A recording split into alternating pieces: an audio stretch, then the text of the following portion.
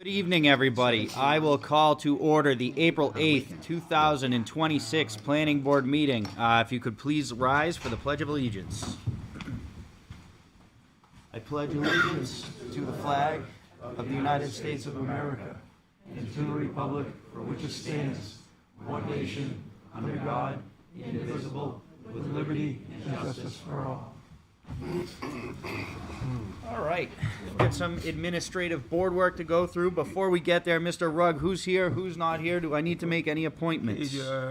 Jeff's going to be late, and John, I haven't seen him yet, but you appoint Jason to vote for John until Lucy arrives. I think Jeff's going to be very late, and I think Very late? John's going to be here in a couple minutes. So Okay, so why don't we... I'll appoint Jason to vote for Jeff. All right. Fantastic. All right. There's 7 voting members, so... Approval of minutes. It's the second week of the month, so do we want to wait until next month? We'll wait till next month. I haven't even seen the minutes. They must have come out, but I haven't gotten them yet. Fantastic. Regional impact determinations. Oh, excuse me. Kelly, do we have any? None this evening, Mr. Chair. And discussions with town staff. We've got nothing this evening? Just a reminder, I sent an email out a couple days ago about the HOP grant responses that we discussed back in March, maybe. Just send me those comments as soon as you can. Awesome. So to that point, so I've read through them a couple of times. I don't know what you want. I don't know what do you want me to do? Your general feedback. Oh, it looks really good. Thank you. I'll make a note. I think generally, I just gave a couple of, more like general comments. Jeff gave a whole dissertation that is, I saw think, excellent. Yeah, I saw those come in, and apparently I didn't read it good enough. But yeah, I mean, it looked good to You me. just read the executive summary. So just, so I'll take those and send them to the RPC, and then they'll be back before you in May. Great, discuss. thank you. Fantastic. All right, moving on here. We're going to get into some old business. We have a public hearing for an application for formal review of a subdivision of map 10, lot 41, to create a new 12-acre lot on Pillsbury and Gilchrist Road, 15 Pillsbury Road, map 10, lot 41, zoned AR1, and Woodmont Commons PUD. Procopio Companies is the applicant. Pillsbury Realty Development LLC is the owner. This was continued from December of 25, January 26, and April 1st of 2026. So we are here. This was accepted in December. If you gentlemen want to start out, go ahead. Good afternoon, Board. Thanks for having us again. My name is Will Nuccio. I'm here on behalf of the Procopio Companies. With me tonight, I have Ben Zoller from VHB, our engineering firm, Laura Gandia from Divine Millimit, our attorney, Brian Vitale from Procopio, and from Woodmont Commons and Pillsbury Realty, Kevin Smith is also here. Mr. Chair, before we get started, we have 3 applications in tonight. I was hoping we have a relatively short presentation, but we think there's some cohesion between the whole, all 3. So I was hoping to do the whole presentation first, and then we can do the motions after that, parsed out per fine. site plan. If That's fine. That makes sense. Okay. So just to have some history here, 15 Pillsbury, we had a waiver previously granted on 12/3/2025. That will be agenda point number 1. Number 2, 36 Pillsbury, we came in front of the board for conceptual back in October 9th, 2024. Compliance alternative was approved 12/11/24. Site plan presentation, we gave 12/3/25. And then we've gone through two rounds of design review. We've been in front of the Heritage Commission. We've been in front of the Conservation Commission twice. That will be the second point on the agenda tonight. And then the third will be 44 Pillsbury, which we went in front of this board for conceptual and compliance alternative 11/12/25. And then site plan would be tonight. You will notice our last development here, Rosecrans Drive. It's the western portion of the site. We have renamed it Rosecrans Drive. It was Liberty Court previously. Rosecrans Drive, I'm sure most people know, was a prominent figure. Went to Dartmouth, shoe manufacturer, agriculture, and newspaper business owner and attorney in town here. Most of Woodmont Commons was land that was previously owned by Mr. Rosecrans Pillsbury.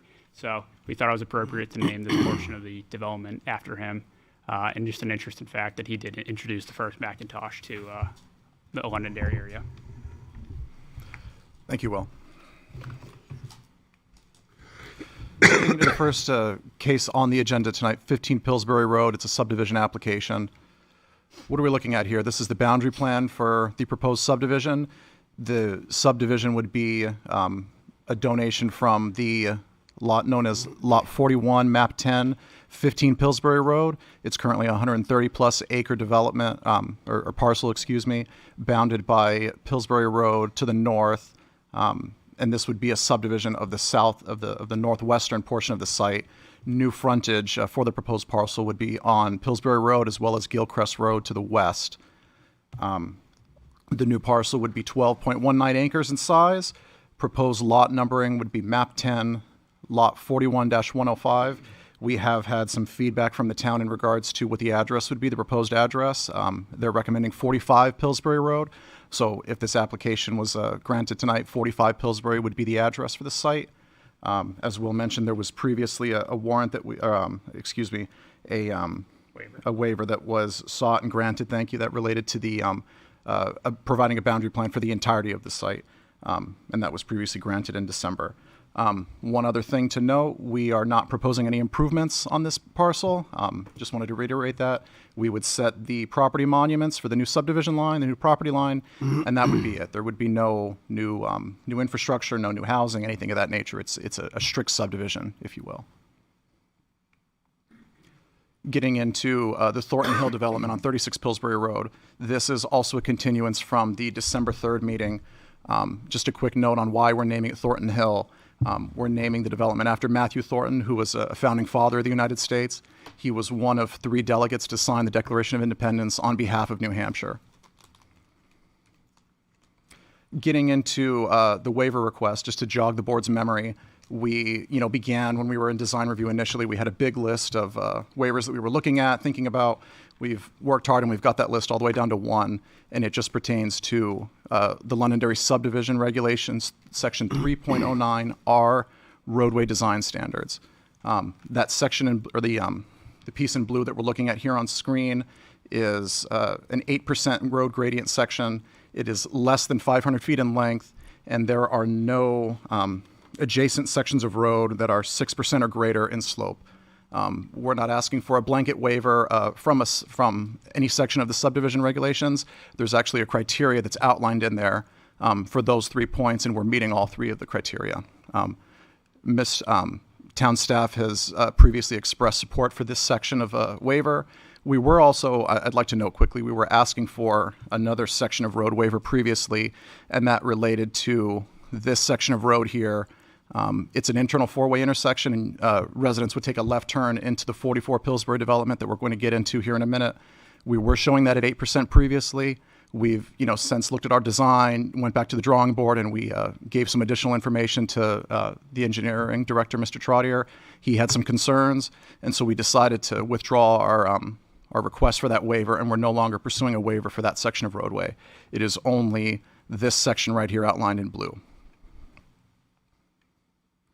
Getting into the overall site plan, just to jog the board's memory about what we're proposing.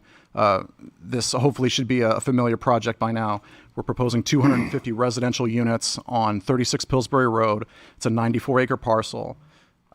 There would also be, we're proposing a private roadway network. That network is in the neighborhood of 2.3 miles, as well as central open space for all of these residential clusters that you will see around the site.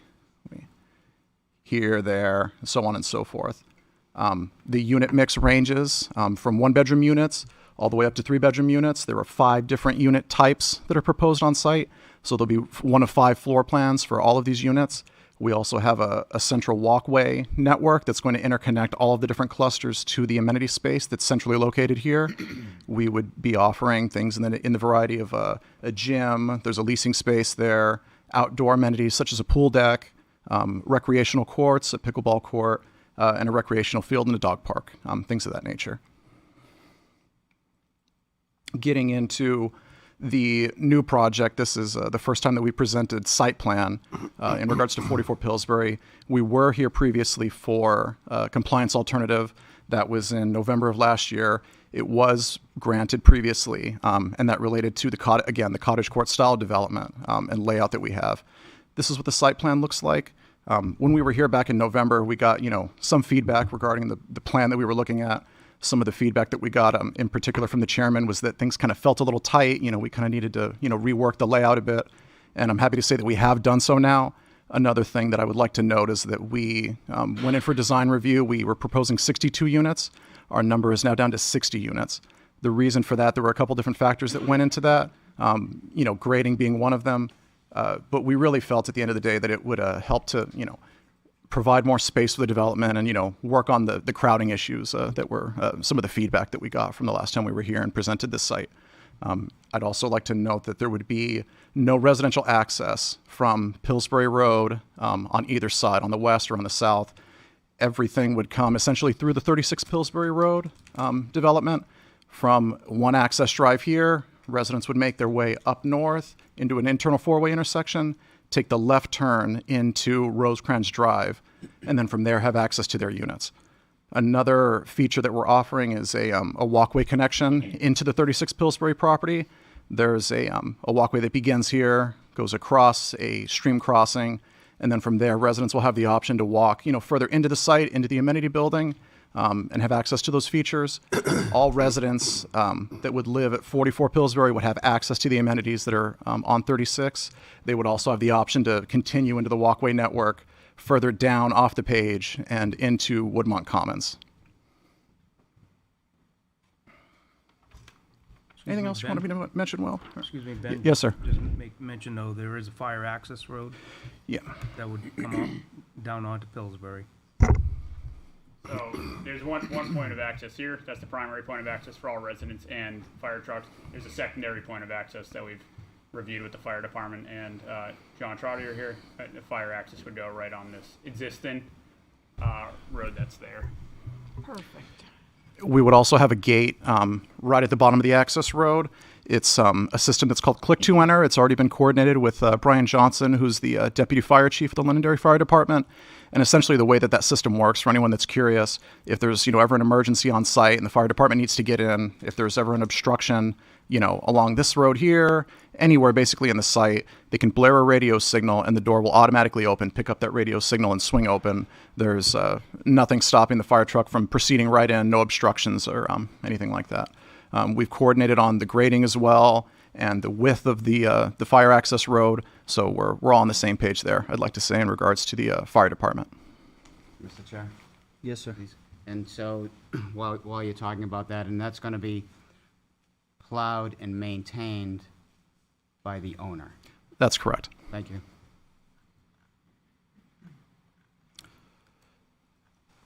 This will be, one other thing to note, this will be a condo development. These dashed lines that we're seeing on the plan indicate limited open space where every individual condo owner would own a certain piece of land, and then the communal open space would be here in the center here, and then there would also be common ownership for the rest of the site, all of this land to the south and to the west. For that property, are you going to leave some of the trees up? The intent is that the whole western side, there's easements right there. So these lines right here, are potential easements that we're working through for traffic agreement that that I'll get into in the next slide. But there's a lot of foliage here, and then there's a lot of trees here as well. So we're gonna try to leave as many of the trees as possible. Okay, thank As you. is. It's a good buffer for the town. It's a good buffer for for the residents as well. So one thing we've heard pretty much in every time we've come up here, every person we've talked to in the town is offsite improvements and traffic, right?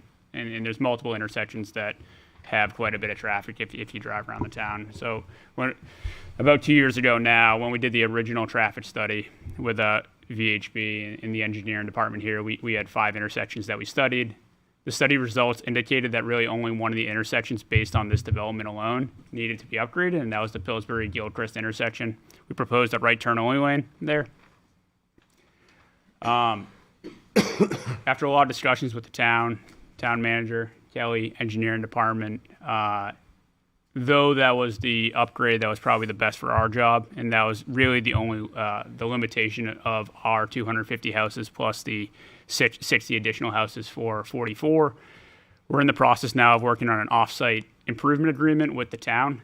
And essentially what that will do, we were hoping to have that in front of City Council earlier this week, but that's going to be, we're hoping to be on the 20th agenda, and that will be an official off-site improvement agreement. What that is now, it's the Pillsbury-Hardy. We're going to make a payment into that intersection. There's a, don't know exactly what the engineer is going to be there, but we're going to let the town have their discretion, but we're going to make a payment to that, upgrade that intersection.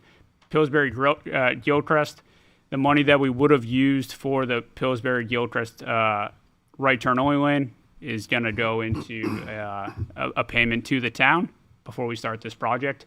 That number is being worked through with Sean, Kelly, and John now to make sure that that's equal. The site driveway.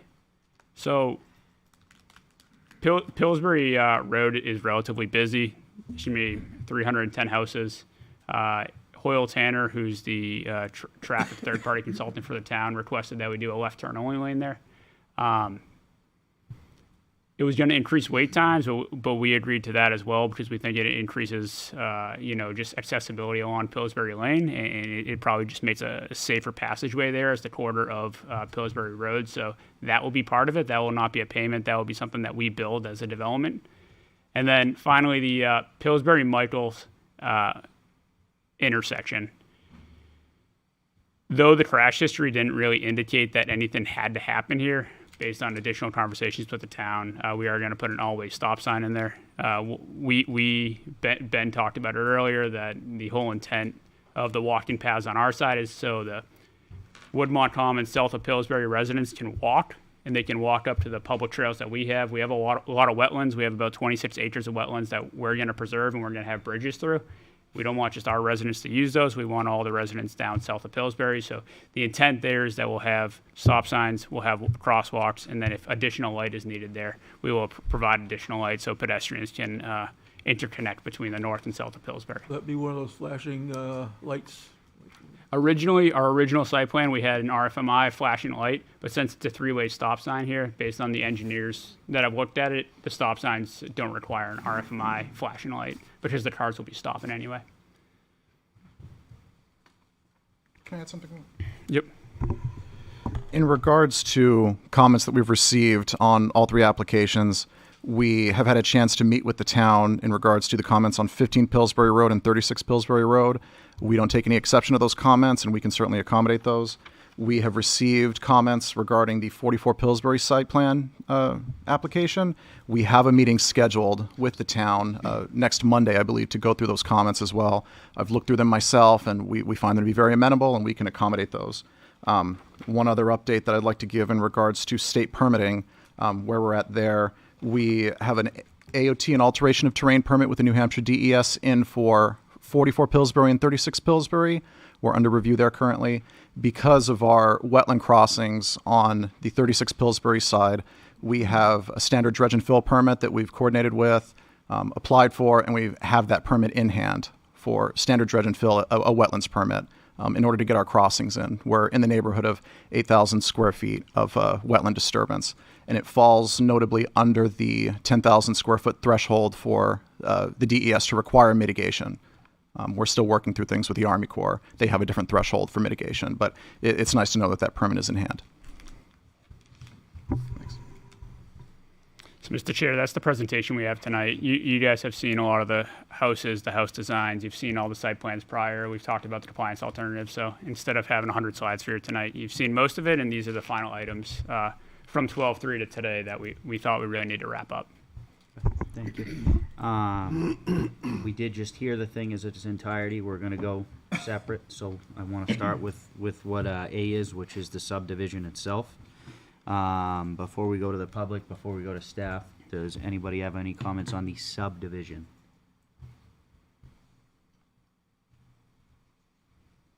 Kelly, John, Kristen? Anything on the subdivision itself? Again, the comments still remain the same. Basically, again, this was before the board back in December 3rd, 25. Nothing new has been submitted. And in my opinion, again, a lot of the engineering comments are housekeeping items. Again, it's a simple subdivision. That's all I have right now. Okay, I will open it up to the public. Again, this is on the subdivision, not the site plan for either lots, but just the subdivision itself. Do you have any comments on the subdivision?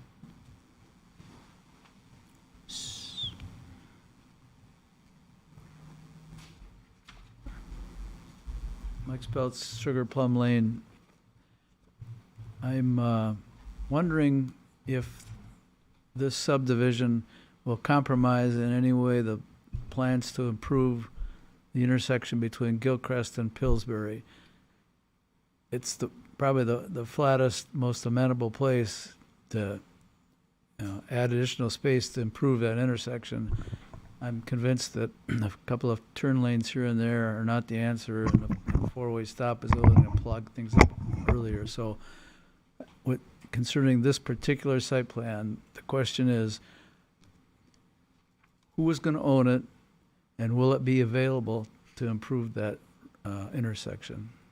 So I do believe we're receiving additional right Speak away. to that?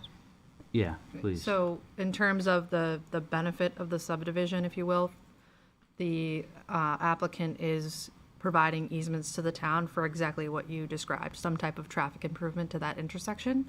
So they've agreed to provide easements with enough area to accommodate whatever that traffic improvement is for that particular intersection. My concern is that we're operating on a wing and a prayer here. We don't know what that is going to look like. We really don't know what it's going to cost. You know, we've got like a down payment, I guess, in an escrow account. But it seems to me we should have an engineering plan of an improved intersection that's going to support the 310 new homes and the existing increment of traffic from the rest of the Woodmont development.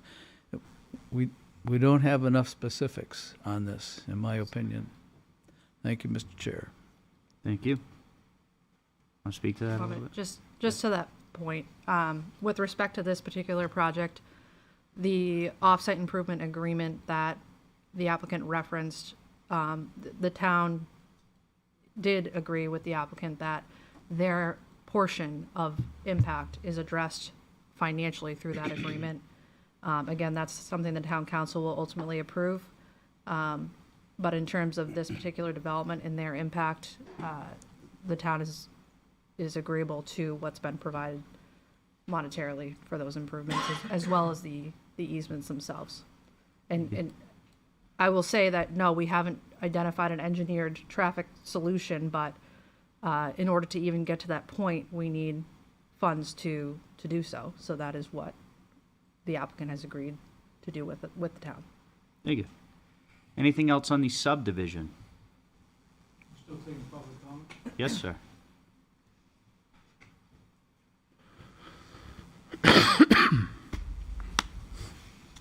Ray Breslin, 3 Gary Drive. I don't know about all the ins and outs of this, but I do know that there are serious concerns with traffic. We've had serious concerns with traffic. This is, I believe, the busiest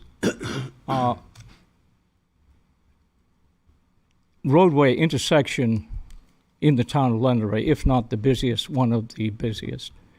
And we're talking about moving forward with this, and I know the town manager is working with the town in regards to having the town do traffic studies, not only the developer doing traffic studies, but the town doing traffic studies. And I don't see any of that has been accomplished. And, you know, I'm hearing a lot of changes that are coming up here that personally I've heard of a lot of it, but it seems to be a lot of changes. You know, for instance, this one on Gilchrist and Pillsbury, I think they're calling it 45. it's going to be, I guess, a subdivision from 41 to make it a separate parcel with nothing about what they plan on doing there. And maybe they don't have to tell us at this point, but if they're doing a subdivision, they probably got something in mind, which is going to put something, other burden right there, more traffic. We have a discussion about putting in four-way stop signs. I think we know if we drive on the road, there's a lot of people that don't stop at stop signs, unfortunately. And this adds to a safety problem. We already have some serious safety problems in this town. And we're talking about moving forward with this stuff. I'm not trying to find fault with the developer. They got a right to do something. But we have to, the town, have to take these things into serious consideration. What is the impact? And when we hear that they are willing to work with the town and they're going to perhaps do something with no engineering or cost figures, and I think we need to be very cautious on what we do here. We don't want to hold anybody up. However, and by the way, this, let me see if I got this right, 15, which is going to be connected to the other large one, which I have as 42, but then I hear 44. I'm confused on these numbers.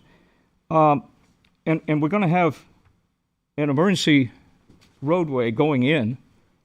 And when I look at the plan that was up there, it looks like it's going in between some of these little cottage houses or whatever they are. They're really, really close. Other than that, there's only one way in and one way out. And if you've got all those buildings and houses that close together, I think we're talking 15 feet apart or something. If one of them catches on fire, guess what? It's probably going to be a lot of them catching fire. And so I'm concerned with public safety. I'm concerned that we don't really have all the answers here about some serious issues. I'm talking about traffic. So please, whatever you decide to do here, let's think it through. Thank you. Thank you, Ray. Anything else on the subdivision itself? Thank you, Mr. Chair. Kevin Smith, consultant with Woodmont Commons. Just so there's no ambiguity about this particular subdivision, as I mentioned during my presentation at the last planning board meeting on the remaining density at Woodmont Commons, there is a finite amount of residential density that can be built in this particular area. The 310 homes that Procopio is proposing is that cap. Therefore, they cannot build in this particular area. So while it is being subdivided for the purposes of this plan, it cannot be built on afterwards. And I just want to make that very clear. Thank you. Anything else from the public on the subdivision itself?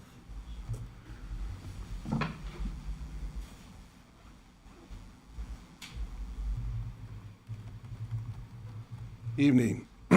E.J. Diozzi, Sugar Plum Lane. Can somebody help me? Where is the entrance and egress in this particular proposal? So this is just a subdivision of land on this, if you're on Sugar Plum, so when Yeah. you're pulling out of Sugar Plum, this is the lot straight across. I know, yeah. This is just a subdivision. There is no development going on this parcel of land. Asked and answered, Look thank you. much like it does today. Pardon me? It's going to look much like it does today. They're not going to Perfect. build on it. Thank you, thank you. So some questions, are we just talking about this? Just on the subdivision We're itself. gonna move to the next one? When we have the other two, I'd ask you to come back up. We just want to do them one at a time. Gotcha, All right? thanks. Thank you. Anything else on the subdivision itself? Seeing none, I will close public comment. All right, we don't have any waivers to act on. I am looking for a motion to grant conditional approval of the subdivision 15 Pillsbury Road, map 10, lot 41, zoned AR1 in Woodmont PUD. Pillsbury Realty Development LLC is the owner, and Procopio Enterprises Incorporated is the applicant. Last revised November 13th, 2025, with the precedent conditions to be fulfilled within 2 years of approval and prior to the plan signature, and general and subsequent conditions of approval to be fulfilled as noted in the engineering memo. Do I have a motion? So moved. I have a motion. Do I have a second? Second. I have a second from Jason. All in favor, starting with Ann, please. Ann Champa, aye. Giovanni Verani, aye. Tony D, aye. Arthur Rugg, aye. John Farrell, aye. Jason Knight's aye. Sean Faber, aye. John Cruz, aye. And the chair votes in the affirmative. The subdivision. Just want to note that we Yes, do sir. have 9 voting members present. Thank you. The subdivision has been granted. We're now going to move into the public hearing for a formal review of a site plan and conditional use permit for 250 single-family cottage court-style dwellings along with associated site improvements. 36 Pillsbury Road, map 10, lot 42, zoned AR1 in Woodmont Commons, PUD. Procopio Companies is the applicant. Pillsbury Realty is the owner. This was also continued in December, January, March, and last week to this week. You guys have already gone through your presentation. Is there anything you want to add before I start talking to the board here? Nothing comes to mind, Mr. Chairman. We're happy to answer any questions as they come up. Okay. John and Kelly, do you have anything? Mr. Chairman, members of the board, again, nothing new has been submitted. Therefore, the engineering comments of December 3rd, 2025 still remain. That's all I have at this time.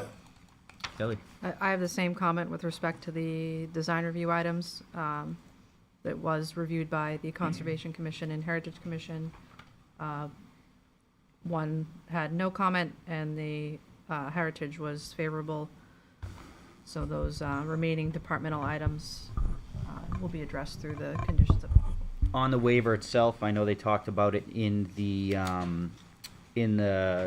presentation here, but can we just go through that again? You have, looks like you have one waiver here. It is for this section outlined in blue.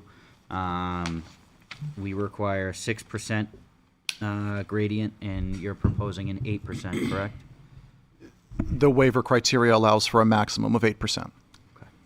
John, anything you'd like to add to it? I'm in support of this particular waiver request. Jake, the one that I was having heartburn on was at the intersection, the four-way intersection, and Ben and I worked it out. Okay. So we've been able to reduce what was going to be, what they were looking for relief on, we've been able to reduce. Correct. Okay, thank you. Before I go to the public, anything from the board? Listen, the only comment I think I would make is that when Doug and I first met the people who are developing Woodmart in, was it 2008 or 2009? 7 or 8. 08 and 09. So 17 or 18 years ago. A lot's changed in 17 or 18 years, and costs have changed, and, you know, what they showed us 17 or 18 years ago was different than what we're seeing today. But times do change, and things change. But just for those who have been following this as long as everyone else, just wanted to recognize that, at least I am, and I believe Mr. Rugg is aware that we have followed the history. There's enough flexibility in the master plan, because we know over a period of time, things do change. And there's a lot more is involved with the society and everything else and how they look at things.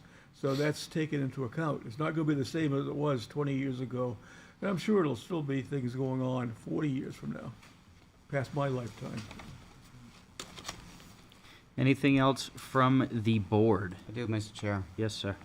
Thank you. So I'd like to address the density that's been bounced around several meetings on social media, local and regional newspapers. And I think it's important to understand that if you just think about green space, and let's talk about percentages that are allowed, and I'm going to make up a number. This number is not accurate. This number does not represent this particular site, so I'm talking hypothetically. But if you have to have 20% green space, let's say you have 16 houses on 1 acre lots. The green space calculation ends up being the space that's in between the houses. When you increase the density, like in a project like this, let's use that same 20%, what you do is you decrease the amount of what I consider non-usable green space, which is between the houses, and you gain that as a gross number, a usable 20%. Am I making sense? So you took all those little 16 individual pieces that weren't used, you took those from over here, you put them in the middle of a site. Now your 20% is a huge field. We'll call it a field, okay? That becomes usable. And I think that's one of the benefits of a project like this.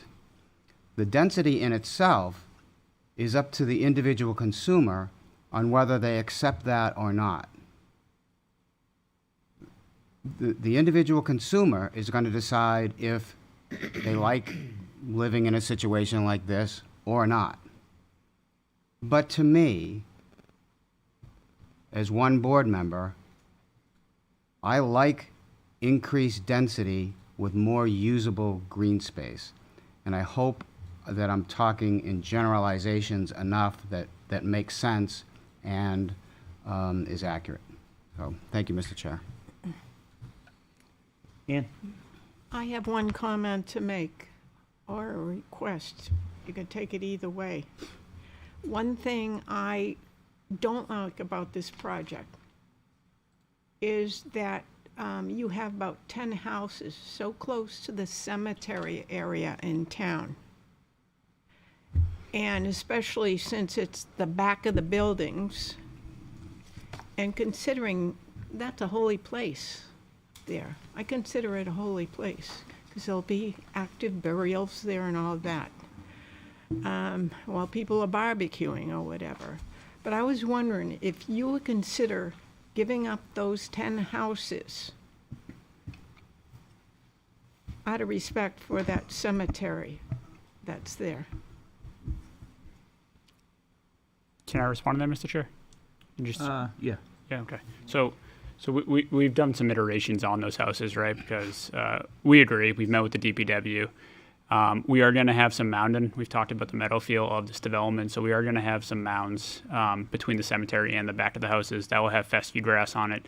The cemetery does sit a little bit higher than these areas, so we're also going to have some trees there. Now, I do want to just note, when we look at this plan, it feels like stuff is a lot closer than it really is, but this is 124 acres that we're looking at right here. So I pulled some dimensions today, and just to give everyone perspective, because we are cognizant of this, right? And we want to have respect for the cemetery, but we also want to have some respect for our residents as well. It's pretty mutual. So from the back of these houses to the cemetery Not line. those, the ones up at the top Yep. area.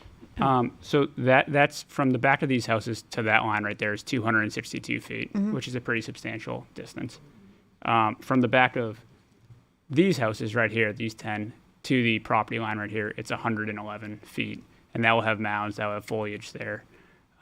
There is mutual benefits here between the cemetery and our development. The cemetery actually has water that drains onto our property and uses our stormwater system. So we have looked into it, and we do acknowledge the cemetery there. Can I add something, Mr. Chairman? Yes, sir. In regards to not what's happening on our side of the property line, but on the cemetery side of the property line, there are also some stormwater basins there as well. Yep. So I think it's helpful to note that, we don't have grave sites that are pushing right up against the property line. There's a bit of a buffer going on, not just on our side of the property line, but on the cemetery side as well.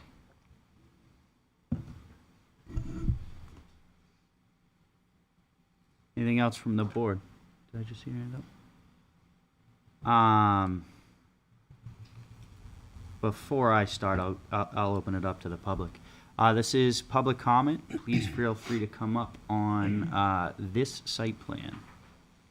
Anything from the public?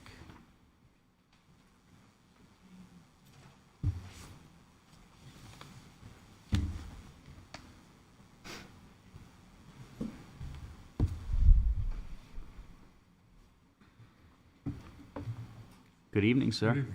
How are Bob you? Lees, 21 Kit Lane. Been here many times. Guys have worked with us as far as ideas on how to change the site, which has been great. The only thing I'd like to see is something done in writing, because things get changed, or things don't happen, and if they're not in writing, they don't have to do them. So I've asked, because Kit Lane, that's that property that can butt that, as far as what are we going to do for a natural buffer? Because all the apple trees around there are now gone to seed, are all broken or all dead and what have you. Now, they don't plan on doing any work in that area, okay, because all their homes is going to be after the water line, okay? So we discussed it as a gentleman, what have you. We have that we're going to put up a berm, maybe some trees or what have you down the whole length of that. Is it in writing anywhere? In the plans at this point. We do have it in our landscape plan, and ultimately those plans would be signed by the town.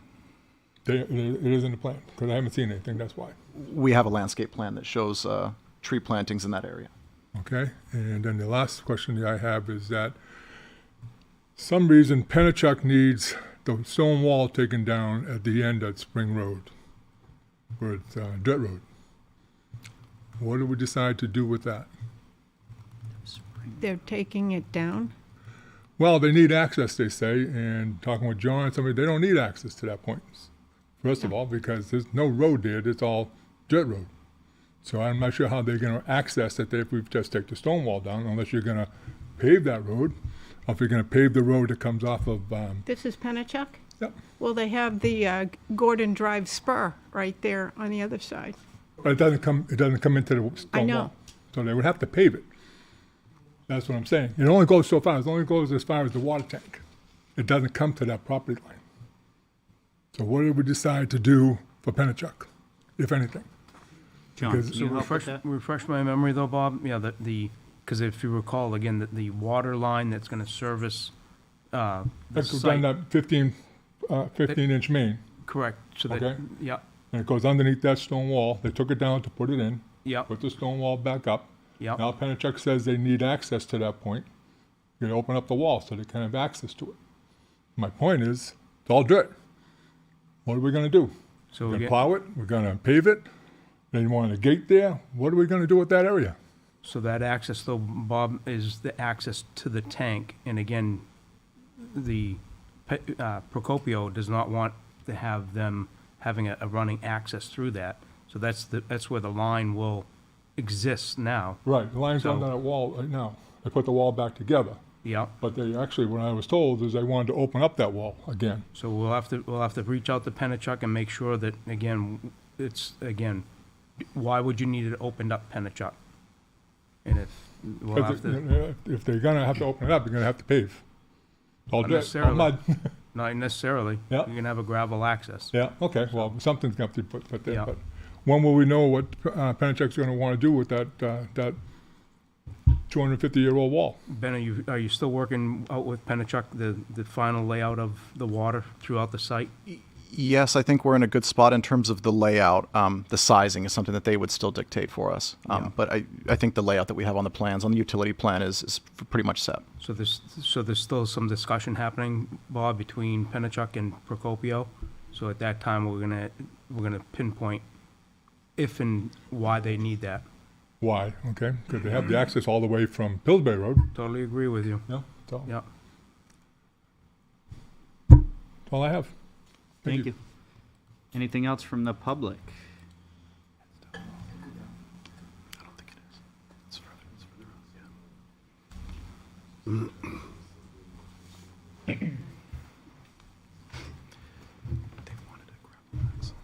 Ray Breslin, 3 Gary Drive. I may have actually spoke about this earlier, I'm not sure, but this is the big parcel that was all the apple orchard that goes all the way up to Spring Road. And I only see one access, which is off Pillsbury. Is there another access to this development? That would be my first question. No. Yes. No access? Yes, there is. There's an the emergency emergency at the Emergency. 90, right? Where? Over off of There's Hovey. an, correct. Yeah. There's an Change. emergency entrance over off of Hovey Road near like that 90-degree turn. Yeah, okay, okay. But it's not public access. There's only one public access. Yeah, I'm concerned with fire trucks getting in there, and so there will be one there. I didn't see it on the plan, but you're saying there is one. Yes.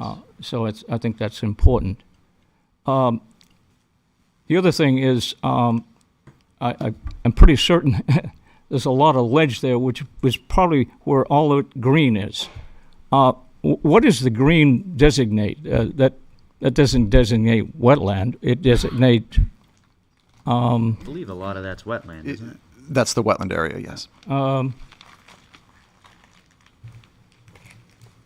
Okay. Okay, but over where it abuts Kit Lane, I see just white there. I don't see any green.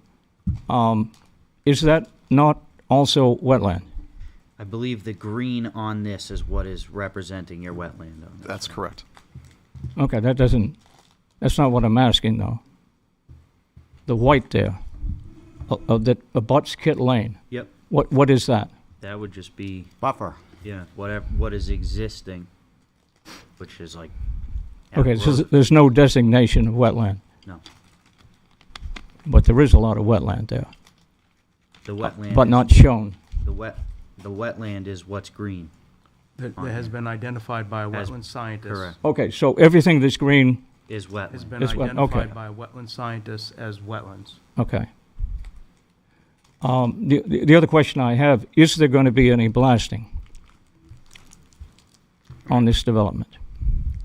There is going to be blasting. It's part of our NHDES AOT permit. We are going to monitor that, how much cubic yardage comes out. But yes, there will be blasting. Has that been presented to the town engineer? I mean, it's been discussed 2 or 3 times now here, so I would assume that John has had plenty of discussion with Procopio on it, yeah. Do we- Again, do- Ray, so- Do we know how much? No, we do not. Well, I think that's important, Thank you. okay, because we have other concerns here. So they'll go through the blasting procedure in the town of Londonderry, which requires them to pull a permit from the fire department and go through the proper protocol as far as blasting. Okay, because we know blasting can release arsenic. So we do need to be concerned with that. I'm fairly certain that there is a lot of ledge up there, particularly where all those houses are towards Hovey, which is fairly high land.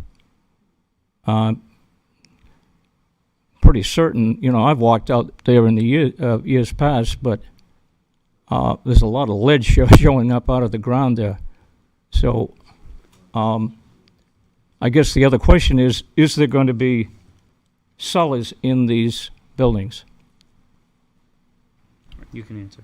On this side of the development, no. None of these houses will have cellars. None will have cellars. None. I can understand that now. Okay, so you've answered the question as to access off Hovey if the fire department needs to get in there with all those buildings and homes. And once again, they look pretty well clustered. What is the distance between the buildings? Is it 15 feet, 20 feet? It meets code requirements, which requires 12 feet, but these houses are between 12 and 15 feet apart. 12 and 15 feet. And they abide by the PUD regulation for Yeah. a cottage court.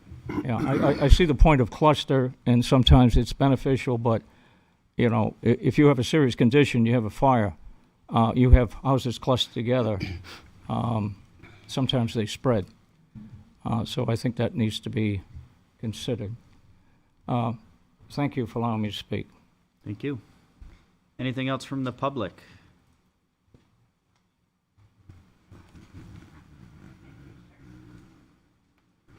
Thank you, Mr. Chairman. contrary to what Kelly just advised you, the Conservation Commission did have a comment on this, and the comment was with regards to 5 of the houses that Ann talked about earlier, butting up against the cemetery. Can you speak louder? Thanks. Is that better? Okay. I just got new hearing aids, so it may be. I know, I'm trying to. I'll try to be louder. Thank you. So there are 5 driveways that are very close to the wetland, and we recommended at the Conservation Commission that we drop those 5 for that reason, because that's a lot of impervious surface draining directly into the wetland. And it has the other advantage of making it a little better view from the cemetery. So I just wanted to correct the record in that regard. Secondly, I wanted to expand on the little history lesson that John shared with us a minute ago. About the year 2017, so somewhat after the initial discussions took place, the developer came here to get the infrastructure plan approved. Sewer lines, water lines, the underground stuff. At that time, I appeared before the board and I asked that part of that infrastructure plan would be the improvement of the intersection between Pillsbury and Gilchrist. And at that time, I provided them with this picture, which I can, with your permission, I can send up along the board. It doesn't take long to look at it because it's pretty obvious what's going on. Yep. It's a line of cars stretching all the way from the intersection down back toward almost to Cortland, which is long. It's a long way. It's a lot of cars. It's a long way to sit through. The board decided not to address that concern. We left the intersection the way it is, and almost anybody will tell you that in the 40 years since 2017, so I think it's 9 years now, traffic has gotten worse, not better in Londonderry, and particularly at that intersection. So to me, it is a really critical issue that we get this nailed down, because kicking the can down the road isn't working. And what I hope is that, if nothing else, our town council liaison here will take back to the council the recommendation that they not approve the project agreement, the development agreement, unless they have a firm plan that passes all of the traffic engineering tests that is going to fix this intersection. I remember at one time during the period of time that John addressed earlier, it was going to be a little roundabout there. I don't know if that would make it better or worse than what's proposed here, but it's definitely not enough to say we're going to put some money in the bank, we're going to work out on a development agreement, we're going to make a plan. We need to have that in writing, and I think the town council should have it in front of them, an engineering plan that says this is what I'm signing up for, and not kick that can down the road any further. Appreciate your time, Mr. Chairman. Mr. Chair, can I? Yes. So, Mike, just to set your expectations, so when it comes to the developer paying their share, what they're legally obligated to pay towards this intersection, that might not be enough money to take care of how we fully need to take care of it. Like the amount of money for a full roundabout, it's going to be less than that. So as we look at this, we've got to figure out, what do we want to do at the intersection, not only to fix it for this traffic, but to fix it the right way, to make sure that we handle all that, because that's been a bad intersection for a long time, and we want to do it right and one time and spend our money well. So we've got to come up with a plan for that. We've also have to come up with a way to fund that, because this isn't going to fully pay for all of that. And that's going to take some time. So we're not going to, just to set your expectations, we're not going to have a full engineering study and plan before all this goes through of what we're going to do at that intersection, because they're not responsible for the full amount of the money on everything to do with that. So Obviously, we want to have the best plan we can have and try to get that and keep that in mind so we know how that is going forward. But it's gonna take more than just this piece and component of it before we have a fully realized plan. Just to set your expectations. Thank you. No, I appreciate that. And what I think is we need to fix the intersection before we add the 310 dwelling units. We have to, admittedly, it'll take a while, but it should have been done many years ago. And what we need to do is get that figured out so that if nothing else, they arrive at the same time. That the fixed intersection and all these new residents with all their new cars arrive at the same time. Not that we make things worse, and then eventually we try to make them better. So we need to. I'm not a lawyer to figure out what the words are in the development agreement, but that kind of thinking needs to go in there. And I appreciate your hearing me out on that. Mr. Chair, could I just to confirm what Mr. Spelt said, so I read the CONSCOM comments from the 15 memo, but for the record, what he stated was correct with the respect to their comments, and what's in your memorandums and the conditions reflects the 5 driveways comment, just so you know. Thank you. Mr. Chairman, can I add something there? Yeah.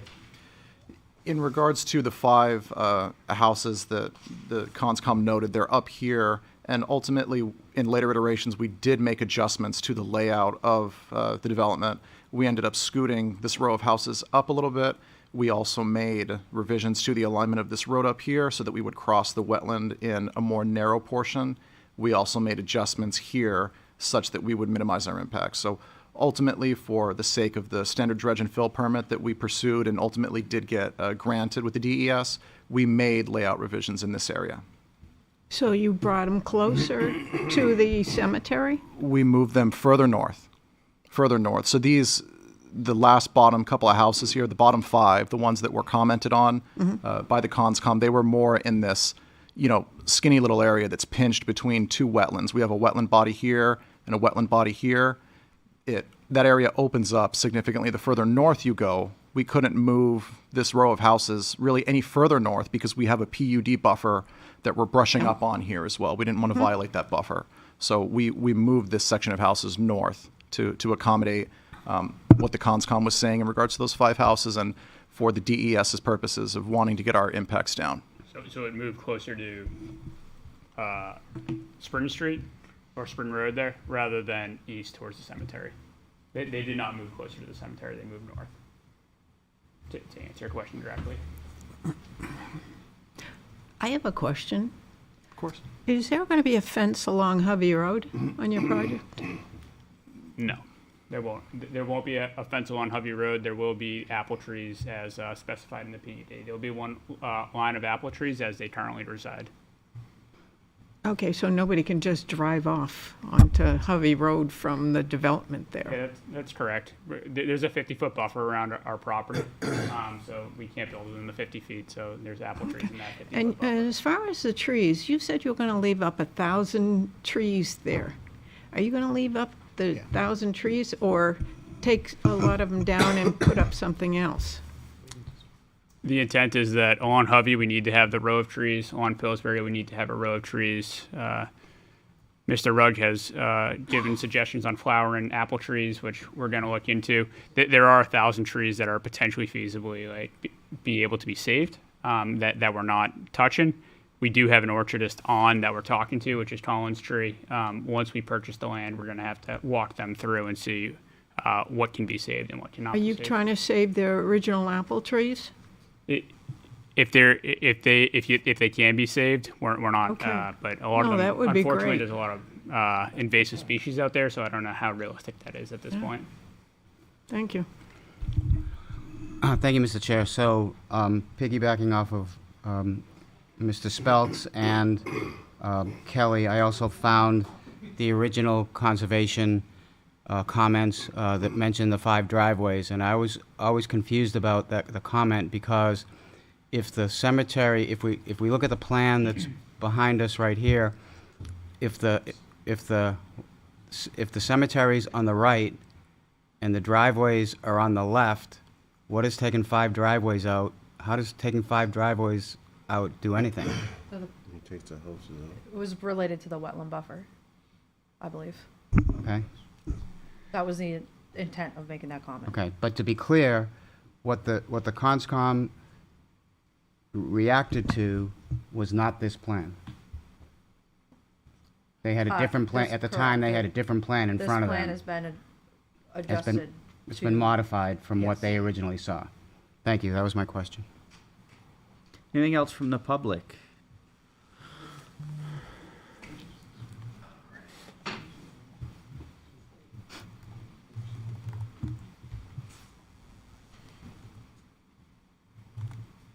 Robin Stewart, 522 Mammoth. If the green is all the wetlands, are you building on the barriers and the wetlands? Kelly, what are the buffer impact? What are the total wetland square footage impacts and the buffer impacts? So we actually had our zoning administrator provide a determination on this question with respect to the wetland buffer and whether or not it's applicable in this instance, and the determination was that it is not, given the year in which the parcel was established. Our zoning ordinance dictates that the buffer doesn't apply. So it doesn't apply, is the answer to your question. Is correct. Is there an impact to the wetlands? And how big is that? What is the square footage of the wetland impact? So Ben, yeah, the impacts to the wetland are mainly the road crossings. Correct. Is where, Is it like 9,000 square feet, is that number right? 8,822 square feet, I believe, is the right number. Yep. Concentrated on these two road crossings, as Mr. Troutier mentioned, here and here. Handled through the state permitting process. Okay. So we have about a 9,000 square foot wetland impact over the course of 125 acres-ish. The 36 Pillsbury Road parcel is 95 acres. In total, there's another 22 acres. In this, Yeah. there's 9,000 feet in 95 acres. Okay. That's correct. So we are going over the buffers and the wetlands, we're building on them. There is no buffer on these parcels of land from Kelly, help me out with this. They're grandfathered from when this was originally put together. Correct. So there is no buffers. When the parcel was originally established. So when the parcel was established, we did not have buffer impacts. So the Correct, we parcels. didn't have a wetland buffer regulation at that. Okay, I got Correct. that. So there is no. We didn't care about environment at that point, but we know better now. Hmm. So seems to me we should be taking that into consideration. I think that a 9,000 square foot impact in almost 100 acres is very minimal, considering. We have the amount of regulations for a development. reason, though, for any impact. It's just my thoughts. And I just want to say, I don't think a mound is enough on the cemetery for privacy for the cemetery. Thank you. Okay. Anything else from the public?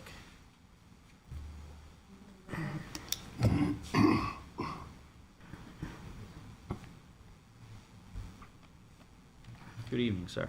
Hello again, thank you very much. Quick question on those 5 homes that Mike was speaking about that are up pretty close to the wetlands. Do they need to be there?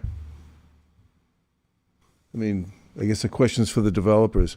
If those 5 sites were eliminated, would that pose an unnecessary hardship for this whole site plan? You want to speak to that? So we're building within the regulations, and that's all. We're outside the buffer. We're outside the wetlands. We've moved houses based on conversations with NHDES dredge and fill permit. There has been a lot of modifications there. There's been house modifications based on talking to CONSCOM. So those houses are within the regulatory requirements where they can be. Thank you. Well, I'm happy to hear that, but would it pose a financial hardship if they were removed? I think that's relevant. Sorry? We're dealing with regulations, it meets the regulation. Is what this Okay. board is looking at. Asked and answered, thank you. Follow up on the intersection that Mike brought up also, the intersection of Pillsbury and Gilchrist. I think we all agree it's pretty much a busted intersection. It's failed in every manner, shape, and form. Going westbound on Pillsbury, approaching the stop sign, the underlayment is shot. The asphalt itself is rippled. It's delaminated from if there was ever any underlayment. That has to be completely torn up, reconstructed properly. Whoever did it the last time, the engineering was flawed. It's a downhill grade, weight transfers. It's not my area of expertise. Built a few roads, but it's been a while. It has to be addressed before I think any of this can go further. Because where are these cars going to go?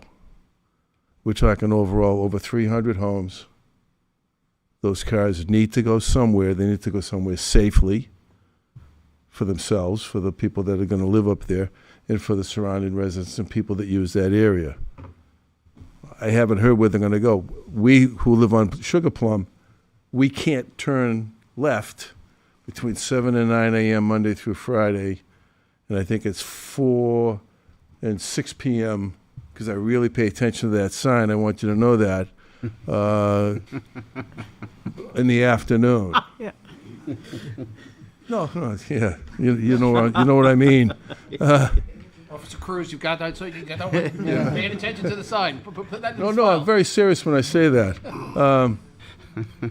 How about the exit coming out of this site plan, instead of a four-way, all-way with crosswalk, which I think is a great idea with the crosswalk, how about we make that a left-hand turn only all the time and redirect that traffic away from that intersection at Gilchrist and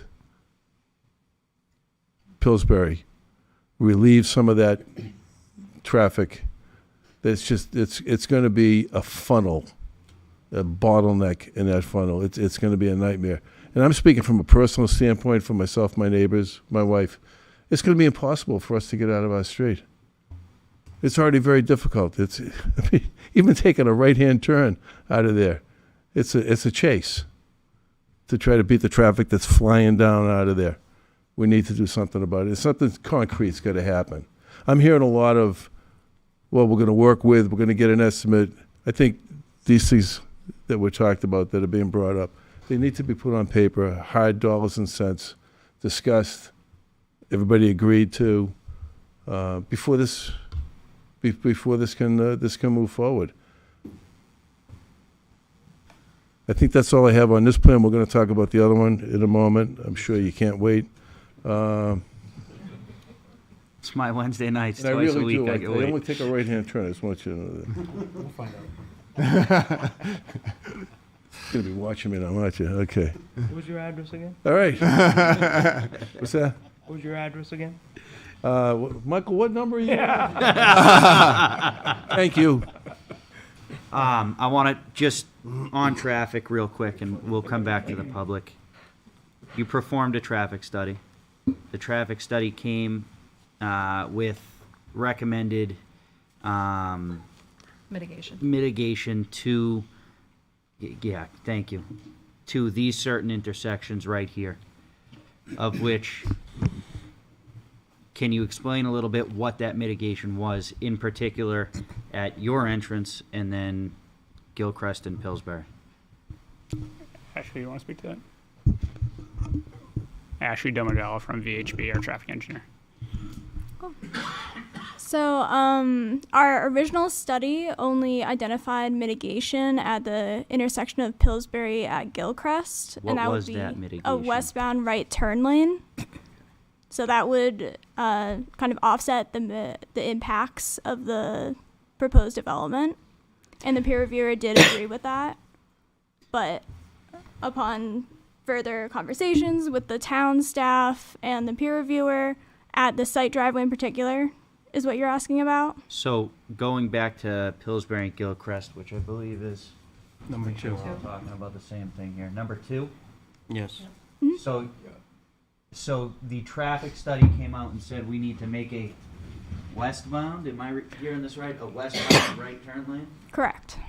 Okay, so that was what your traffic study said. Our peer reviewer, the third-party company that the town hires to review everything, agrees with that. Correct. Okay.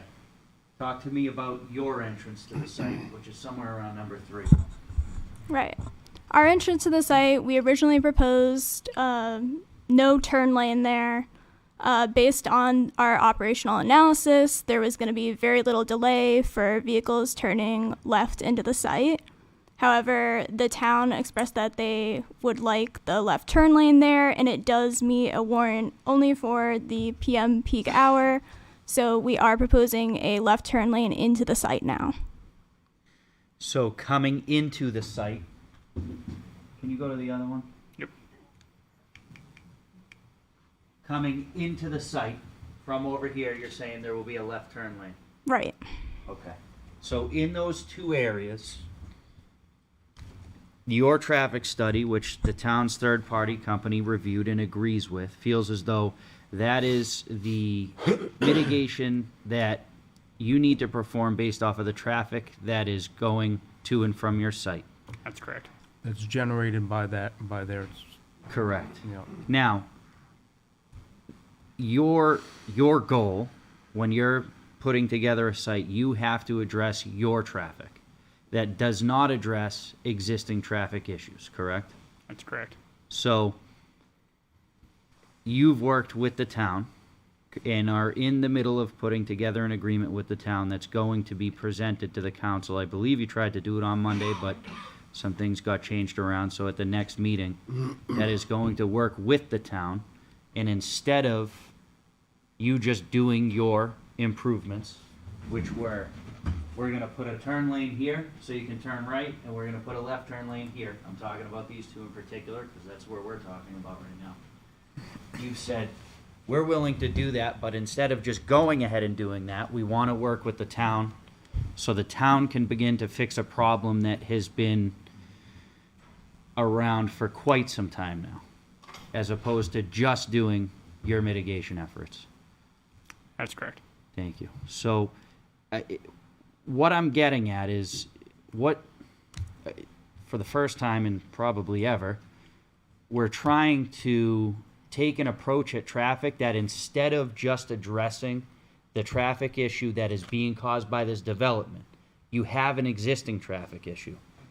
That's not what they're responsible for. They're responsible for the additional traffic that they're going to add to that roadway. Their study has said to put 2 lanes in. The town has said, we need more than that. We understand you can only provide, we can't ask them to do more than what the studies show. We can't tell them, you have to do this and you have to do that if the studies don't warrant them. But the town has said, we have a real problem at these intersections. So instead of you just spending your money to do just what is required for your site, let's work together. So the town and the applicant are very much working together to fix this intersection in its totality, to fix the traffic that is existing today, not just the traffic that they'll be adding tomorrow. Does that make sense? Okay. because the town is responsible for a portion of that traffic Correct. as well. The town recognizes that the town needs to do something about that intersection. And what they're saying is, I'm just using a round number, say it's $1 million to do their improvements. Instead of just doing that $1 million, let's take that million and use it more wisely to fix the entirety of the intersection, not just your portion. Mr. Chair. Add something to that real quick. Sure. You got to do a temporary fix. You got 300 homes in there, 600, 800 cars coming out of there. You got to do something, okay? Because how long is it going to take before we can do a real fix? How many years down the road before we do a real fix? Okay, that becomes the problem. Absolutely. Because if the guys don't have to take a right-hand turn, now the problem gets transferred to Hardy and Gilchrist. I mean Hardy and Pillsbury.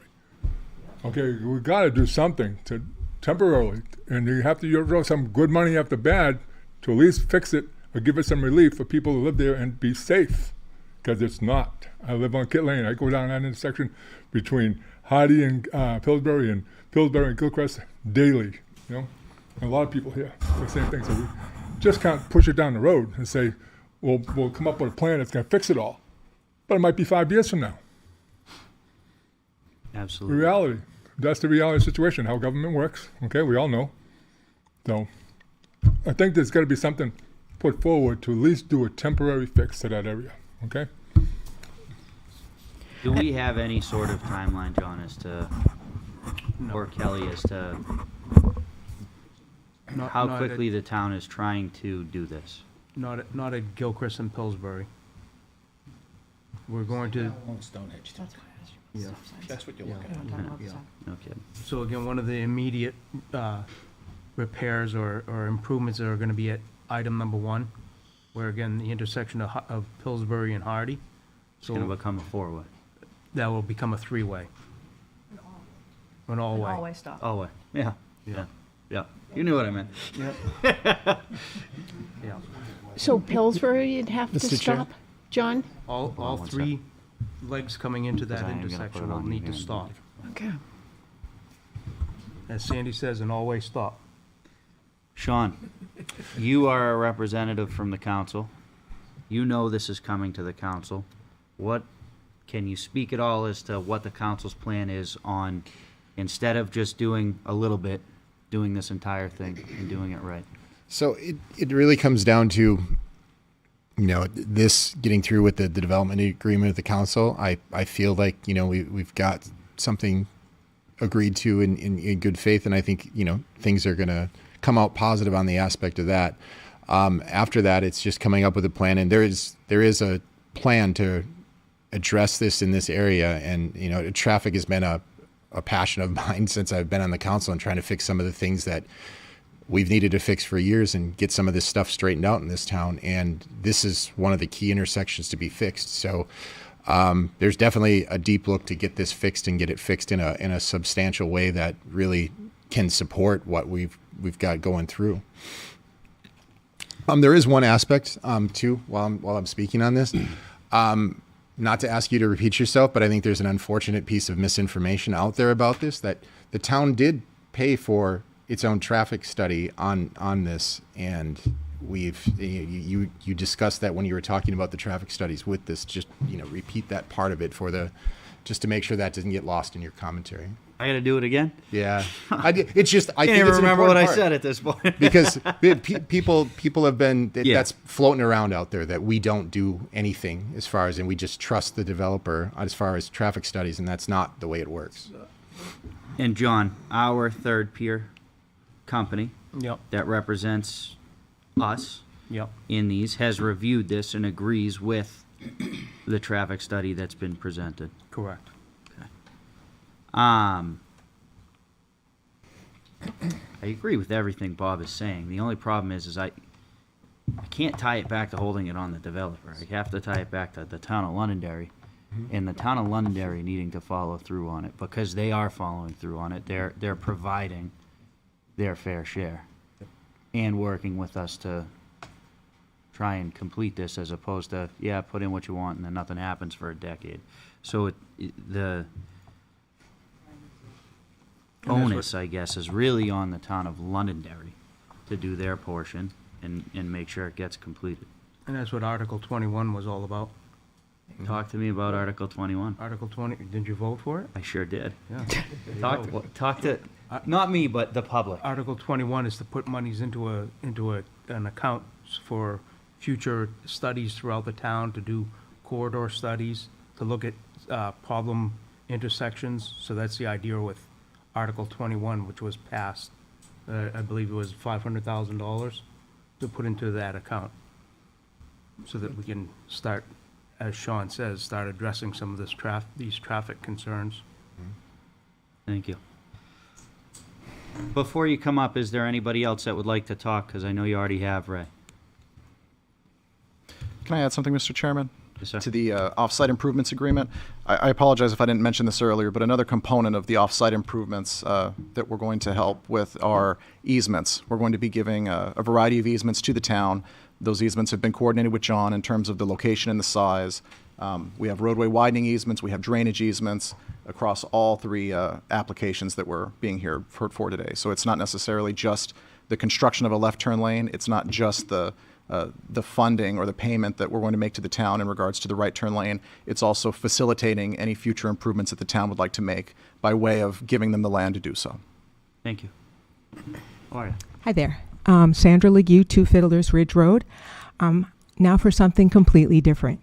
I just wanted to talk about the movement of people outside of their cars. So in the Woodmont Master Plan, which is one of the documents is 252 pages long, it mentions words like sidewalk, trail, and other walkable words, walkability type of words like walk, walking, walkability, 239 times. So in 252 pages, walking is mentioned 239 times. It's a big part of the pitch for the original PUD, was a beautiful walkable community. And if there's one thing that has been developed, in my humble opinion, correctly so far, is the connected sidewalks in the part of Woodmont that has been developed. They're doing a good job with that, on that piece of it. And people are using them. So when you build a sidewalk, people will walk. If you have the infrastructure, they will walk. And so what we want to make sure is that the people in this new parcel are able to get over to Market Basket and TJ Maxx on foot. Every time somebody chooses to walk there and get the exercise, they then aren't taking their car. Is what I meant by now for something completely different. We can move people outside of their car if we build the right infrastructure. So I did listen live or recorded, I don't remember, back in December to your original presentation about the trail system. I'm wondering, when you're home, it's hard to see the diagram. I think I understand where it is here. I do remember it being seasonal. I totally understand why you wouldn't plow a trail. So one of my questions is, what is the surface intended to be made out of?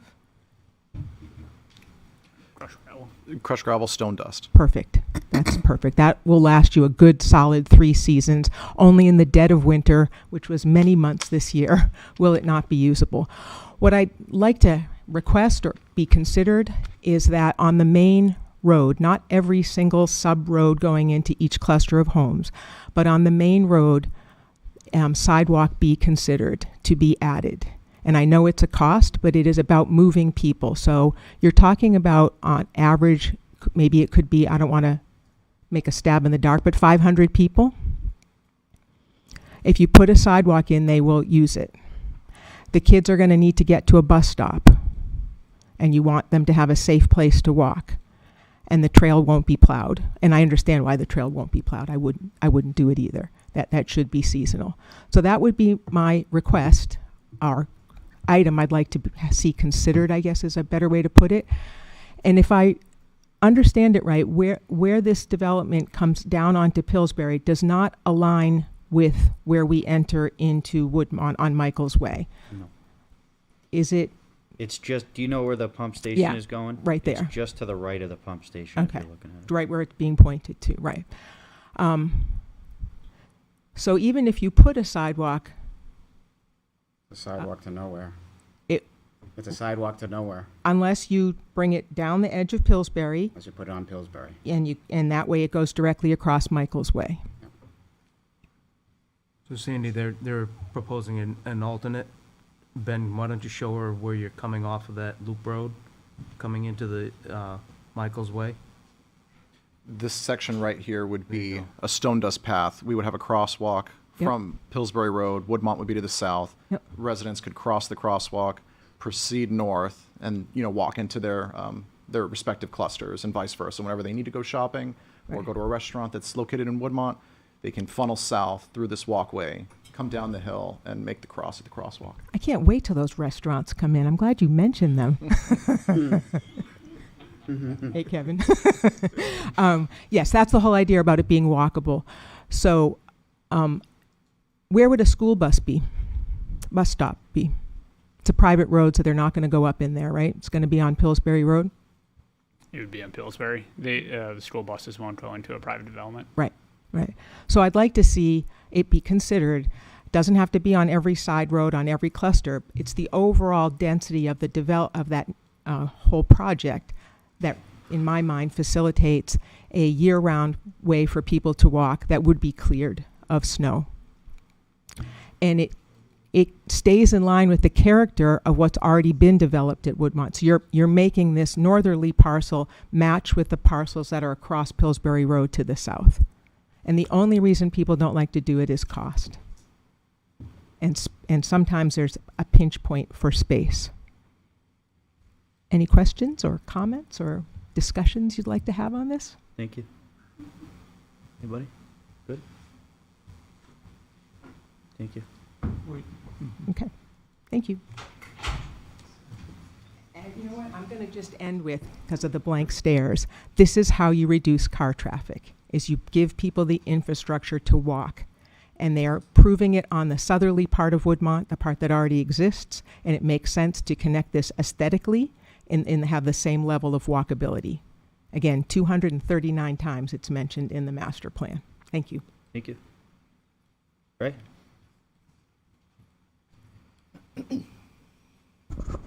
Thank you, Ray Breslin, 3 Gary Drive. Look, you've, Jake, Yes. you've brought this up about traffic, and you've mentioned it to Sean, and I think that's a good point, so I'm not going to belinger that any further. But as far as sidewalks and access for people walking, I just came down Pillsbury Road, and there were 2 young boys running along Pillsbury Road right by Michael's Way. Very dangerous. And I believe we, from the town of Londonderry, had discussion with Woodmont about putting sidewalks along Pillsbury, which never happened. And so sidewalks are very important and should be considered because it's very unsafe. And we're talking about, I'm going back to traffic, but okay, so we're talking about these issues with traffic and safety. But my other question is this. As a lot of people know, I'm speaking as a private citizen, but some people don't know that I'm on the utility committee, the water subcommittee, and sewer solid waste as a volunteer. Okay, so one of my concerns is, as a resident, and perhaps with others, but is stormwater runoff. This property up at Spring Road, where the water tank is at one of the highest elevations in the town of Londonderry. This coming back down to Pillsbury is a considerable drop in elevation. All of this development is going to be, some of it is going to be impervious, meaning rooftops, walkways, sidewalks, where the water cannot saturate into the ground. So where's it going to go? It's going to run off. This water coming down goes underneath Pillsbury, at least in one point where the sewer pump station is going to be, and there's a culvert that goes underneath there. So most of that water is going to kind of collect there, and which goes down into the duck pond. All of these things are serious issues that should be concerned. You know, I can appreciate what the developer wants to do. He's come through, he's got this development. It looks like it perhaps could work. But the impact that we're going to have to deal with in the town has to be considered. And the fact that the town council is going to look at this, but once again, how long is it going to take? And everything costs money. But we got to address these issues before we move forward with a lot of these things, because the impact is going to be, and we don't have any impact fees, by the way, we know. Another thing that should be considered. A little late in the game. We keep on moving forward these things and not addressing what we should be addressing, the health and welfare of the citizens that live here. I'm sorry. I had to say that. Thank you. Thank you. Anything else from the public? Jake, I have a question. if, after the public's done. I am going to close public comment and go ahead, and then I have a couple things. I'd like to ask Mr. Trotter a question. I notice also the traffic that goes up Gilchrist and goes into that intersection, number 1, I believe it is. And then a lot of people from Derry take a right onto Pillsbury and head off towards Derry. Now, with the opening of exit 4A, that would allow people to go straight to the highway, go up on the highway and get up onto the Old Rum Trail and get into Derry that way through that newly created road. You mean staying on 93? Yeah, Yeah, stay- 102 to 93 to Old Rum Trail. Correct. So that'll get them quicker into Derry, and if they're going to Chester from there. 'Cause Correct. I see a lot of those turns from Gilchrist and Pillsbury going right there. So what we have found is, again, people getting off at 93, heading south, get off at exit 4, take a right, and then continue taking a right, go up Gilchrist, take a right on to Pillsbury, so they're circumventing the mess between exit 4 and heading east. Mhm. Follow me? So hopefully that will relieve some of the traffic on that number 1, at number 1. Correct. So Yep. that's good. All right. Couple things. I'm sure a few of the board have got some questions. It's number 2. So, when this originally came to us, we thought it was a pretty unique way of utilizing the land that, while the density seems different, the number of housings didn't necessarily change. We created more green space. The applicant has provided us with a site plan that has significantly more green space than what was kind of in the PUD, if you will, which we've heard a lot about, increasing green space. So I find that as a positive. I do have a couple comments that I would really like to see you guys address on this. I want to start off with the path from Michael's Way up into the site. So that's proposed as and I know there is a lot more trails and whatnot throughout, that's proposed as a stone dust path. I think for the walkability of Woodmont and the goal of, to your point, 238 times talking about walkability in this plan, I would like to see, and I think it's very important and a reasonable ask, to see that section of that paved, because that gives this development the ability to use that throughout the year to access the central hub of Woodmont, which is very much so walkable and has sidewalks throughout. I think it's really important, and I would like to see that as part of the plan. In terms of roadways and sidewalks on the roadways, I know we've talked about that a lot in depth over the past few years, and we have, to a degree, tried to stay away from them a bit inside of these neighborhoods, so they continue to feel more like a neighborhood and less like a city. The other side of Woodmont has a noticeably different feel to it than what this does.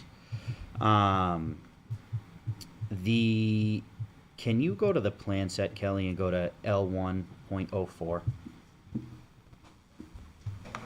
So Jake, just for clarification, you're asking for the pathway to be paved from Pillsbury to that the interior. Correct, first till it hits the intersection. first interior road, so that the residents there have 12 months of walkable access to the rest of Woodmont without having to go through the side of Pillsbury Road or anything like that. Got it. What sheet did you say? Was it this one or? I'm sorry, L1.04. It's, if you scroll all the way down, it's gonna stop on like 99 or something. Click on, what is that, 97, and then go a couple more pages past that. If you actually click on these things, Kelly. you click on these, so scroll all the way to the bottom, it'll stop at 97 and then click on this. Oh, a few sorry, times. I got you. Yeah. There's more there, it's just not picking it up in terms of a bookmark. So, yep, go C7.07, so you're still up here, keep going down. Scroll this way on it, so get to C9.02, this last one. Now click this next button a couple times. There we go. What did I say, L1, L4? 2, 3, Sorry, it's just delayed. 4. All right, so we've had a lot of conversation about these handful of houses here. We've had a lot of conversation about a buffer between Kit Lane and what's here. Is this right here the access road to the, am I looking at the access road to Pennachuck's thing right there? That's the water line easement. Yeah, that's- Correct. So I guess when I'm saying access road, if you look at a GIS right now, it looks like a road and how they're getting up to it. There would be nothing planted inside of that water line easement, correct? That's true. Well, we can't put structures on there. Correct. But we would try to put a little soil, fescue grass. You etc. talked a bit about having somebody come in and take a look at these trees. The reality is a lot of these trees are very old, very tired. They don't have much life left in them, right? I would like to see if we can make some sort of buffer here, an evergreen buffer into here, and then the same on this side, creating an evergreen buffer on the back of this. So we're protecting the graveyard there, and we're getting away from the houses over here.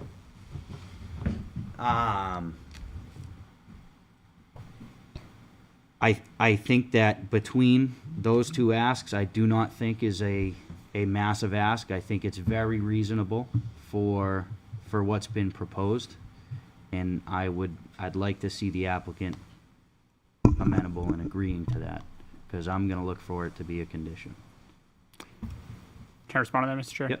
So the only concern I have about the trails, right, it made sense to have the asphalt or paved trail from there down to the Michaels Way intersection. Kelly, do you mind going back to the presentation?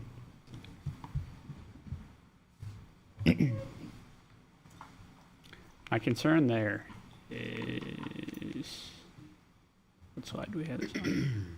So as you can see on the slide, the first waiver we're hoping the board votes on tonight is that from here, bottom of Pod A to the top of the intersection, that's 500 feet of 8% grade. So our walking trail right now comes down here and then goes cross country down here. Right now, these are recreational trails. And as someone noted before, there is a high ledge here. So if we go to an asphalt pathway there, and John, correct me if I'm wrong, I think it changes from a recreational trail to an actual walking path. Then it gets into ADA, and based on the 13% grade there, I don't think it's feasible based on the land that's there.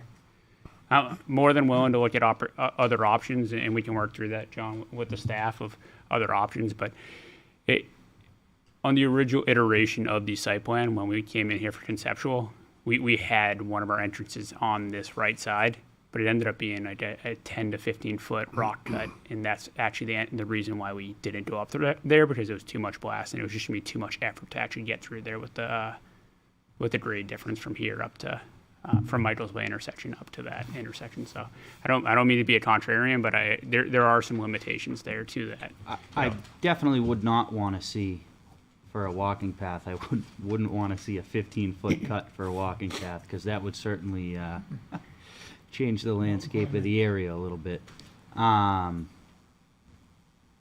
wouldn't want to see that. I'm not thinking about ADA or anything like that and how that comes in. What I'm saying is, imagine that path exactly how it is and put pavement on it. If that's not a realistic ask, I can understand that. But if there is a way that we can do that, I would like to see it. Understood, and like Will says, we'd have to take a look at it, and does it end up being a serpentine pathway? Switchbacks. Yeah. Switchback, that takes even more, that cuts even more out. That Yeah. No, I know. Now you went That's from a not what straight I, line to- not what I want. Yeah. That's what I'm saying. If we can take what's there and put pavement on it, perfect. Yeah. If we can't, Do you want to assess the switchback was a feasibility of something other than stone dust? yeah. Yes, I think that's fair. I would say that if it can't be paved, and I can understand that, I think it should be part of the site plan that this section is still maintained in the winter, so people have something to walk down, as opposed to going all the way on the road, coming down Pillsbury. I would, if we can't get pavement, they still need to find a way to maintain it, and I know it can be done. And then, obviously, I had my comments on the landscape buffers. Do you guys have anything on that?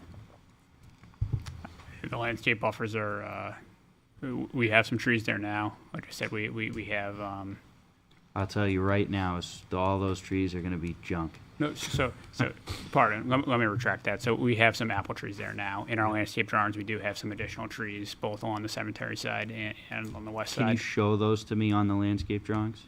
I don't have the landscape drawings on me. Let's see. Kelly, you wanna go back to those landscape drawings?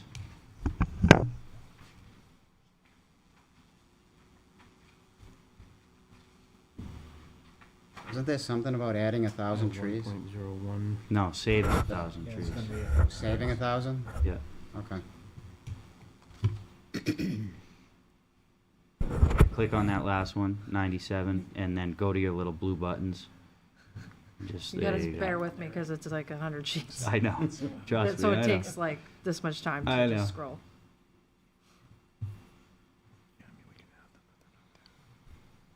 No, you're going the wrong way.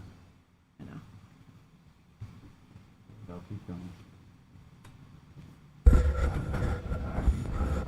So, I can see what you're adding. I think this is what you're talking about for the cemetery, correct? This is actually cluster A. So Oh, we have I'm to go- sorry. Go, it's between two sets of. Yep, so There we go. it was Right just there. right if over you go there. back one, Yeah, Kelly, sorry. Yeah. I think it's that right up there, correct? Yeah, so we actually had walked with Mr. Wally from the DPW, and we walked up in the cemetery with the grade differences. We have trees there, Mr. Chair, we can add more trees, but a lot of these trees here will be removed because there will be a berm. The berm will probably be realistically 10 feet tall.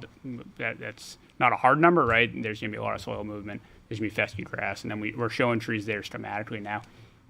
Yeah, We that's could the add some big, that's the big wide open area. That's on L103. I was talking on L104 and L105 where I don't see.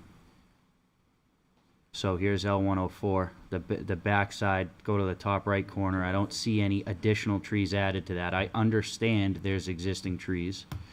I also understand a lot about trees and know 3/4 of those are gonna be gone.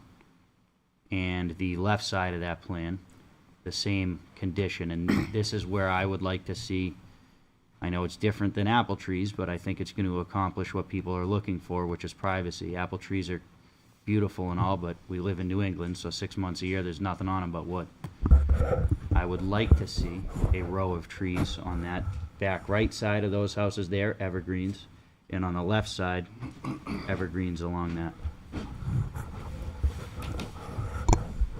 That's a fair ask, Mr. Chair, and we'll have to coordinate that with our landscape in the berm. They'll probably be on top of the berm. Yep. The one stipulation I do want to say is the wetland is there on the top left. Yep. And the intent is that, I wouldn't want we're you not going going to put there. anything in the wetland, so the trees would most likely start southern here, and then we would try to not be on top of the waterline easement, so it's not going to be a huge buffer, but it will be a buffer with the berm and the fescue. I think it will get good separation between John, you get my ask. Yep. Got it. Jason, I know you had a question? No, you stole it. Sorry. I have one Ann? comment to make. I'd like to see apple trees there, because in the past, we had the turkeys, the deers, and all that come through our property. I'm just north of that, of this development. And they were coming through today. And I want them to have a place to go to feed on. I mean, I should say, when it was an apple orchard, we'd get flocks of 22 turkeys coming through and deers and even one bear at a time. You know, I like to see that. And today seeing the turkeys again, it reminded me about that. Because there aren't that many that come through anymore. And I think that was one of the pleasures of Londonderry, following them from the north, coming through Londonderry down south. So And I'm looking more for the privacy of the residents in the cemetery than I am the deer. but I'm talking about on the left side and all that. That's I know what exactly- you're talking about, the cemetery, because it's a open view there. Mhm. I know that, it's big, you put them there, but I think if they can save some apple trees for the wildlife, I mean, it's incredible to see them coming up. They walk through in my backyard and all that, and I hope we can still have that wildlife come through. Anything else from the board? You hit some good stuff there, Jake. All right. Let's keep moving here. So we do have a waiver to work on, which we've talked pretty in depth about. I am looking for recommendation or a motion, to grant number one, which is a waiver from LSPR 3.09 with regards to roadway grade. So moved. I have a motion from Mr. Farrell. Do I have a second? Second. I have a second from Sean. All in favor, starting with Ann, please. Ann Champa, aye. Giovanni Guarani, aye. Tony D, aye. Arthur Rugg, aye. Jason Eitzai. Sean Faber, aye. John Cruz, aye. And the chair votes in the affirmative. I am looking for a motion to grant conditional approval of the site plan for 250 single-family cottage-style court dwellings. Mr. Chair. Before you get too far. Yes, Can I ma'am. just point out some of the conditions that you just went through? Sure. And then you can encompass those in your motion. Absolutely. So what you just went through in the immediate was the addition of assessing the feasibility of the surface to be something assess the feasibility of the surface used for the path from Michael's Way into the site. So in other words, you're looking to see if something other than stone dust is Correct. feasible. And irregardless, And I want it irregardless, to you be want maintained. that path maintained all seasons. Yes. And then the addition of an evergreen buffer along the cemetery and Kit Lane portions of the site. With respect to the Kit Lane side, it would specifically be south of the wetland area. Correct. I'd like to see apple trees left in there on the Kit They are Lane leaving side. they're leaving as many apple trees as they can. What I'm asking is to put a buffer between those apple trees and the back of the houses. They're leaving as much as they can. I just have a couple more to Yep. adjust. So with respect to precedent condition number one, we need to remove the reference to the traffic impact analysis. That's being addressed in a subsequent condition with respect to the offsite improvement agreement. For precedent condition two, it states, the applicant shall obtain and note all applicable state, local, and other permitting. We want to clarify that the permitting for the NHDES sewer discharge permit and the town of Londonderry sewer discharge permit will be addressed under the general and subsequent conditions. Mm-hmm. And then with respect to design review item 3B, as referenced in the engineering memo, we want to revise the terminology in there to state sequencing instead of phasing. That makes sense. So with all that in consideration, I'm looking for a motion to grant conditional approval of a site plan for 250 single-family cottage court-style dwellings along with associated site improvements at 36 Pillsbury Road, map 10, lot 42, zoned agricultural 1 in Woodmont Commons PUD. Procopio Companies is the applicant. Pillsbury Realty Development LLC is the owner. Last revised November 13th, 2025, with precedent conditions to be fulfilled within 120 days of approval and prior to plan signature and general and subsequent conditions of approval to be fulfilled as noted in the engineering memo. So moved. I have a motion from Mr. Rugg. Do I have a second? I have a second from Jason. Can I just interject something? Because there are new conditions that were just made that I just want to get clarification on.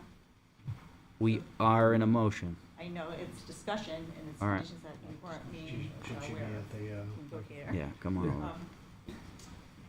My concern is with the ability to maintain the path in the winter if it's determined that it's not paved. I think we're going to run into some safety issues with that.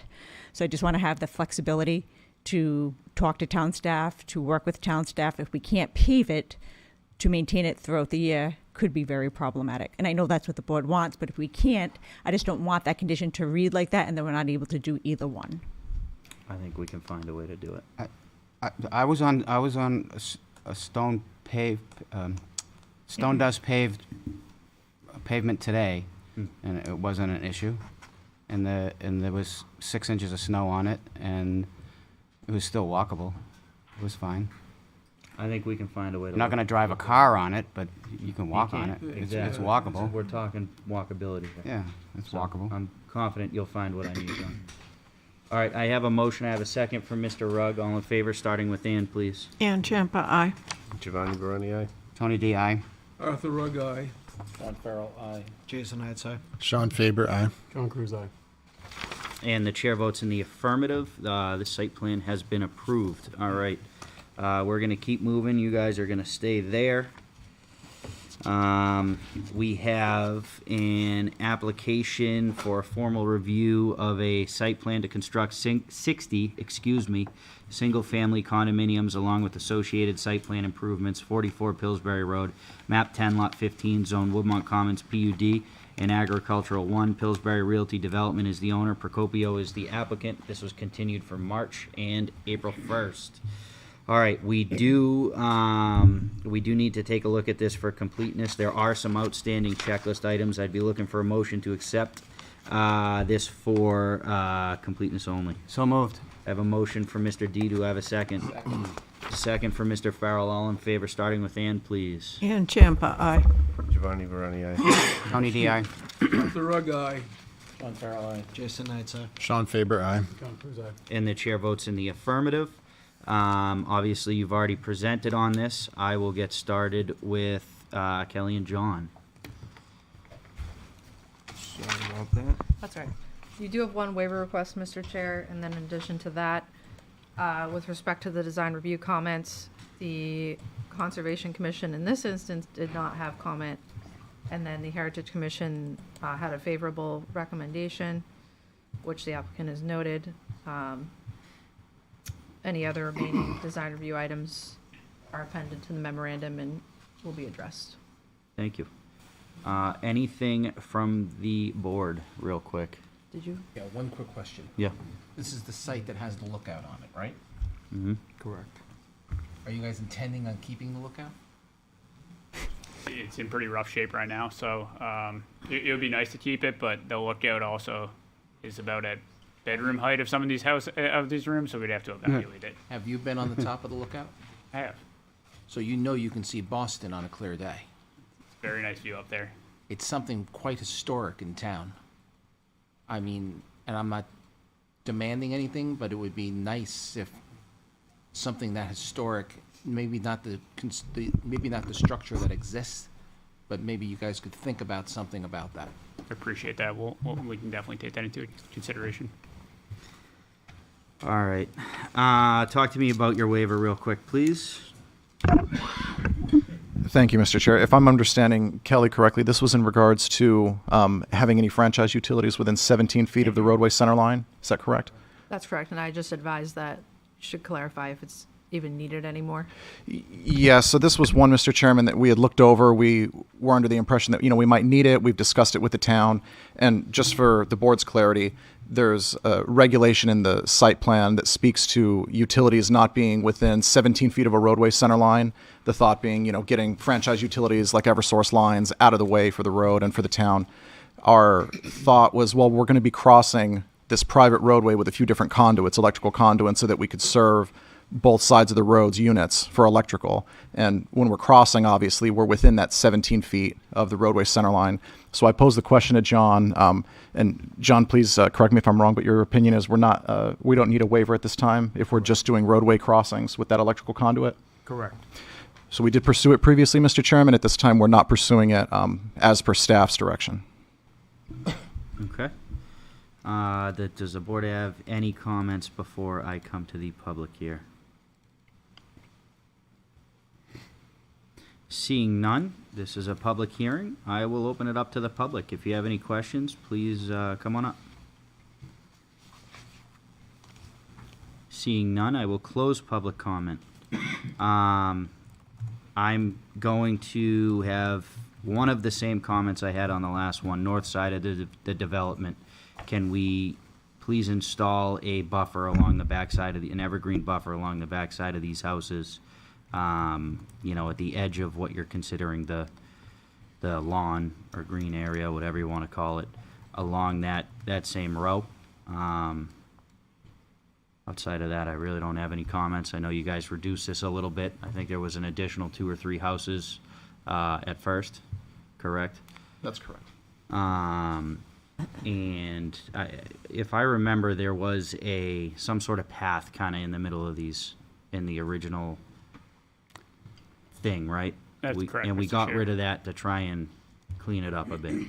So now you have a path that is entering the rest of the new development on the right side just before you exit Rosencrantz Drive. Correct? Yes, sir. Okay. Anything from the board?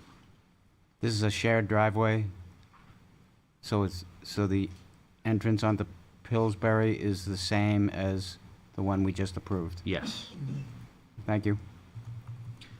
All right. Seeing none, we have a waiver we have to work on. I am looking for a motion. Oh, or did we just say we didn't need it? I believe they formally withdrew it. Yeah. So. Formal withdrawal. Okay. So we don't have any waivers. Before we move on to recommendations, John or Kelly, do you have anything else? No, again, there were some design review items, similar to the development at 36 Pillsbury, in terms of cleaning up the plan and providing appropriate details, addressing the outlet control structures, making them in conformance with the regulations. That's all I have right now. All right. Just to cover some of the conditions, so the addition of the evergreen buffer along the north side, I believe you said, Mr. Chair? Yep. So from 12B to 38A. Okay, and then with respect to precedent condition number 1, removing that reference to the traffic impact analysis, again, that's covered in the subsequent conditions, the off-site improvements. Precedent condition 2, again, same comment from 36. We're clarifying that the permitting for the DES sewer discharge and Town of Londonderry sewer discharge will be addressed under the general and subsequent conditions. And then with respect to the design review items referenced in the engineering memo, item 3B, clarifying the phrase phasing to be replaced with sequencing. All right. I am looking for a motion to grant conditional approval of a site plan to construct 60 single-family condominiums along with associated site plan improvements. 44 Pillsbury Road, map 10, lot 15, zone Woodmont Commons, PUD and agricultural residential 1. Pillsbury Realty Development LLC is the owner and Procopio Enterprises is the applicant. Last revised February 12, 2026, with the precedent conditions to be fulfilled within 120 days of approval and prior to plan signature and general and subsequent conditions of approval to be fulfilled as noted in the engineering memo and what was discussed tonight. So moved. I have a motion from Mr. Farrell. Do I have a second? Second. I have a second from Mr. Rugg. All in favor, starting with Ann, please. Ann Champa, aye. Giovanni Garani, aye. Tony D, aye. Arthur Rugg, aye. John Farrell, aye. Jason Knights, aye. Sean Faber, aye. John Cruz, aye. And the chair votes in the affirmative. This site plan has been granted. Thank you. Thank you, board. Have a Appreciate your good night. time. All right. Moving on here. We are on a public hearing on an application for formal review of a site plan for renovation of an existing building to add a restaurant. Did I skip one? You skipped one. Yep. And I'm gonna Unless you're recuse changing the myself for order. when you skip. Sure, yeah, sorry about that. Sorry, guys, we got one more in front of you. Public hearing for an application for formal review of a site plan for 40 residential units and a conditional use permit for 1,023 square feet of buffer impacts, including associated site improvements in the C2 zone, 225 Rockingham Road, tax map 15, lot 126. Gen X Construction Group LLC is the owner and applicant. This was continued from February 4th and March 11th. I'm amazed. I'd like to note that Jeff has joined us. So Jason, thank you very much. we'll have Mr. Penta take over from here. Yeah, you guys covered the last one really well. Like a bad habit. Just like that, man. Yes. It's like I'm in high school. Just like that. All right, before we get going, Kristen, do you have anything you'd like to discuss? I know we have already accepted this as complete. Is there anything you'd like to add before we get into what they've changed here? So, yeah, you accepted as complete on at the February 4th meeting. Since then, those two items have been submitted, so that extra takes care of that. You have one waiver relating to the trees over 15 feet in diameter. And as far as any outstanding DRC comments, we have some of the same concerns from police still and from fire. Assessing's been addressed and conservation recommends approval. Let's see, I think there was one more.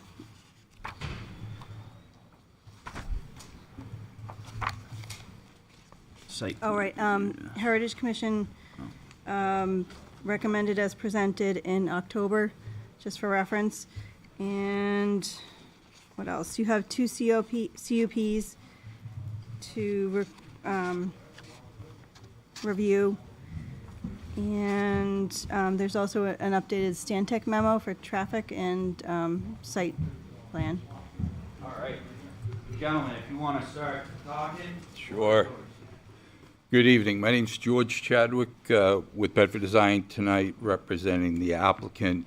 With me, sitting beside me, is Scott Thornton with the Vanessa Associates, the traffic engineer, and I also have Margot Plant in the audience of GenX. I wasn't able to make the last planning board meeting, but I did review the minutes and the tape of the meeting, so I think I'm pretty much up to speed with some of the concerns the board had. There was two major concerns, not to say there wasn't other concerns, but there were two major concerns. One had to do with the fire access into parcel, i.e. the road or the driveway width, and the other one had to do with traffic. In front of you, the plan in front of you is a fire truck turning movement plan. It was presented to the fire department. The fire department did review it, and I believe in your staff memo indicates that the fire department is all set with access, with a 24-foot wide roadway/driveway. One thing I would like to note, while I still have this plan up, Stantec, while reviewing the traffic study, had mentioned that the turning movement for the fire truck as it comes and turns into the site on the right actually moves into the oncoming lane, exiting lane from the project. The fire department, as stated earlier, did review this, did agree with this. I think that happens on a lot of projects, but I just wanted to mention that that was a comment at the end of their traffic review. As I said, we did increase the driveway width to 24 feet. If the board still would like no parking signs along the easterly edge of the driveway, we're amenable to adding some no parking signs. Lastly, I think we did respond to all staff, DRC and Stantec comments. Those plans were submitted back to you on the 26th of March, and those are the plans that we have in front of you tonight. I did get a chance to review the current staff memo, and I believe we agree, and I believe that most of them or all of them are technical in nature, and we'll be able to address them. Moving on to traffic, and I think at this point I'll pass it off to Scott, let him go over the traffic study that we did and some of the concerns that the board may have had. Okay. Thanks, George. For the record, Scott Thornton with Vanessa Associates. We prepared the traffic assessment for the project. And picking up from the February planning board hearing where there was a request for a full traffic study, we scheduled a scoping meeting with New Hampshire DOT, which was attended by probably half a dozen or so folks from DOT. We also had Mr. Trottier and Ms. Farr from the town that were present, along with a couple folks from Stantec. And we worked out a scope of study for the traffic assessment, identified time periods. We were looking at the weekday morning and the weekday evening time periods for analysis. We identified a number of background projects that were proposed to be, or that should have been, that the town had requested they be included in the traffic assessment for future conditions. We did counts in March, early March, March 4th and March 5th, the intersections and roadway volumes. There were a couple roadway projects that were identified. One was related to, not really a project, but a change in the operation of the Smith Lane and Rockingham Road intersection, where that was proposed to be changed from a yield condition to a stop sign condition. That had been approved by, I think DOT had received a request for that change, and they had approved the request. It had not been done at the time of the traffic counts, and I noticed it has not been done as of today.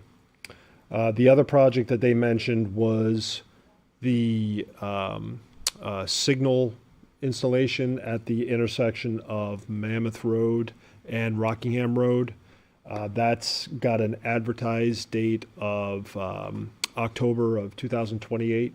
So in a couple of years, that work is scheduled to get started.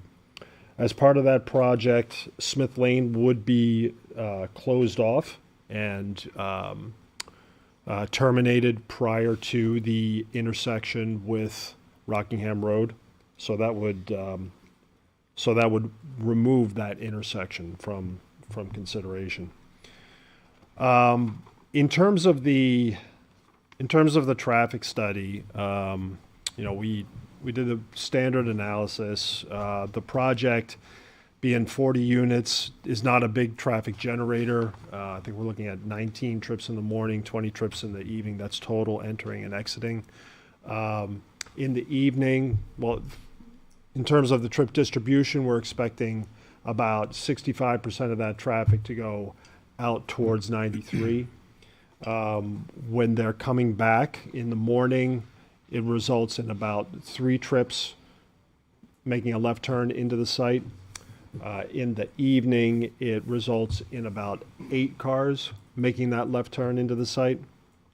We did an analysis of left turn lane warrants and right turn lane warrants at the site driveway and found that in the evening condition, the left turn lane warrant is met. Not met in the morning, and right turn lane warrants are not met. Levels of service, really no change. We looked at the Vista Ridge Road as well as the Smith Lane Road and the site driveway. The intersection of Vista Ridge and Sims Drive with Rockingham Road, no real changes in level of service due to the project. And Smith Lane, I think we have a minor change of half a second during the 2037 evening time period, I believe.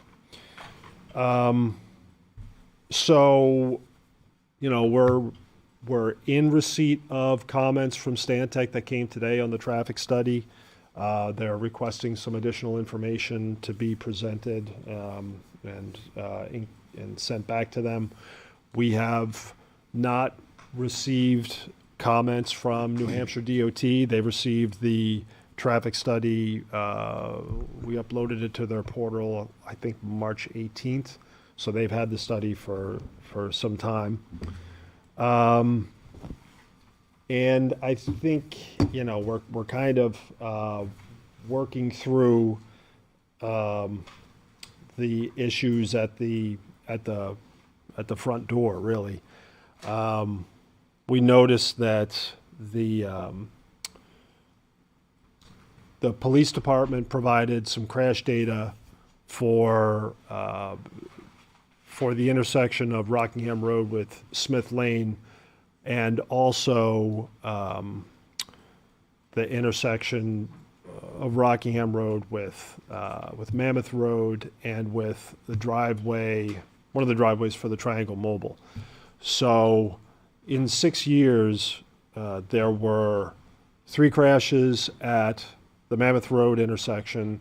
There were 3 crashes at the Triangle Mobile driveway with Rockingham Road. And there was 1 crash with at the intersection of Smith Lane and Rockingham Road. So, you know, there's not a safety issue there, I would say. That intersection, Smith Lane, has about 15 times the left turn volume that's turning into it in the evening as what is proposed to occur at the site. You know, as I mentioned, we did the left turn lane warrant analysis. One thing we found is that, you know, with that volume of 8 vehicles making a left turn in an hour, that's equivalent to about 1 car every 7 to 8 minutes. The analysis shows that that left turn lane would be, excuse me, would be empty most of the time. There's 0 queue, even under the 95th percentile condition.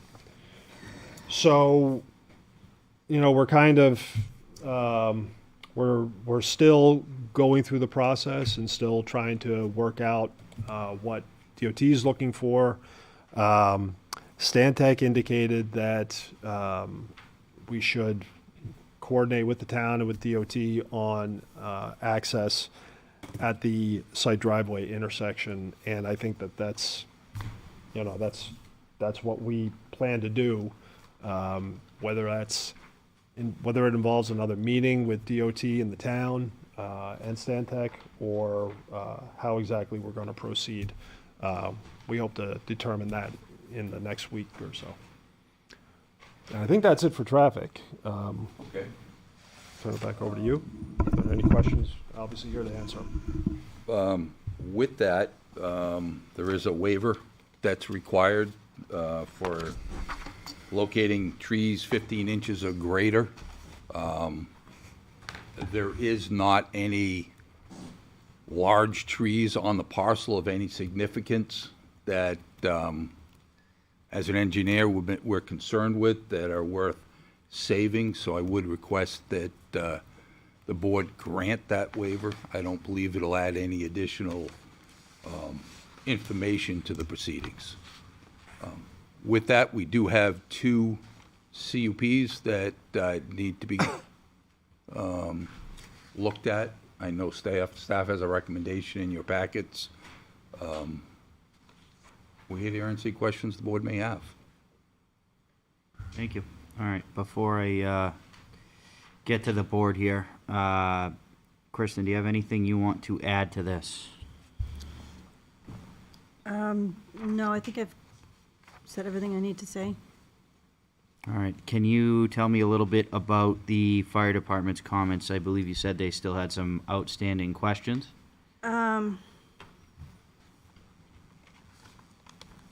Well, I guess my notes say they requested confirmation of access with turning radii, hydrant performance, apparatus circulation, and that they've already stated that they increased the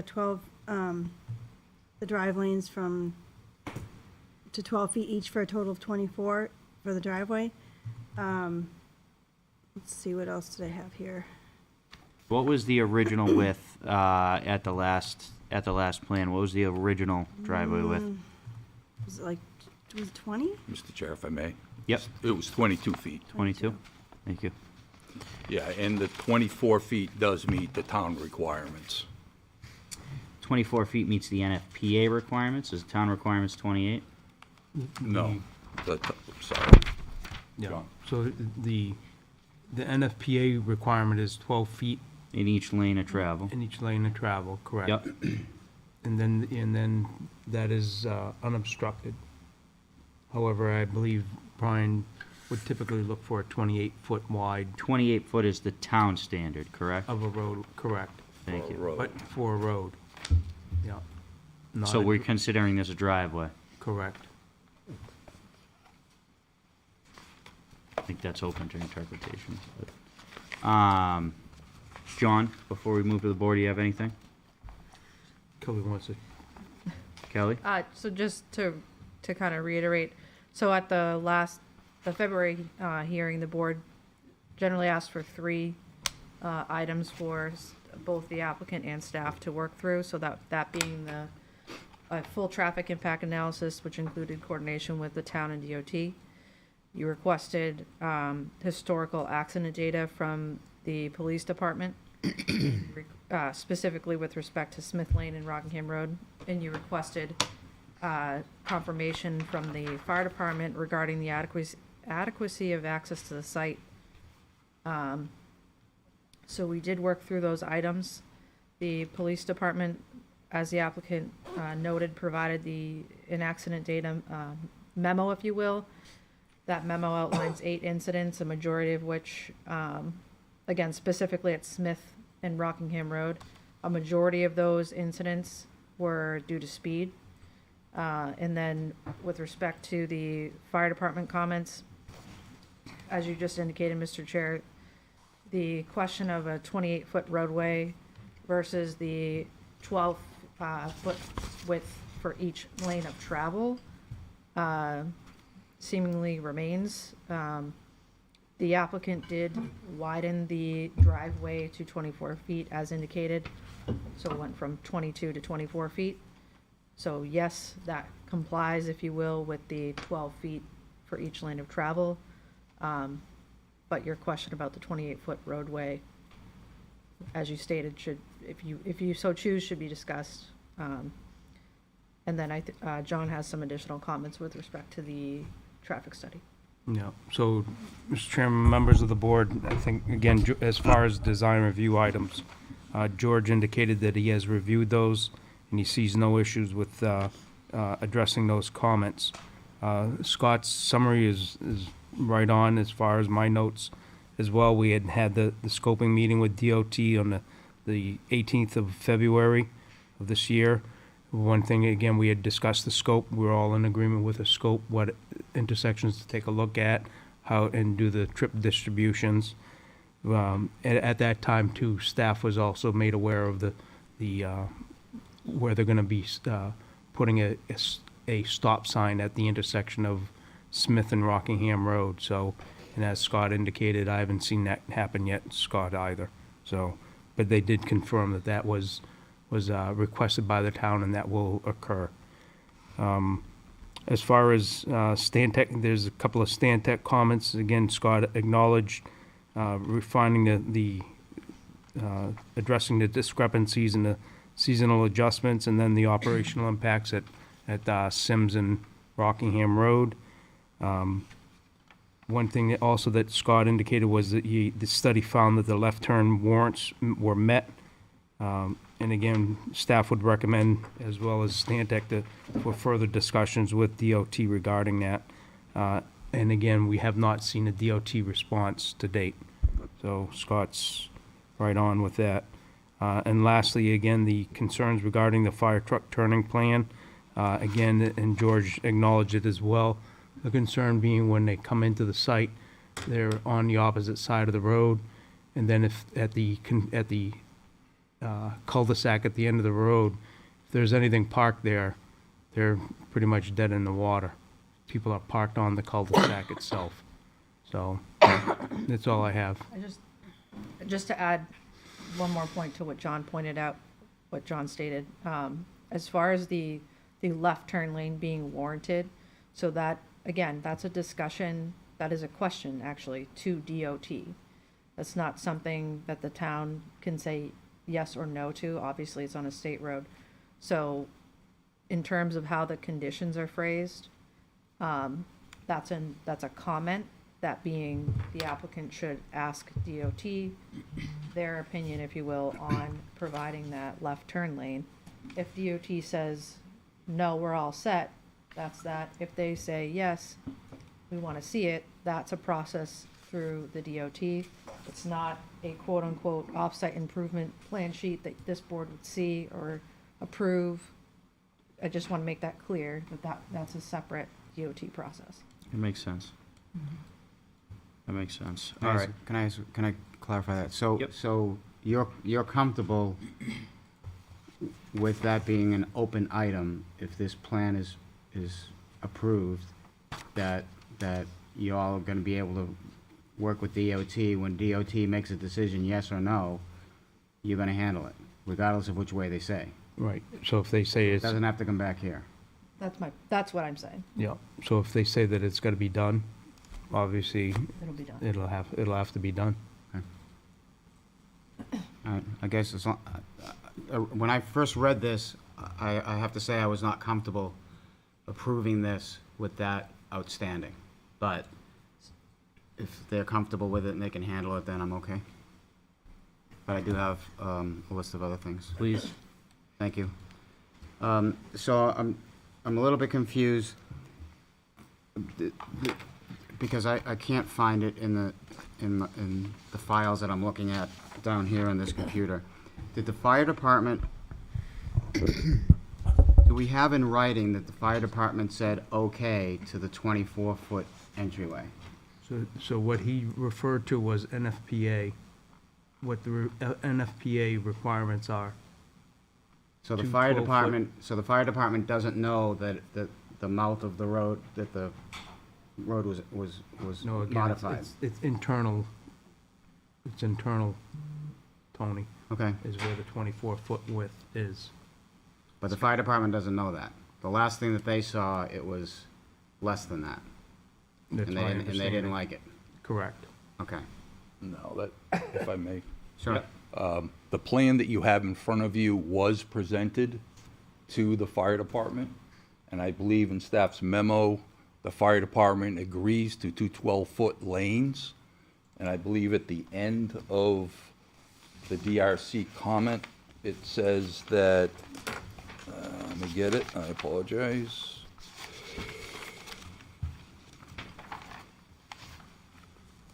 It's the last one. The last one, the driveway width increase meets the fire department requirements. And what date was that, George? It's in the DRC comments here. That was one of my summary comments, but it seems like it's incorrect because it's in their DRC comments from August. It says the fire department requests the town standard of a 28-foot roadway for apparatus access. At a minimum, we require the NFPA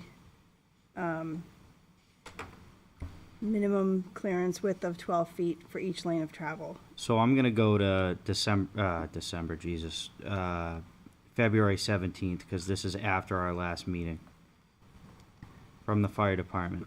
The department requests the town standard of a 28-foot wide roadway for apparatus access.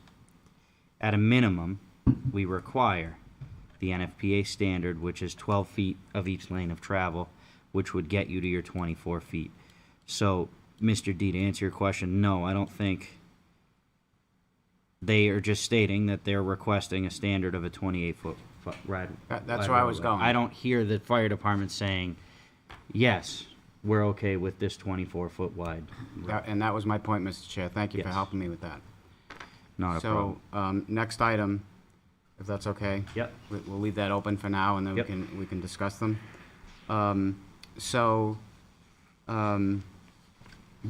Where does it say, where can I find language that the state said that when they change what I call Plaza 28 intersection, that Smith Lane will be closed off? Those were your words. Where do I find that language, that the state said that? I thought they were putting a stop sign in, not closing it off. So. Oh, that's the end of Smith Lane. I'm talking about the entire intersection. When the comment was made, when they rebuild Okay. that intersection, then Smith Lane will be closed off. Yep. And I want to know where is that? Close Smith Lane. Where? It's a town road, the town has to close it. No, The state. No, it's a owns state that. road. It's It's a state road. State highway. It's a state road, yeah. So, Yeah, so during the scoping meeting, they mentioned that Smith Lane would be closed off as part of the other project where so they're it's not in signalizing it. writing, it was a conversation. It was a conversation. Okay, so we don't know that that's going to happen. In my world, when you don't have it in writing, it doesn't exist. Yes, but sir. I've seen a conceptual of that, Tony, Okay. as well. That's produced by DOT. Okay, do we have a timeline for that change? They, 2028. they said it would be advertised in October of 2028. Okay. So that's 2 years to advertise it, another year to get everything squared away, and then probably a 1.5 to 2 year build out. Could be, yeah. Yeah, so, okay. Trees. So they're asking for a waiver for trees, Mr. Vice Chair. I just noticed the chair is not here. And my understanding is the reason why we have that form and that format and that regulation is because there's a timber tax, right? And so if we didn't, if they're gonna be cutting down trees, isn't there a timber tax assessed to that? Yep. And so if they don't measure the trees and show what trees are there, then a timber tax can't be assessed.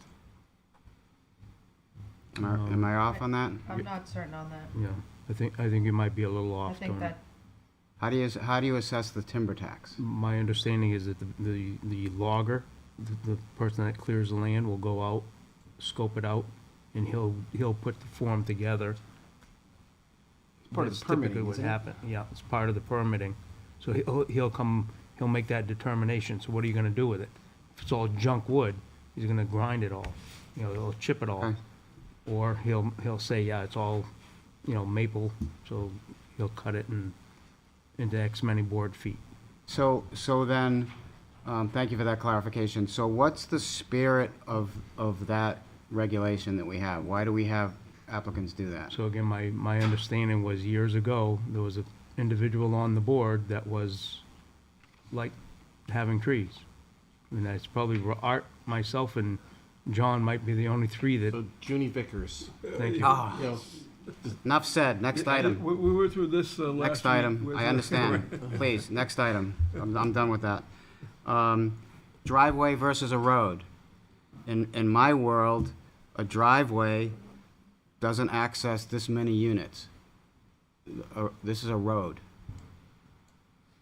We're gonna have to make a decision on if anybody agrees with that comment or not. When you're dealing with this many units and this many cars and this much traffic, if it walks like a duck and it floats, it's a duck. So, to me, I couldn't say the rest of it, sorry. I realized I couldn't keep going on that one. So, but anyway, Discretion there. so anyway, to me, it's not a driveway. So if we're using the driveway standard, I take exception to that, and I think it should be, I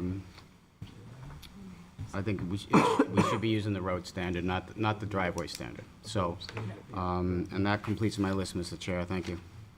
Anything else from the board? I'd go along with what Tony said. So, Mr. Chair, may I address those? yeah.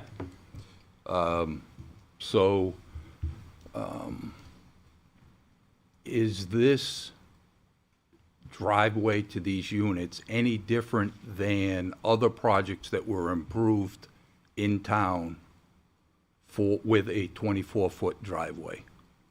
I'll tell you, I just cruised through 3/4 of the amount of things that I could find on our town GIS, and everything's at 28 feet. If there are some, maybe there are, but every condo development I just looked at was 28 feet wide. I looked at, I know Gilchrist isn't, because I did that one, and I there's looked- 96 units there. what's near you. I looked at Vista Ridge. I looked at the thing on Mammoth Road there, that workforce housing. So the driveway, That the, what's this guy across the street, Mountain Home Estates. What else did I find while I was just trying to, Whittemore Estates, that's the other one. So everything I looked at inside of 2 minutes was 28 feet wide. What's the development you're talking about? Gilchrist Road. Gilchrist Road, In front the of units that are being built now. The project that you approved at the last not last meeting, 2 meetings ago, across the street from this one, has a 24-foot driveway. I believe the one that you may have approved tonight has a 24-foot driveway with 60 units, 300 That's a That's units. a PUD. That's a PUD. It's still the same, It's a right? PUD. I would disagree, sorry. It has its own It's a regulations. PUD, it has its own regulations. So a PUD has I want to talk about the one next door, since you brought it up. I think the one next door has a incredibly amount of a different way to travel throughout that property. Well, it's only still one way in and out. There is, to me, much more circulation to it than what this one has. I can't remember off the top of my head if it's 24 feet, 26 feet, or 28 feet. I know we had a discussion about expanding out that that driveway, of which I believe they obliged to, if I remember correctly, because there was a conversation about it. But you have two separate, like, areas of housing, if you will, that have circulation through each of the lots, whereas this is down and back. So when I look at that, I see two very different site plans that have the potential to require. There's one way in and one way out. There's no turning around besides going down, what is this, 800, 900 feet or something? How many feet is it from the roadway to the cul-de-sac? About 1,000 feet. 1,000 feet. So that's the average width of a, that's the average, what's a maximum width of a, length of a roadway in Londonderry? 1,300 feet. 1,300, 1,400 feet. So we're almost at the width of a roadway for this driveway, if we want to keep calling it a driveway, that is 24 feet wide. It's 20 pounds of stuff in a 5-pound bag. I think this does need to be 28 feet wide.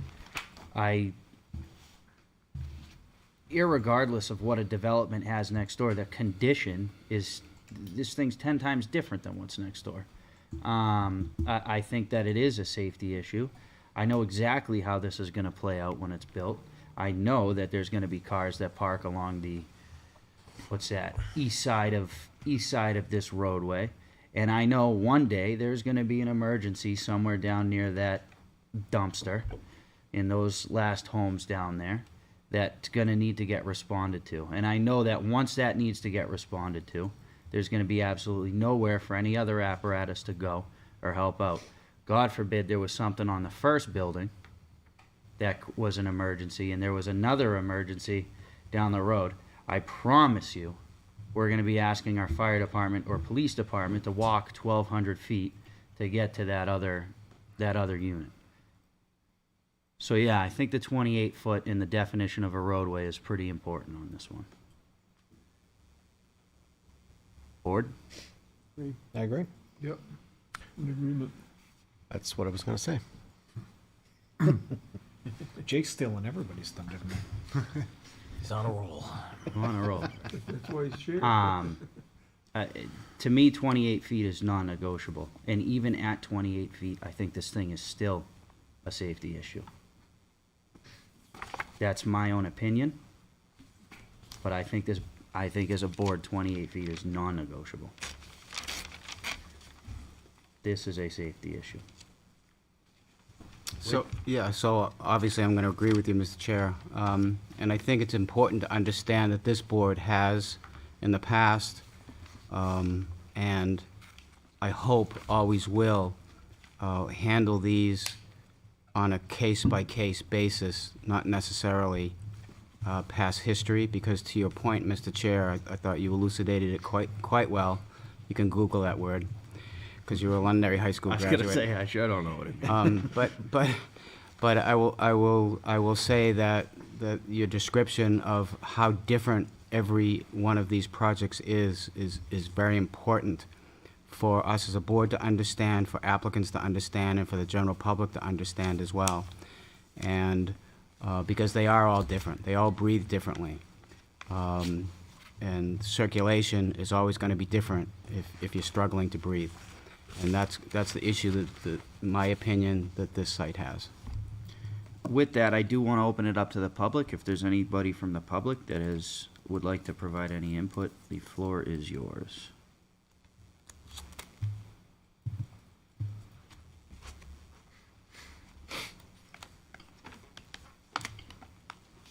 Giovanni Verani, 73 Page Road. It looks like the board had a lot of concerns with this project the last time and the time before that, and I don't see a whole lot of changes to it. I think that it was said that there's, the police also had some outstanding concerns still, and I don't know what necessarily they were. Maybe you should look into that. And I have a question for the chairman. Yes, sir. I think that it was said that it was requested to have a full site traffic study, but they didn't do that? Was that the case? Well, they did. No, they did. They did? They did. Okay. I don't think putting a stop sign, I mean, I know we had a lot of conversations prior to this about that Smith Lane and the difference between the different development that's gone on there, but Smith Lane is really close to this, and with the angle of the traffic entering onto Route 28, I think it's causes a substantial traffic hazard there where you're looking back, but then now you're adding a new element of traffic in front of you that's just feet away from that that yield sign. I don't think a stop sign is going to make it much different because you're still dealing with looking back over your left shoulder and then turning around and then potentially having a car come out of this driveway / road. I do agree with the assessment with regards to a driveway versus a road, because I mean, if you had a 40-lot subdivision, you'd be asking for a road, not a driveway, right? I don't know, there's just so many things I have. I heard that there was an issue with the cul-de-sac. If there was a car parked in it, is that going to be addressed somehow? Because I can guarantee you with the amount of parking associated with the number of units, they're going to find parking elsewhere. And I would think that that's probably an area that they're going to find the parking in, on the edge of it, on the side of it, in the middle of it, I don't know, or maybe right in the middle of it, the road. So, and I think you have a CUP that allows for multifamily. So that's one thing you got to decide on too. It's a C2 zone, and whether or not you want to grant the CUP for multifamily. Maybe there's a better use in the C2 zone that would accommodate some of this traffic, etc. So I don't know. There's just so many concerns with it, and I don't see that they're making much progress on changing any of these. So those are my comments. Any questions? Anything else from the public? Seeing none, I will close public comment and bring it back to the board.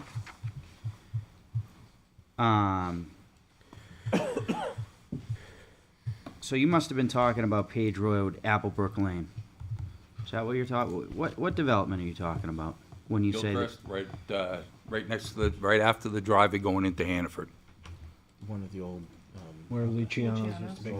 Yeah, the old restaurant. that was Because I there. thought you said it was something from the last meeting. Oh, the one from the last meeting is the one across the street at Okay. 222 All right. So that we you addressed the one across the street. just recently approved.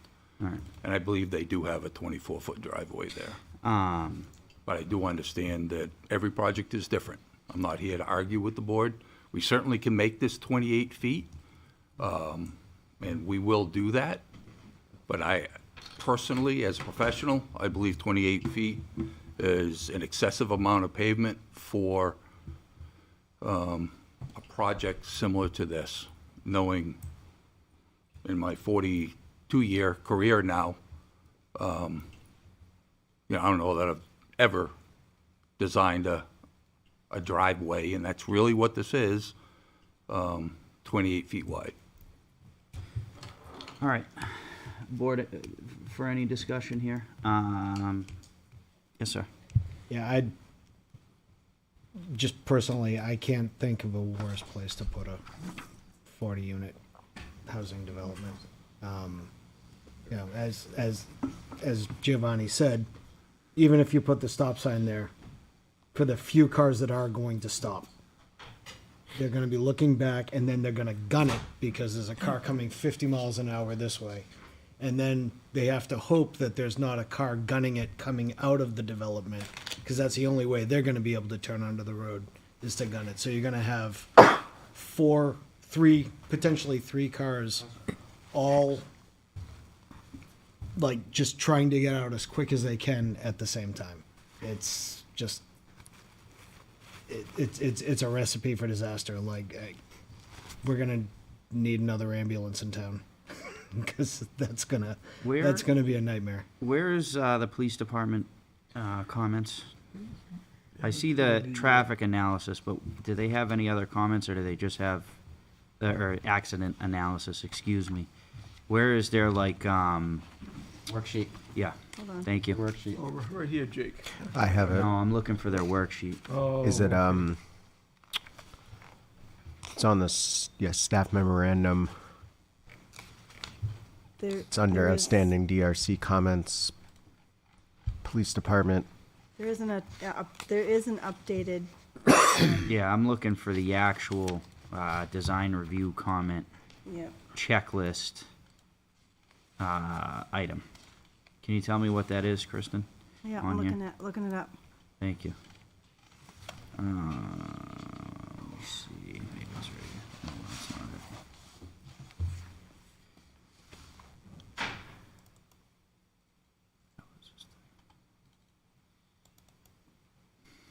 LFD follow-up.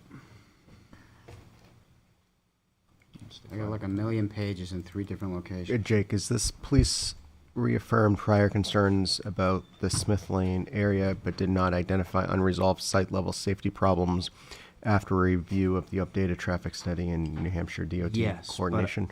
But you're that looking is for the, it, but I'm looking for the actual like, DRC comment yeah. sheet. If I may, Yep, their original comment, yep. checked off concerns including circulation within the site, access to sides and rear of the buildings, traffic generation, and then they wrote, LPD shares the same concerns for this project as it has for recent projects within proximity of Smith Lane and Rockingham Road. The increased traffic generation to that intersection from all projects warrants further review. Additionally, limited access to the rear and sides of the buildings is not ideal. And then you have what Kristen referenced in the memo as well. So what is the solve to access to the rear of the building? I mean, the fire department appears not to have a problem. I'm not sure. I did not speak to the police department to know what their concerns are. I would assume this is very similar to, all condo projects where you've got parking on one side and,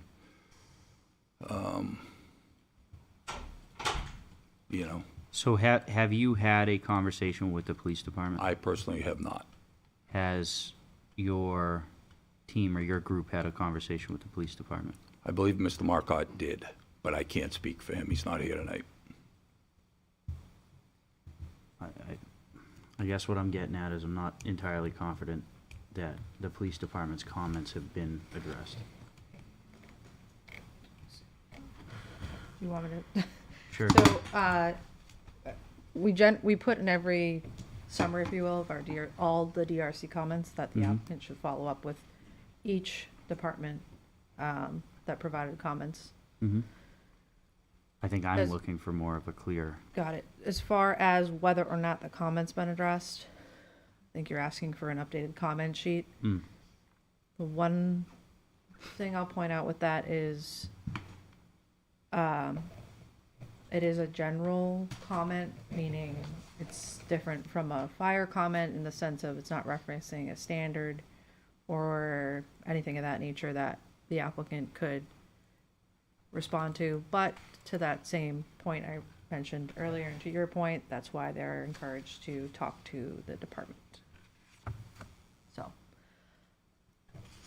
I think Kelly had sent me an email repeating that police comment. That's where I think I'm getting this idea from, that there was some email that was sent.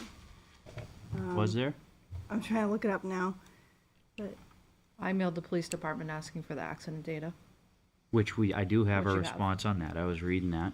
I think that, I think that I keep saying traffic. I think the accident analysis does show that there are not, as dangerous as this intersection feels. I do feel as though there are not necessarily it's not like there's 20 accidents a year at this intersection. So that does make me feel better about the intersection itself, based off of the data that we do have. Kristen, who from the PD answers the comments?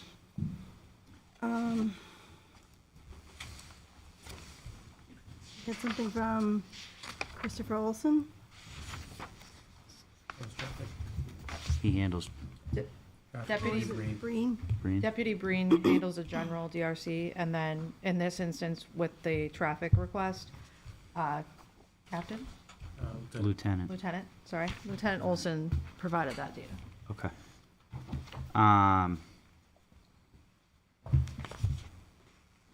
Well, I think at a minimum, I want to see a 28-foot driveway here. Is the board in agreement with that? I think that would give sufficient room for, especially if a fire truck or ambulance is going in, and you could, have to go against traffic width to at least get by, or should have enough room to get by. I mean, the 28 feet allows this site to breathe more than it does now. It's just too It too allows tight. this driveway to be a roadway, of which it is. Right. I mean, you're gonna have UPS trucks stopping, you're gonna have FedEx trucks stopping 5-6 times a day, and they don't go into any parking spots. They stop in the middle of Mammoth Road, shut the truck off, and they jump out. They don't care. And when it's in this site, it's gonna stop everything. So I think the 28 feet is warranted. Do we feel as though we'd like to hear from Mr. Breen and Mr. Johnson? So, Well, I think we can get accurate, up-to-date information from them that, instead of going through 2 or 3 parties. what are you trying to say? I just wanted to be clear what you're actually asking. Are you asking for them to come to a meeting, or are you asking for the I- applicant to get I something? think I want from him at a meeting to talk to him about the uniqueness of this site. And I don't think that's an unreasonable request. Agreed, I just wanted to clarify what we have to You do. guys, does the board agree with that? Yeah, and to that point, our little worksheet thing, which is really cute and looks efficient, it's not ever going to be the same as hearing directly from the people so that you can ask questions and have a give and take and whatever. And especially where we're trying to figure this thing out and make a proper vote, I think it's important to do that. So, Deputy Breen and Lieutenant Olson, or just? I would say Deputy Breen would be able to, Oh, yeah. I would be able to handle any questions we have. I feel like the traffic one is, I feel as though the traffic one is well answered and it's complete. I do feel as though, I would agree, I mean, yeah. Lieutenant pulled the data, you Yeah, have it. I do feel satisfied with the traffic, the report they've done, the documentation that's come out of it, the recommendation that's come out of it. Granted, we can't necessarily control it because it's on a state road. I am comfortable with with what's been presented. So I think Deputy Breen would be fine, and then, Chief Johnson. And so I'm clear, you'd like them to speak a little bit more on, I wanna- elaborate more on their initial comments. Correct. Want to talk more on their initial comments, really understand what their concerns are with the geography of the site and the layout of the site. You know, as I've said, right now, Yeah. this to me is a safety issue, so I'd like to get their input. Kelly, when could we continue this to? May 13th. Okay, so May 6th and May, whatever the week is after that? 13th. 13th. Thank you. Which one looks more busy? All of them. You're always busy. All right. Wanna Let me, so if you just pick, Can you coordinate with Brian and? yeah, you have to make, Yeah. you have to pick the date now, but, Yeah. I'll defer to you on that. Staff can coordinate with. All right. So I'm looking for a motion to continue this to May 13th, 2026. So moved. I have a motion. Do I have a second? Second. Second. All in favor, starting with Ann, please. Ann Champa, aye. Tony D, aye. Jeff Penta, aye. Arthur Rugg, aye. John Farrell, aye. Sean Faber, aye. John Cruz, aye. And the chair votes in the affirmative. This has been continued to the 16th. We'll see you next month. Thank you. Just a Thank you. question though, Jake, so that, give George some, are you going to address the driveway width to 28 feet? I We'll make absolutely it would. 28 feet. It sounds like, you know, that's what the fire department suggests, that's what the board wants, so we will make it 28 feet. There's Thank you. room to do it. Thank you. Yep. But Mr. Chair, just note this is 800 because Gianni stepped down from the board. Yes. Thank you, Mr. Rugg. All right, moving on. We're now to you folks. Let me get my agenda back up here. Must have closed it. All right, we have a public hearing on an application for formal review of a site plan for renovation of an existing building to add a restaurant and associated parking in support of an agritourism operation at 230 Mammoth Road, map 6, lot 21, zoned AR1, and MHO Acquisition LLC is the owner and applicant. Continued from March 4th, 2026. Come on up, folks.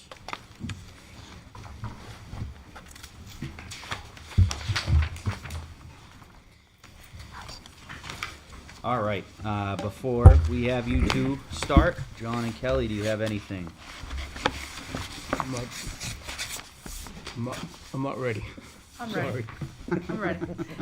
So just a reminder, at the last hearing, sorry, that was March 4th, the board kind of essentially placed a pause and asked the applicant to work with staff to review 3 specific waivers, that being a waiver related to stormwater management, one related to grading and drainage, and one relating to gravel versus paving of the site. So we did meet with the applicant to discuss those items. The applicant has made some revisions to the plan set, including relocating the restaurant main entrance to the actual front, if you will, and then providing some additional geotechnical data, so additional test pits, and then revising the existing conditions and site plan sheets to show direction of overland flow, so which direction the water is going, if you will, on the parking area. They've also obtained the NHDOT driveway permit approval. So at this stage, you still have a number of waivers, 11, to work through. And again, just a reminder, this site falls under the agritourism statute, which has specific waiver criteria for you to consider as you evaluate those requests. And they're referenced in the memorandum, should you need to use it. Fantastic, John? Thank you. And John? If I could, Yes, again, sir. Kelly summarized it pretty well, again, regarding all the waiver requests. One item to note is with this revised design, they're now proposing a new off-site well to serve the proposed restaurant. Again, because the demand goes from 553 gallons per day to 4,793 gallons per day. It's an increase of about 7.5 times what the existing demand is out on the site. Again, the plethora of design review comments, and I'll leave it at that right now. All right. Laura. Good evening. My name is Laurie Gandy. I'm an attorney at Divine Millimet, here representing Moose Hill Orchards, also known as MHO Acquisition. With me tonight, I have Diary from Brown Engineering. We have Kyle Christian, the owner, and we also have our traffic engineer present as well. And thank you, Kelly, for your summary. I think you might have stolen my notes because you said everything that I was going to say. It might be a little bit repetitive, but I do want to just, again, refresh the board's mind. On March 4th, we were here. We discussed Max Apple's new and exciting agritourism endeavor for a restaurant at the farm. We talked about Max Apple as a community staple and its long-standing tradition in the community where families come together and gather for apple picking and treats at the farm stand. We were also blessed with the opportunity of outpouring of community support for this endeavor. Also at the last meeting, we presented our waivers, and we believe we received a nod from this board that 7 of our requested waivers would be approved. The board recommended that we meet with the town staff to address 3 remaining waivers, and those are to sections 309 and various subsections and 307. Kelly went through what those waivers were. We did make a modification to the section waiver number 6 regarding 309K. When we met with town staff, the intent of this project is to have the parking area remain as is. So when we met with the town staff, they said additional waivers may be required. If you look at my waiver request letter, I did add additional waivers in there to cover the loading spaces. So basically everything that we could think of to keep the parking area in the ground surface area as is to continue with this project. Kelly did state that we made some significant changes to the site design. As you're now aware, we have the entrance located in the front, which eliminates folks walking around the back of the building. We have located the handicap parking spaces on the existing paved area in front of the building.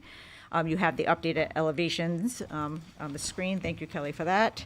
And again, the intent of all of our waiver requests is to allow the site to remain as is.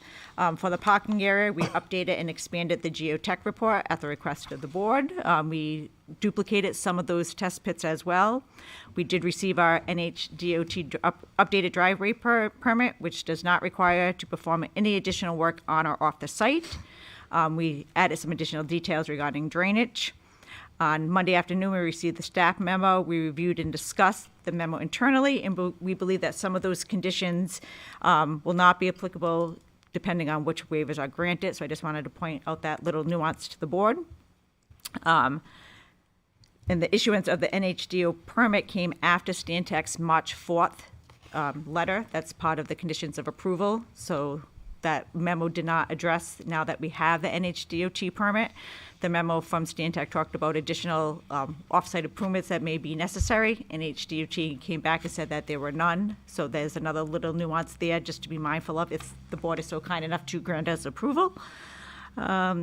So we're seeking approval tonight of all of our waivers as well as a conditional approval. We believe we can work with town staff to satisfactorily address those conditions as stated in the staff memo that our waiver request would not cover.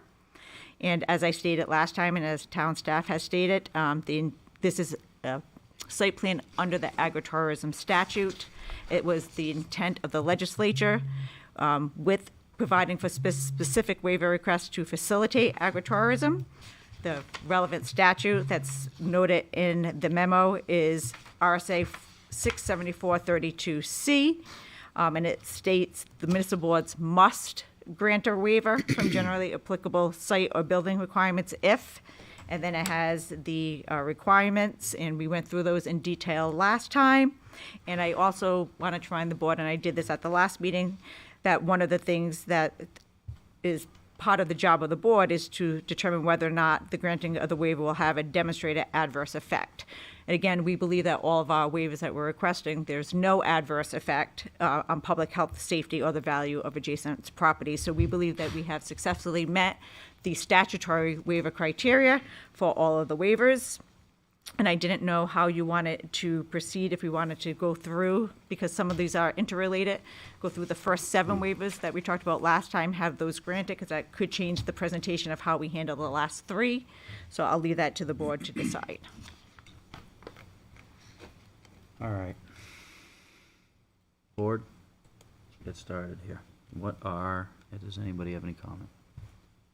I would like to complete the agritourism statute 67432 Mm-hmm. because it says, Is this after if? yeah. So, I mean, it says that we have to follow the rules still, is basically what it says. So, this is not a popularity contest, it's about following rules. And I think it's important to understand that the RSA specifically says that the statute was not meant to get around local rules and regulations. What I think is really important about that is we had an applicant in here at the last meeting on Dickey Street that had been running a business since the 1950s on a .4 or .6 parcel. And, they changed what they were doing and they had to follow the rules. And the rules have to apply to everybody. We can't pick and choose who the rules apply to and who they don't apply to. It's not that this isn't a good idea, but the rules are the rules. So, that said, I will say that just based on perusing the file, there were some amazing changes made by you all. Amazing. I think as one person, as a business person, and also someone who may or may not occasionally visit the local eateries and bars, it's better in so many ways. I can't even articulate how much better it is.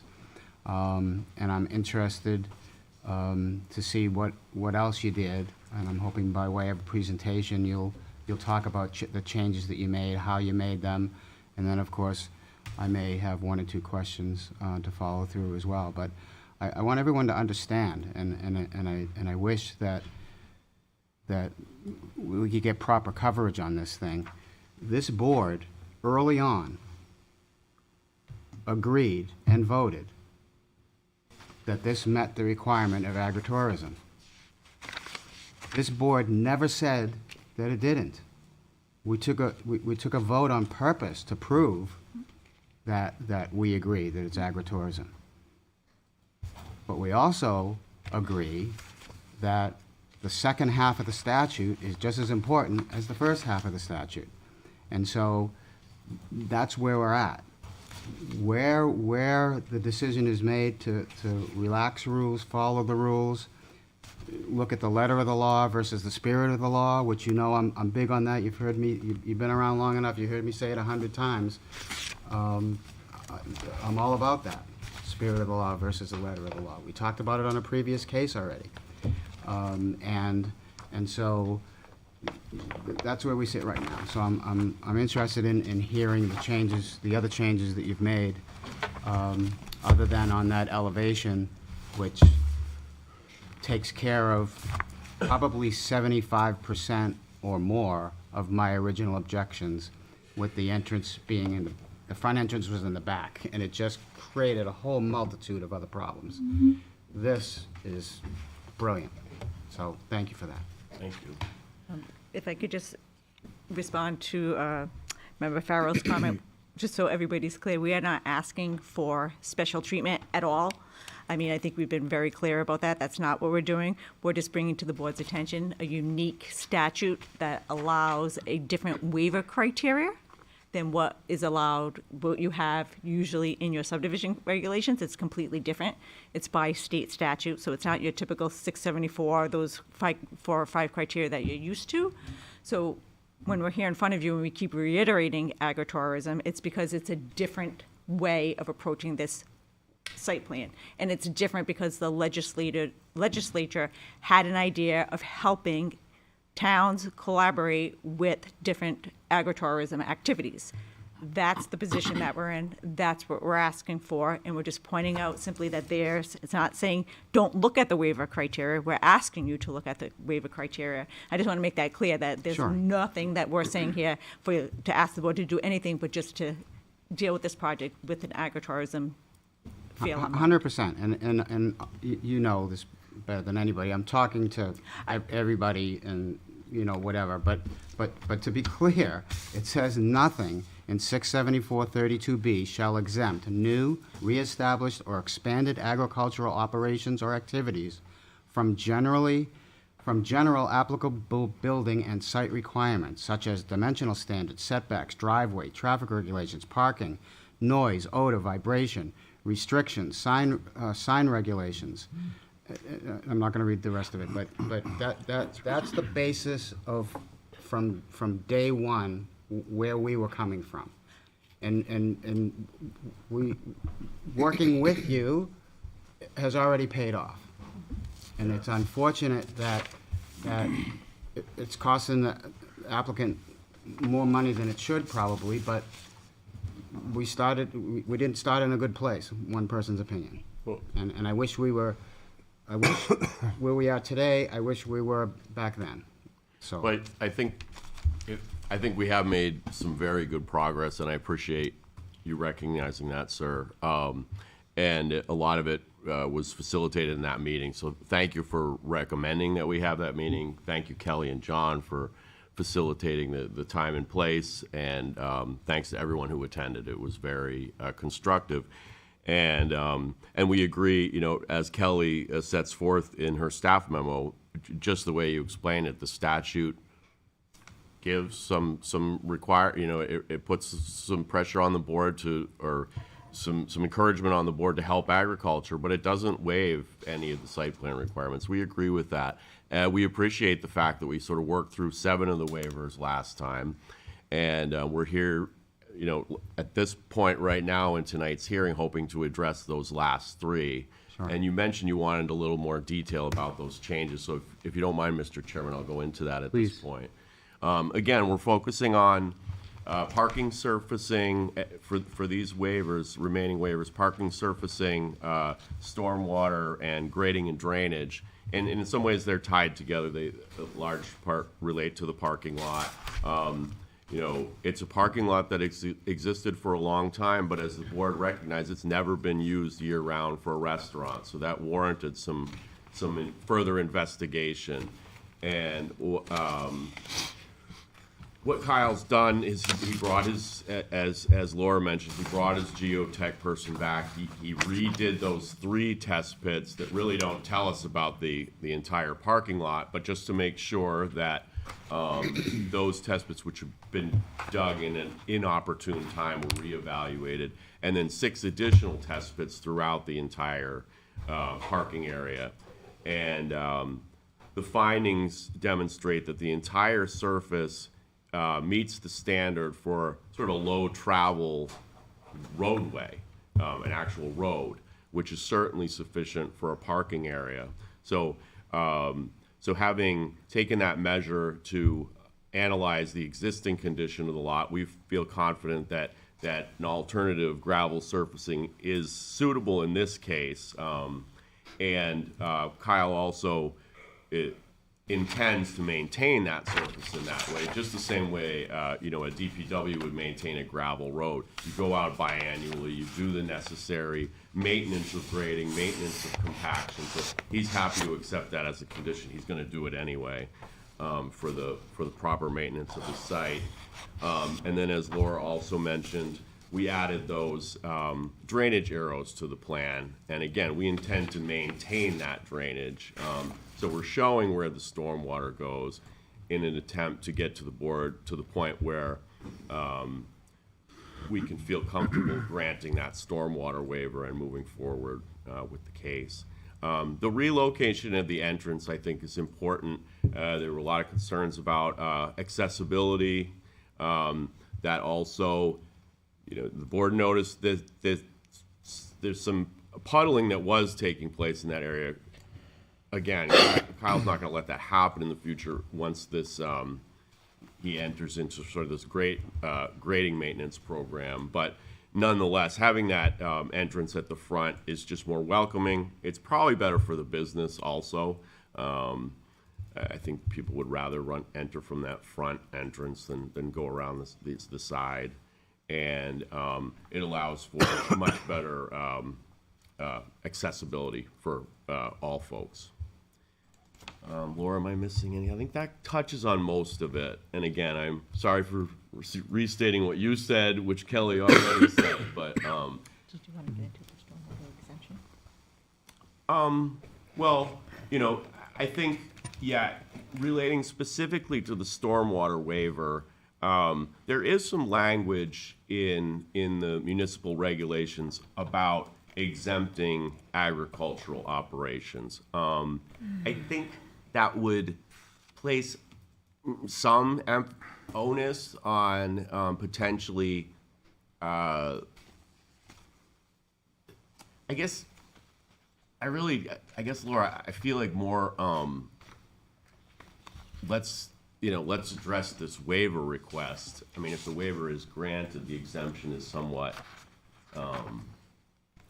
moot. So I guess, okay. Yeah, so Kelly, do we have a new plan that has arrows on it Yeah, that I shows just the have it drainage? up, sorry, yep. Thank you. This is the proposed, I'll let them do it, but this is the proposed, the revised site plan sheet and the little arrows there. Are the directional arrows they're referring to?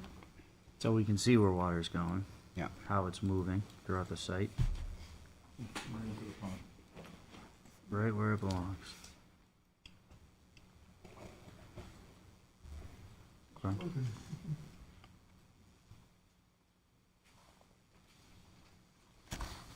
Difference is it's all moving there, and you weren't doing any winter maintenance here in the past.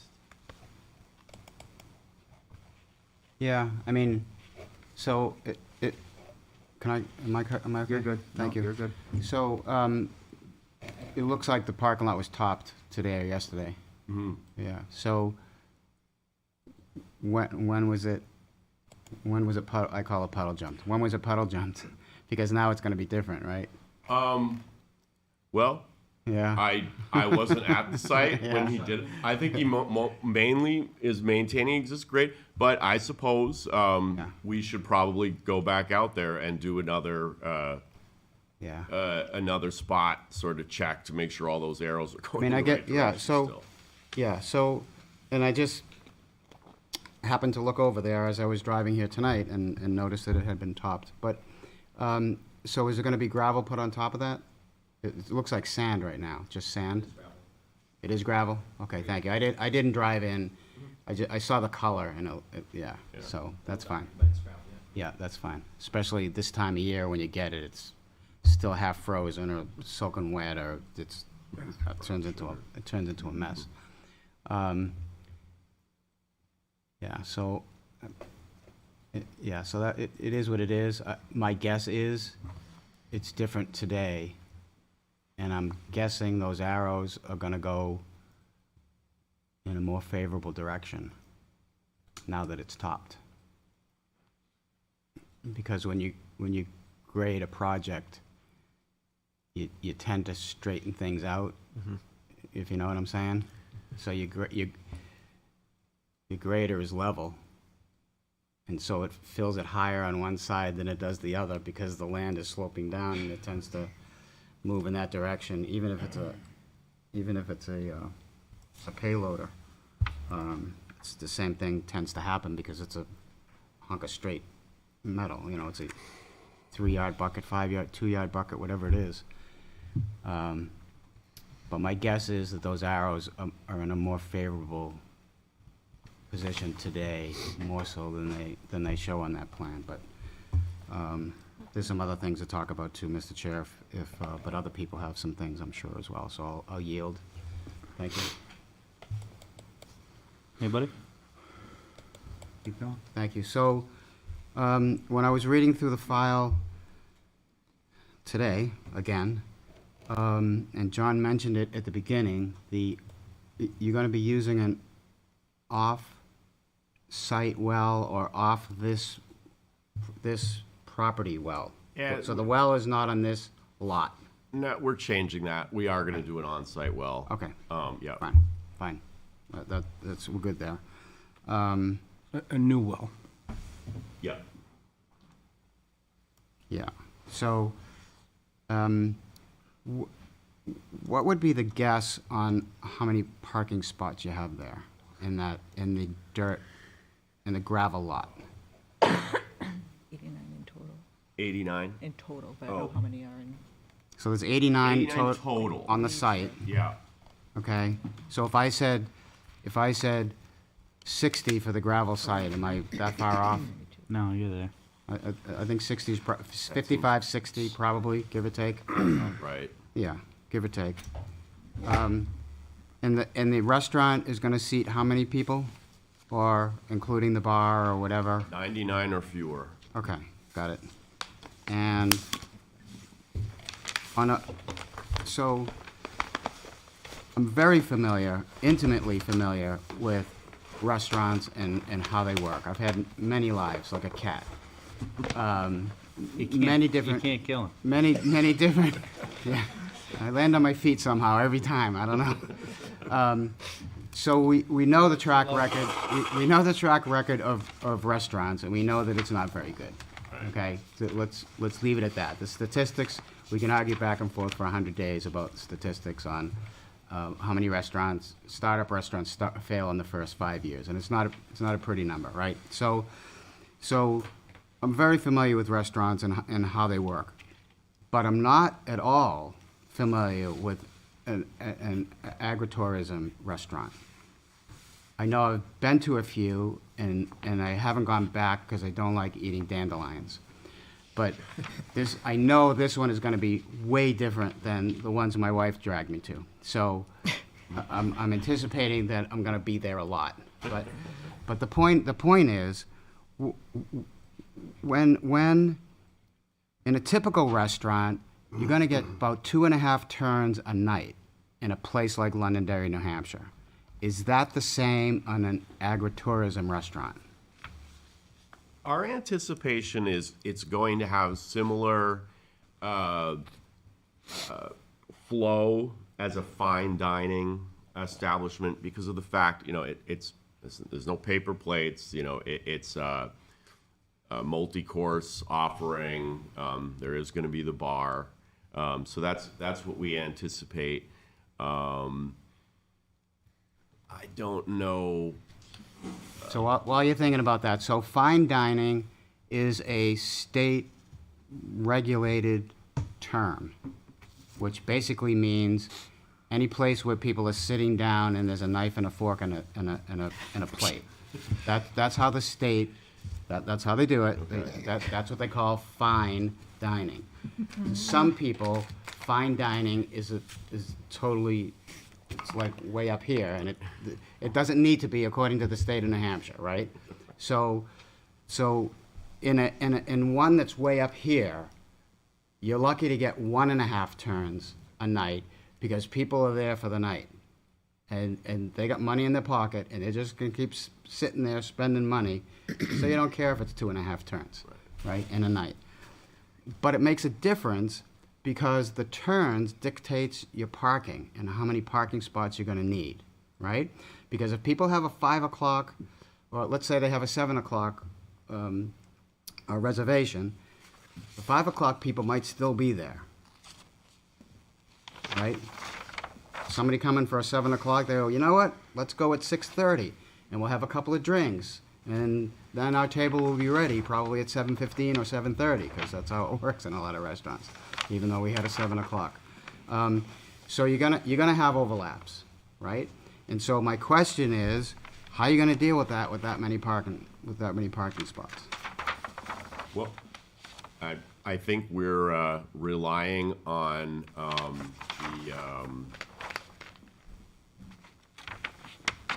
the fact that your regulations provide us a target that is designed to meet restaurant uses, and the fact that we've met that target, we anticipate, we've analyzed it, we've done our Yep. traffic analysis. Sure. We believe your standard works for this site. Okay. Yeah. Fine, that's fine. yeah. And do you, off the top of your head, do you remember what the standard is for this many square feet? John, do you have that?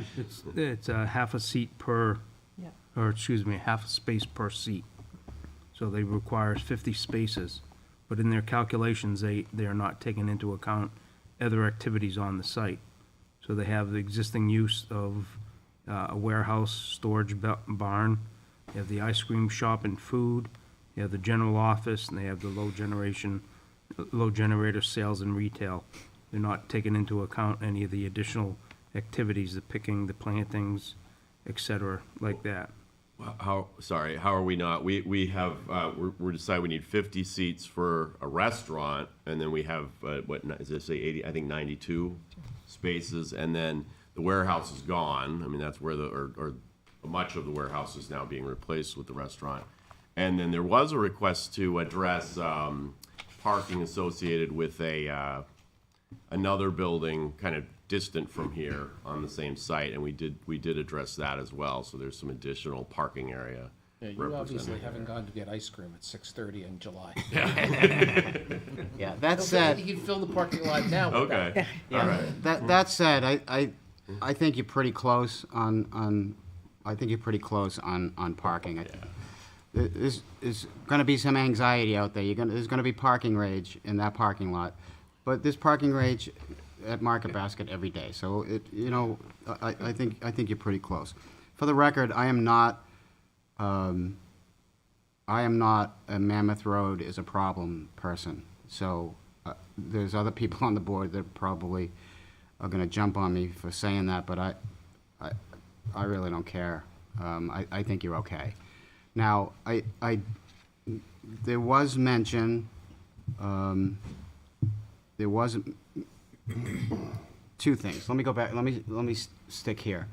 So there is a program in the state that contractors go to for salt mitigation.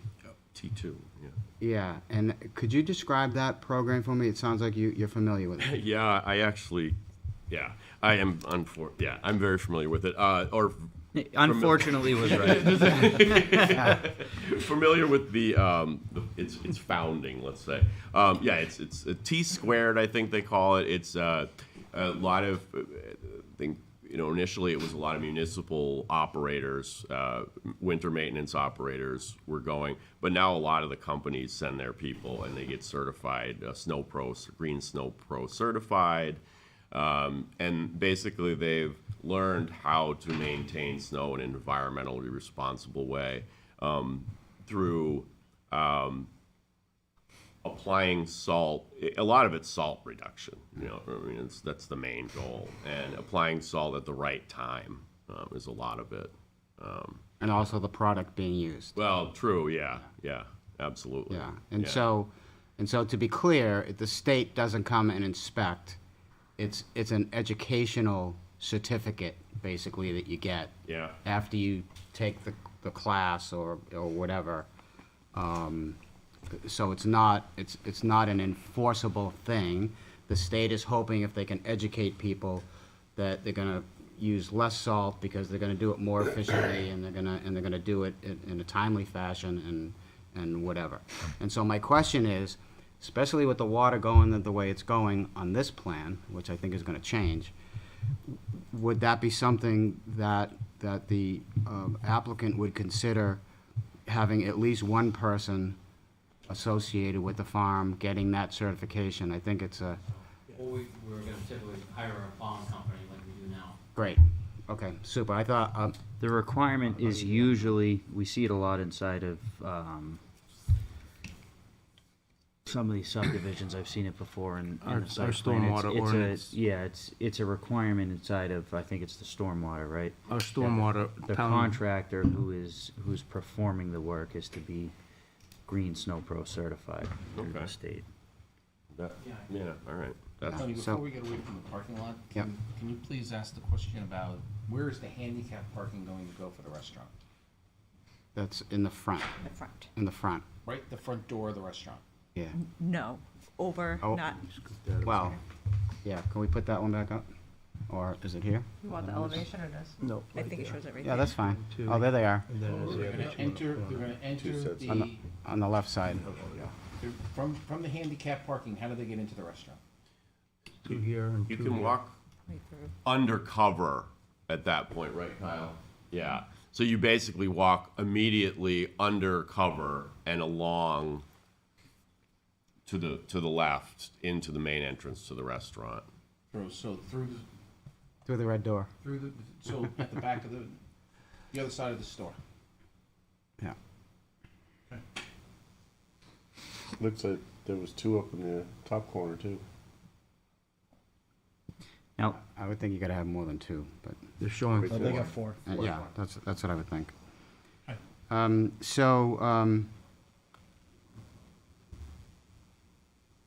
So my last thing on the parking lot was, if the parking lot is gonna stay gravel, and we have, can I get to the, gravel part? No. Where am I? Over here. Gravel's over here. So where we have, there it is. This, if this part could be asphalt, cement, whatever, so the people coming off Mammoth Road, that are coming in here going probably 50 miles an hour, have a solid surface to brake on instead of hitting gravel and skidding into the site. And for the same reason, people coming out, especially if you're gonna take a left, you're gonna be skidding on tar, trying to get up to, skidding on gravel to try and get up to speed into traffic that's going 50, 60 miles an hour down the hill. And that, you're talking about probably I don't know, a 20 by 20 would do it. And that way, they're safe on the way in, so that they're able to stop, because they have that solid surface to stop on.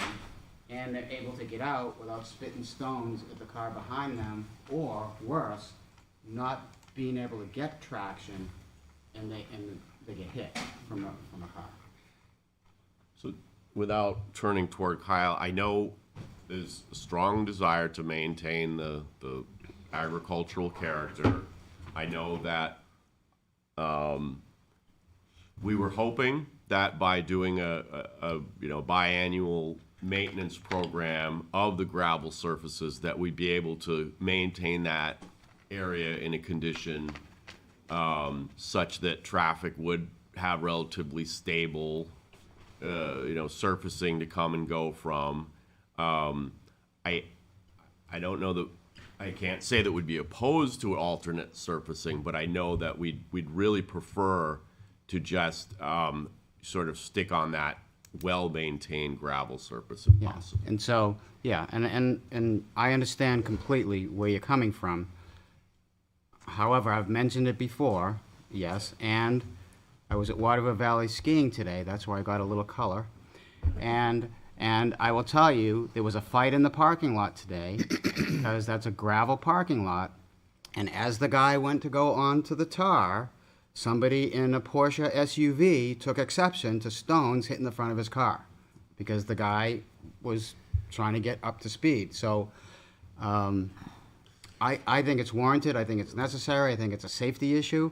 You know, God forbid there's a kid that's going to the petting zoo, or whatever, whether it's gonna be there or not, anymore, or a kid happens to be running here and a car comes in and can't stop because they're skidding on dirt and gravel. If you have that little pad, doesn't take much. If you have that little pad, that won't happen, because they'll be able to stop safely, and nobody will get hurt that's walking around the site. What's the difference now? It's already being used by vehicles coming in and out. We'll just make it a condition. Kyle, if you want to talk, just come to the podium. Yeah. And then give him a. Yeah, I'm definitely not for paving that area. I want to maintain it as gravel. It's gravel now. It's always been gravel. We have no issues. Sure. To answer your question, you're exponentially increasing the amount of traffic that's gonna come into that site 12 months a year. Exponentially. So, John, what's the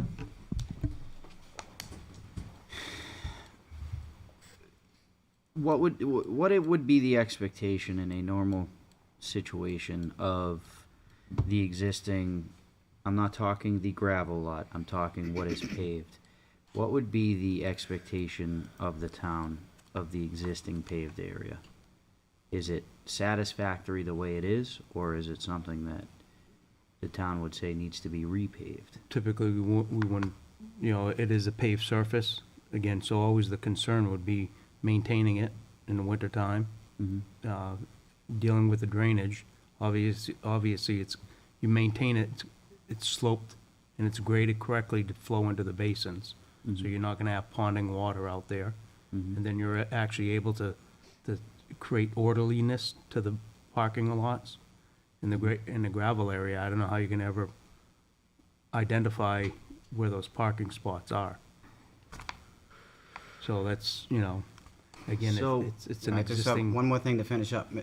On the same topic, I want to say to my fellow board members that based on what's been done so far, I'm okay with this dirt parking lot. Me too. But I would like that skid plate put in. And I would say the reason for that is changing the location of the entrance has changed the traffic flow of. Oh, 100%. of the 100%, yes. I agree. I do think that there would, and I think you might, you mentioned, you hit on it a little bit a while ago. I do think there would be something warranted in the updated site plan that would require maintenance to the gravel area, biannually in the spring after the winter, and then before the winter comes, I think there should probably be more of a firm date on it, but I think that's reasonable, given the fact that, we're saying, hey, this can stay gravel. I think there should be a maintenance aspect to it.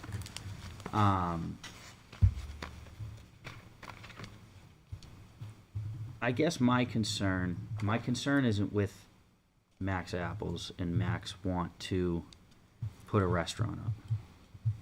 My concern is 10 years now, 20 years from now, whatever it is, what does it look like if Max Apples were to sell the T-bones? What's that look like? Is that possible? No, there's a specific provision in the statute that essentially says if it's not gonna continue as an agricultural, agritourism use, so in other words, sell to a commercial entity, like you're saying, then this approval doesn't apply. They'd have to go through our standard commercial site plan review for a commercial restaurant. Where Start over again. they would be essentially starting over. Well, step one of that would be a variance True, because it's in residential. at a minimum one. Absolutely. And that's an important distinction because many, if not most, and I believe that the Commissioner of Agriculture Are all in commercial areas. said that, are already in commercial Correct. zones. They're not in AR1s. But it's also important to understand that this lot, the piece of land that this restaurant is going to be on, is an independent piece of land separate from all the rest of the farmland that the town has a development, is it, what do they have on it? Conservation. Conservation easement on it. So this lot could be sold independent of the rest of the sites and become totally something else if it's abandoned, but under AR1 rules. There you go. So, under AR1 rules. So, I think that the question is important, what happens, because it's a huge percentage of restaurants that fail, first of all. But what's happens, the whole thing blows up, what's gonna happen with that piece of land moving forward? And I think the deputy town manager answered it very succinctly that it's AR1 land, it's AR1. AR1 stuff could go on there if this fails. And I think that's an important thing for everybody to understand. And just cherry on top, if you will, this general area entirely is AR1. So even if you had somebody come forward with a rezoning proposal to change this to commercial, my hope would be that that would be strongly discouraged, because Well, it's- that would be it's- spot it's zoning, spot and zoning. we've discouraged that for So, just- decades, so. And if I could just add one thing that I think would help have the board have more security, 67432C says even the waivers that are granted, such waivers shall continue only as long as utilized for the permitted agricultural use or activity. So that's another level of protection for the town. Thank you for that. Thank you. Exactly what I was asking. Thank you. All right. Anybody got anything else before I go to the public? I'd like to hear the board's opinion on, well, I guess we can do it when we're talking about waivers. I'd like to know if I'm off base with this pad thing. No, But we can wait if you want. Let's come back to it after, That's fine. yeah, let's come back to it. All right, we're gonna open up public comment. If you'd like to come up, state your name and address, and the floor is yours.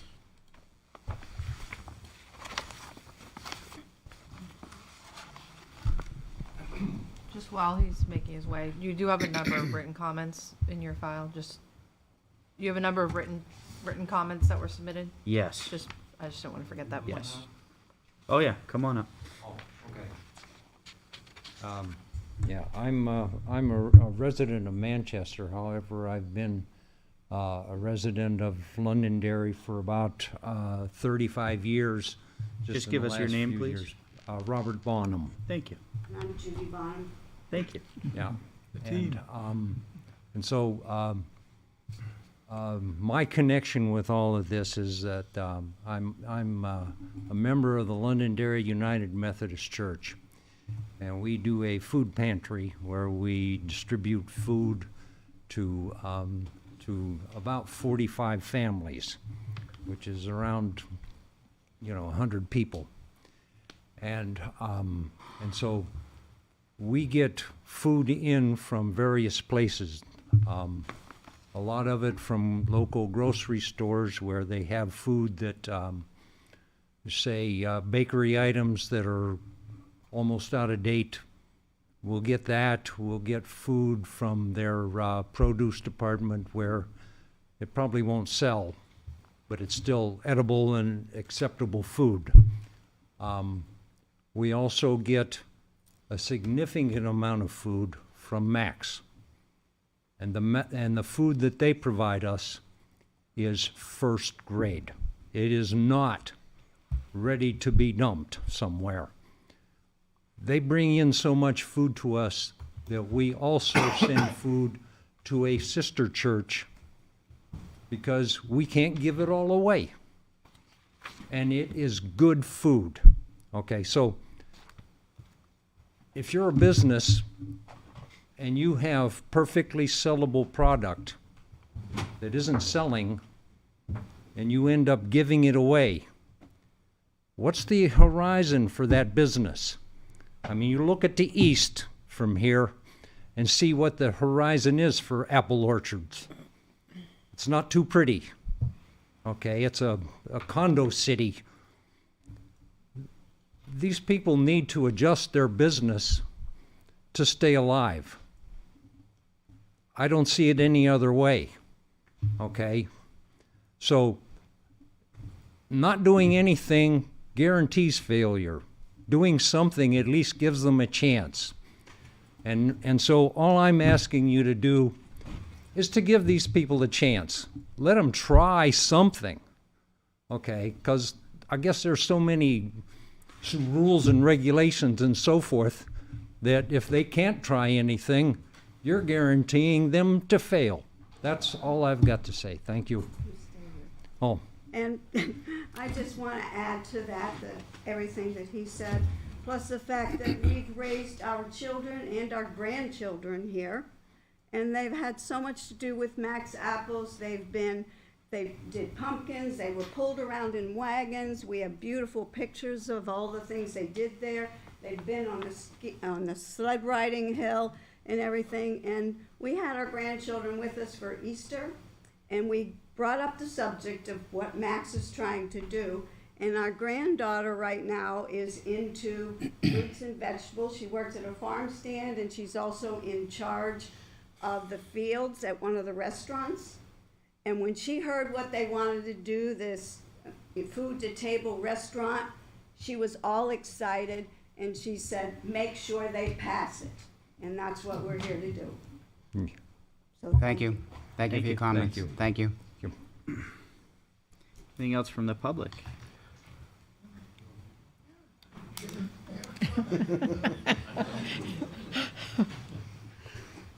think my name is Anne Marie Rich. We live on 4 Sutton Place. And I think all of you should have gotten an email copy of the letter that the people from the church food ministry have signed. Yes. It's also clients and volunteers who work there.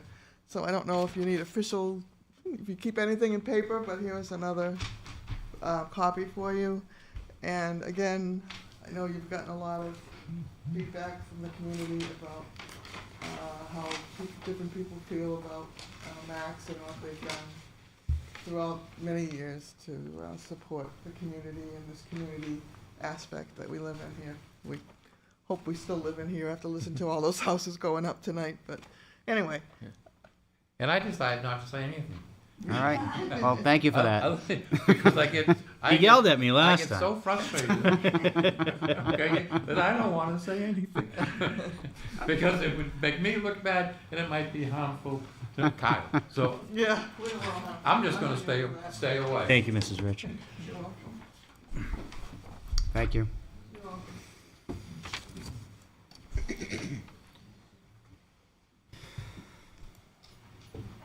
Sorry, I'm nervous. Dana Green, 46 Seasons Lane, here Dana. in Londonderry. Yes, You Dana. got nothing to be nervous about. We're all easy. Get it all out real quick. You're good. I just want to say, I really hope, for the town's sake, that this passes, and for Kyle's. We love our farms here in Londonderry. We can't let another one go. And let's do what it takes to keep this farm viable and a place for our future generations to visit. Thank you. Thank you. Thank you. You did well. Anything else from the public? All right, seeing none, I will close public comment and bring it back to the board. So I have a, Tony, the problem you're trying to solve, or you're proposing with the skid pad, could we just kind of like unpack that a little bit more? And I really kind of want to understand what exactly are we solving there, and how are we solving it? Is a skid pad like the only option? Like, is it essentially we're trying to prevent accidents? Is that how you're kind of presenting it? Yeah, we're trying to increase safety. We're trying to prevent an unfortunate accident. Anytime you have cars coming off a major road, like we have on Mammoth Road, they're going at a pretty good rate of speed, which all of a sudden have to stop. And sometimes they have to stop faster than they want to stop because, especially on this site where there's a lot of kids running around all over the place, and not to mention the dogs and whatever else. And when you come off a tar or cement road onto gravel and you try to stop, your stopping distance is increased exponentially because you skid. You have a similar issue as you're leaving a site trying to merge into traffic that's going fast. I mean, can you imagine an entrance or an exit ramp? As soon as you come off it, you're on gravel and you have to stop, or you're trying to get up to speed, and as soon as you put your foot into the gas, your back wheels spin, and you're not moving forward, and the cars are still coming. So for me, it's a safety thing more than it is anything else. And for me, it's it will, I mean, it would just, it's gonna be it's safer project with that pad in there than without.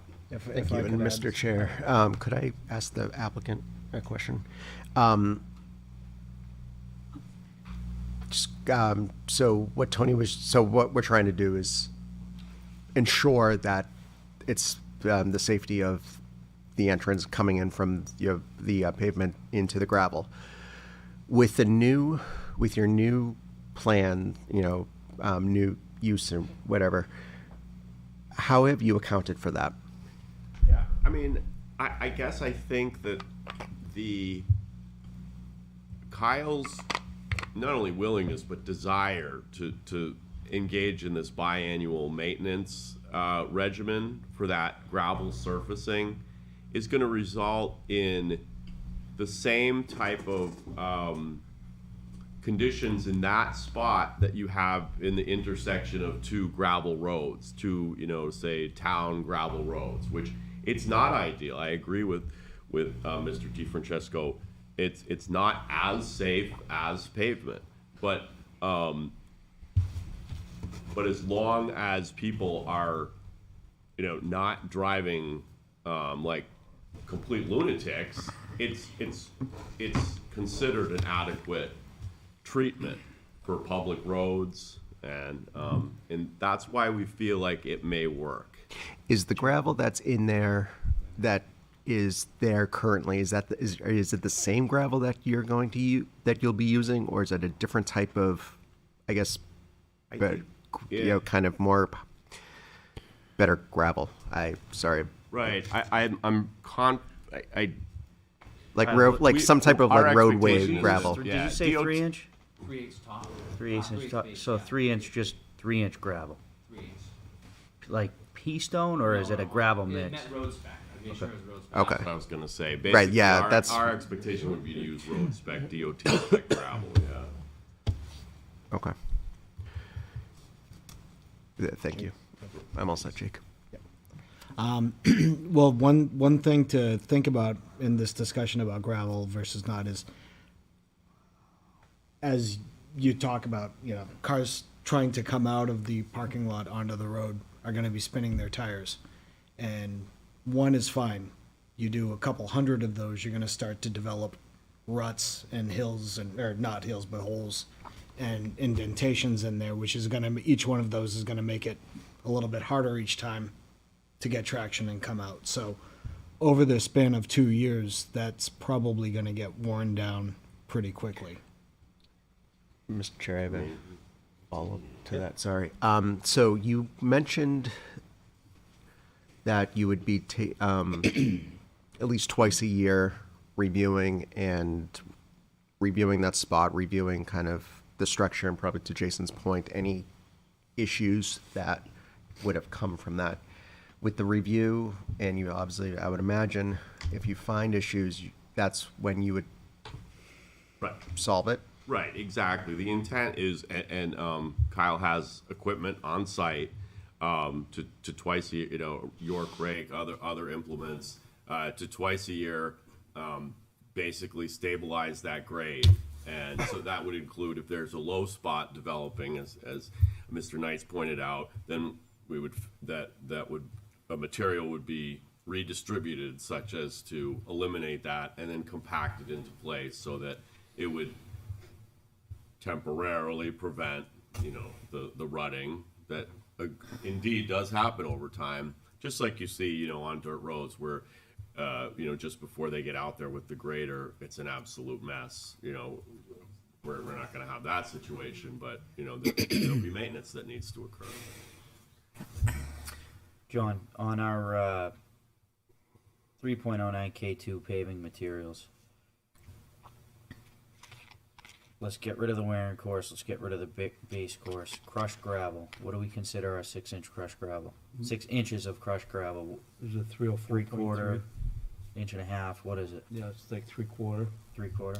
Some of the Some of the newer stuff is a little bigger in stone.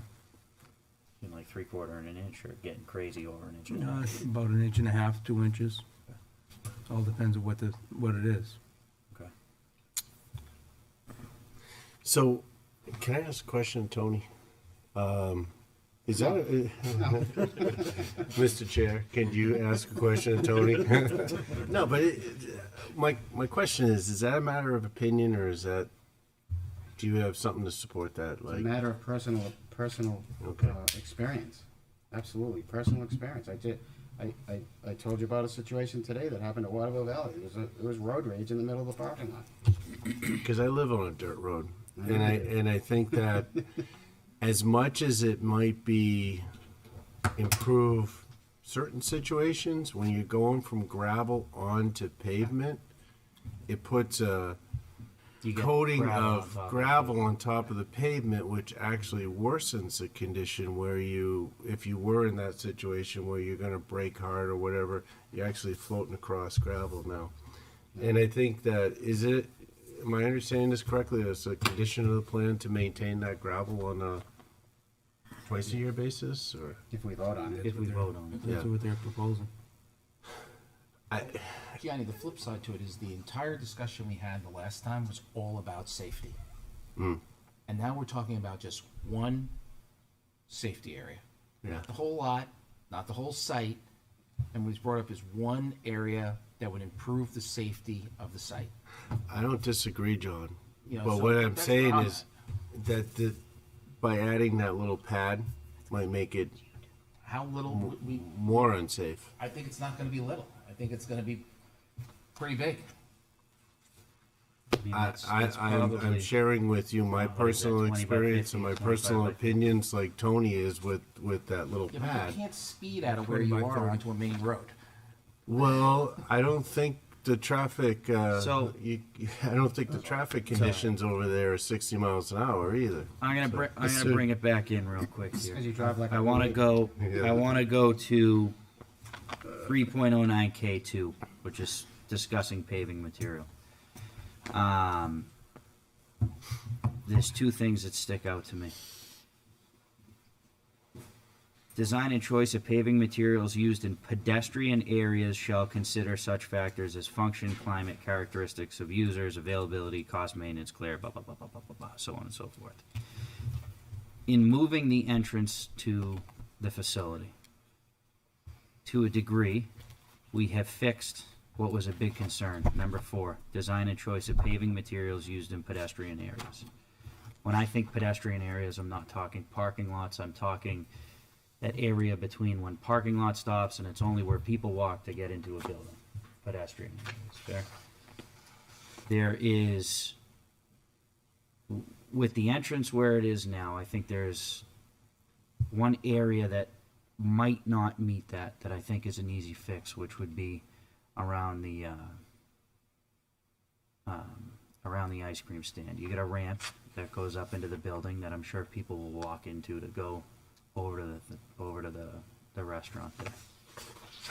I think that by paving that, we're repaving, it's all gravel now from when they redid the, whatever you wanna call it, the ice cream stand. I think repaving that area and that ramp helps 3.09K4 for pedestrian areas. For number 1 here, parking requirements, 1-inch wearing course, 2-inch base course, and 6-inch crushed gravel. The board is, a wearing course is pavement, a base course is pavement. The board sounds as though we're willing to not require that, of which we're well within our right to do that through alternative surfacing, which is number 5. But we have to ask ourselves, what of this parking structural requirements do we want to hold to? Which I think is a crushed gravel base. Comes up, I asked Kyle, what did he put in? He put in 3/8. It is the road spec. I asked John, 3/8 in thought, road spec. so I asked John what our spec is. He's saying it's, what was it, 3.1 what'd you say? What'd you use for a number? 304.2. 304.2, which is what kind of gravel? I'm looking right now. I'm not sure exactly on what material was put down, but it did meet the, state spec on that. So I can find out for that. Do you know where you got it? Rocks. So again, we'd have to see what he. Yeah, got. what he actually What pulled he for. actually That's what I'm getting at. How much of that did you put down, Kyle? 2 inches. There's already 12 inches there. If you look at that. Yeah. Geo report. So Yeah. there's 12 inches. We talked about an inch and a half to 2 inches. Correct. I guess what I'm getting at is new material added. 1 truckload, 10 truckloads, 20 truckloads, I believe there was 4 truckloads. 4 truckloads. Triaxles. Triaxles, obviously. I guess I'd want to know what that spec is, but I think if it meets the spec, Yeah, it absolutely does. where we can, excuse me. I just crossed out everything that I just had, I hit X on. John, you fine with that?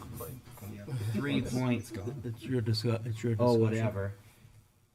We have the ability to move off of pavement if there's something alternatively proposed. The first 2 layers are pavement. The next layer is 6 inches of road spec gravel. I think that is, we know there's a foot there. They've showed us that, they've demonstrated that. They've added on about 2 inches of additional material. That's where I'm a little questioning, is that material what we can consider road spec or not? Because we're gonna want road spec to go down. We want that to be what it is, maintained twice a year. I think if we do a small amount of paving along the ice cream stand, we're addressing a pedestrian traffic issue. Mrs. Smith shuffling up that little teeny ramp and gravel, it's a lot safer with Mrs. Smith doing it on pavement, right? What we haven't addressed yet, which is Tony's comment about this, I guess you could call it an apron if you wanted to. What the board feels about, how the board feels about that. We know 3.18,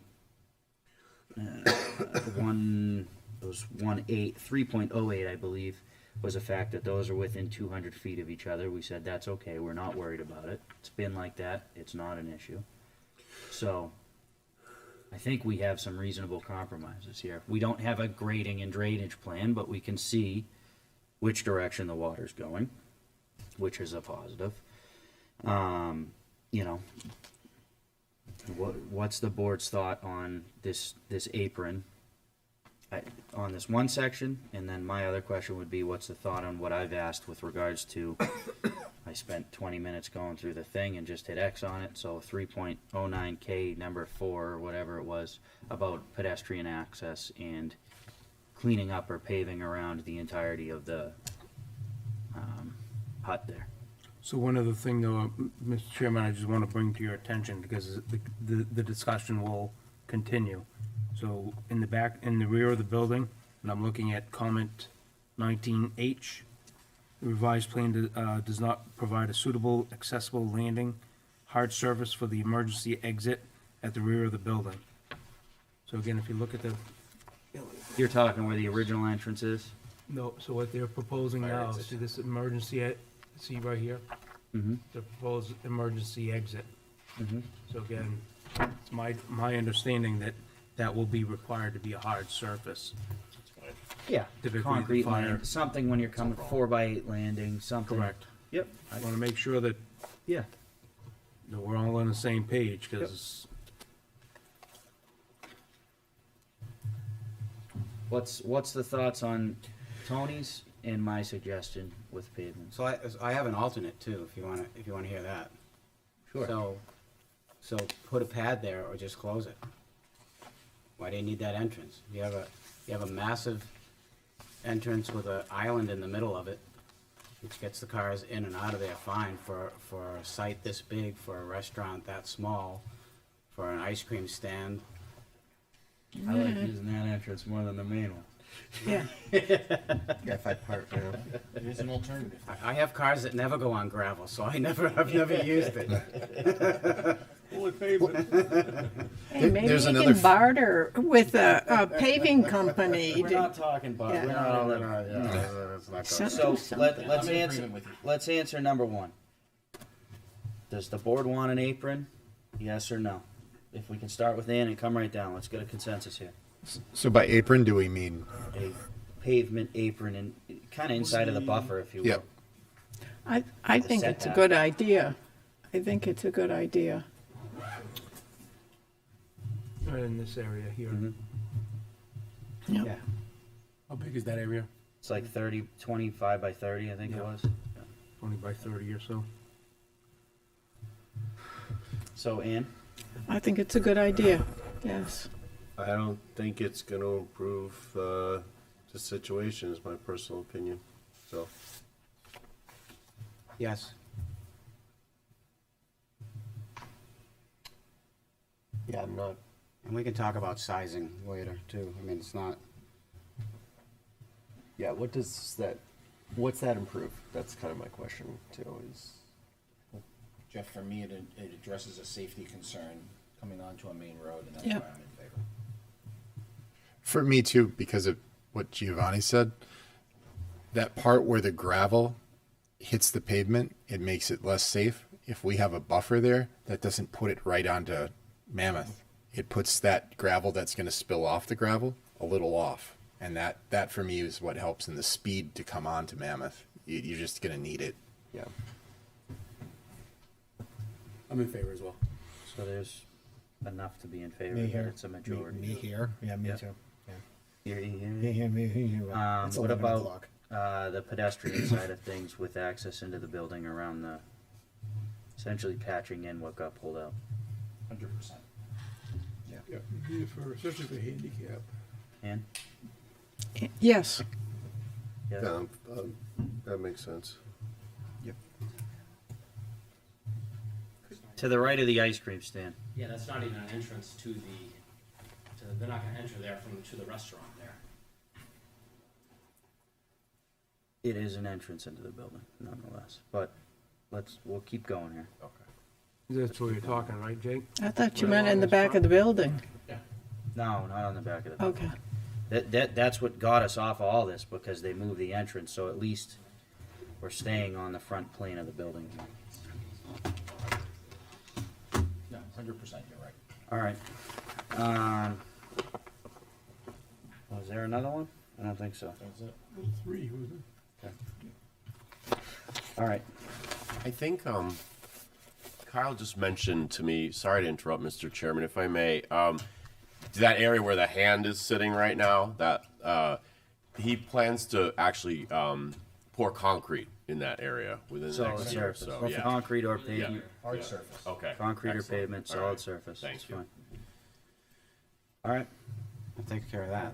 So I think it's appropriate to probably start going through these waivers. Kelly, do you want to go through anything else? John? You're good? Time for some waivers. Fantastic. All right.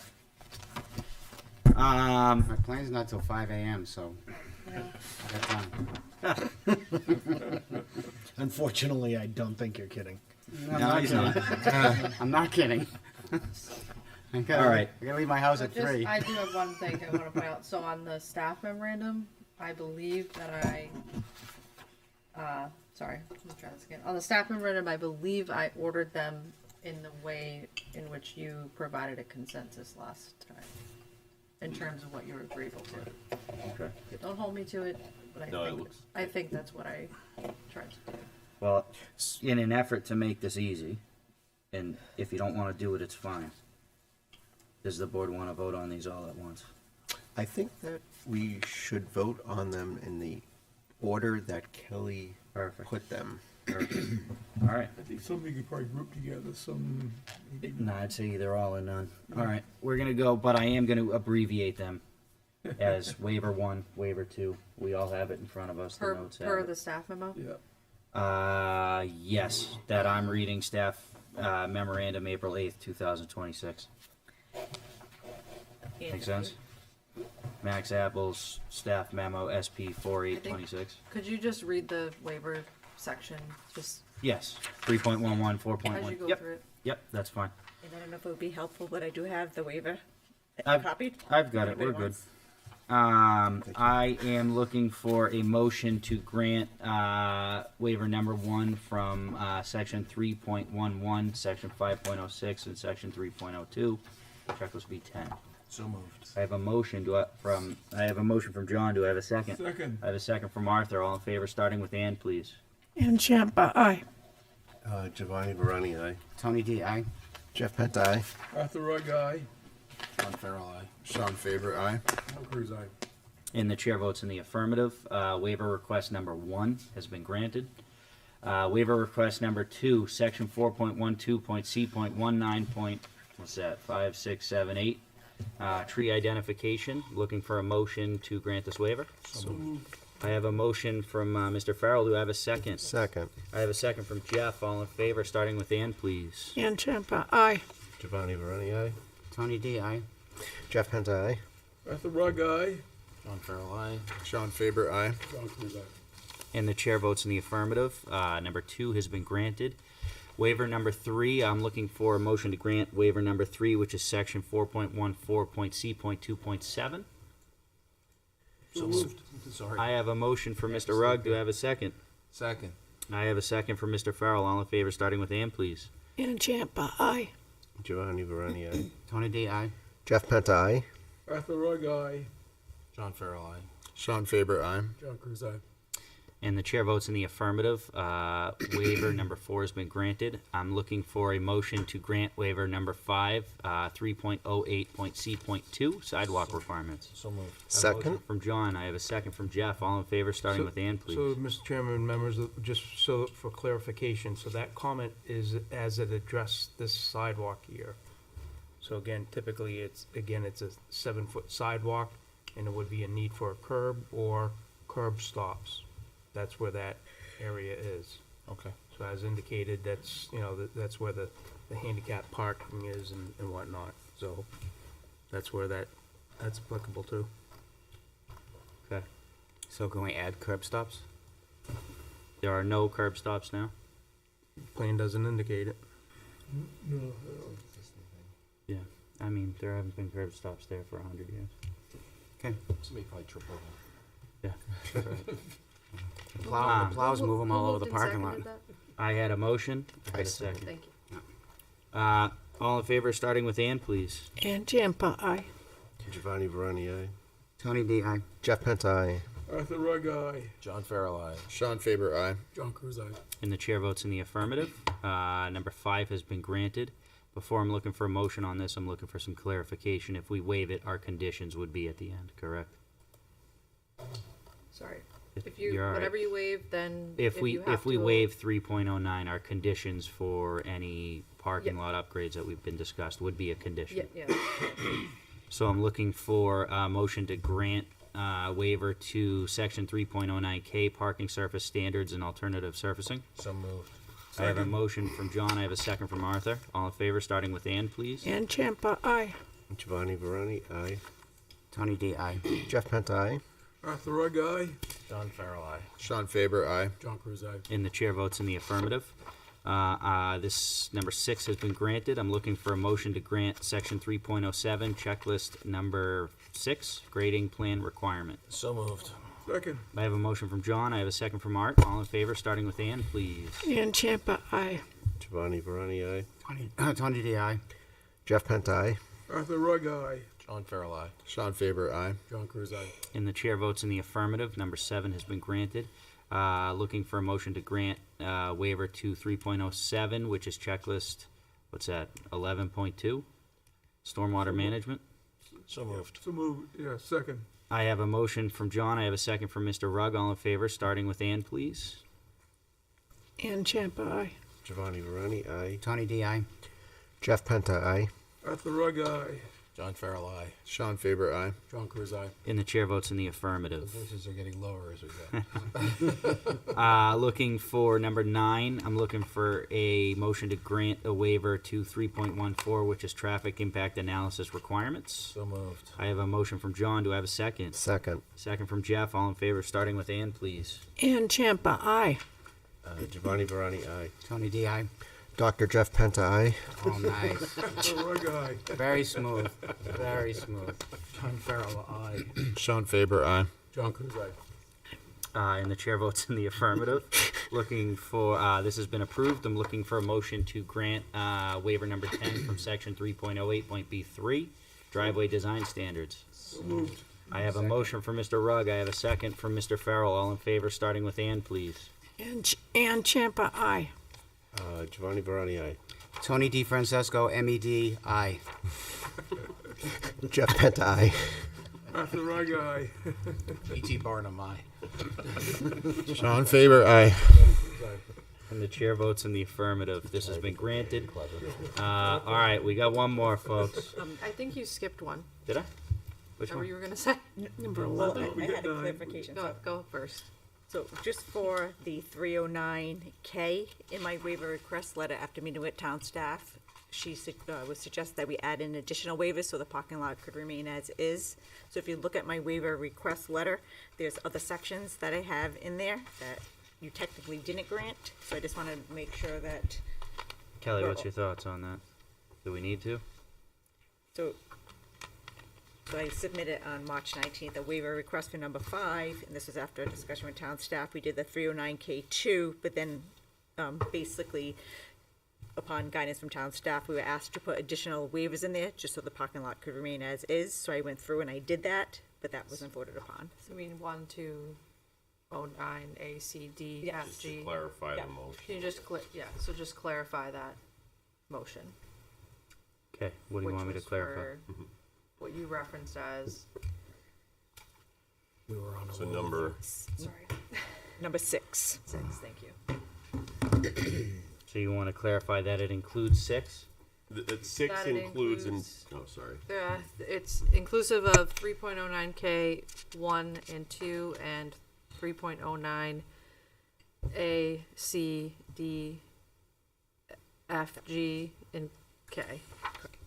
You need clarification from us, or do you, are I'm we just, all in agreement? for the on record, it? that's Yeah, your we're motion. good.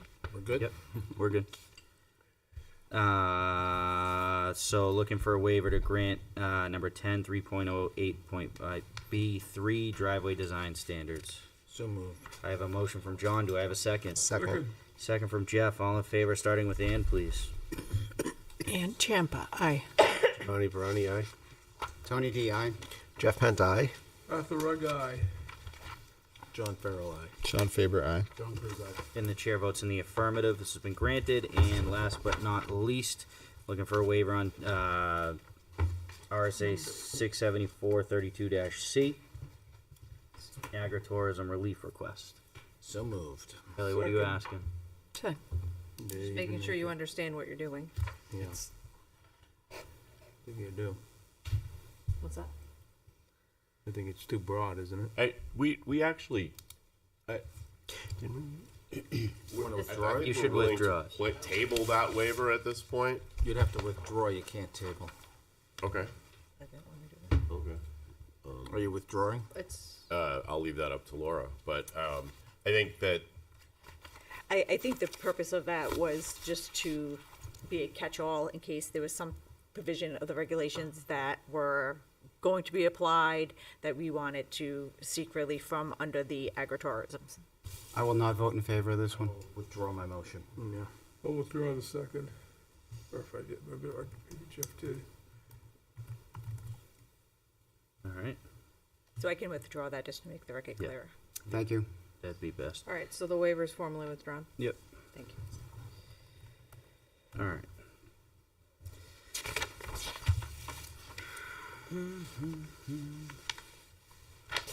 All right, so get my stuff back together here. I am looking for a motion to grant conditional approval of the Max Apples site plan with the conditions set forth in the staff recommendation memorandum. And what would we like to add to that? Are we doing the, he said concrete, pavement or concrete around the, Call it a hard surface. yeah, a hard non-porous surface around the ice cream stand and that ramp is one I think we all agreed on. The other one was I'm not sure if we're gonna be able to put a ramp there. But we will- whatever that, yeah, it's not a ramp, it's, gets you from A to B, Yeah. where there's gravel. And then the other one, what do we want to do on the extent of, I would recommend that we do the condition, have them work with Mr. Tridier and staff to put the appropriate size apron there to meet the safety needs that we're trying to address. John, is that too broad for you, or are you good? I think you Go ahead. It's a paved apron, standard. You just make sure where it goes and it's done right, is what I'm saying, Correct. which I know you're gonna do. Yep. I think, and if I may, Mr. Chair, so the intent, because the roadway, right, Mammoth Road roadway has an extensive overlay on shore past the, pretty sure it's on Max land. because No, it's really not. the So road this goes is, right in. this is the apron, Tony. Yeah, right it's there. really not. That's it. Okay, that's All right, the so end where of does the it- pavement. So my thinking is you're gonna bring them back to here. Back to that dash line. I think that's further than the board was Yeah, no, proposing. I'm thinking of a car length, Okay, one car length. 20 feet. I was gonna 20 say feet. whatever 20 Yep, feet is 20 off of, feet, yeah. off of the apron. One car length is enough. So we're clear, is it 20 feet? Yep.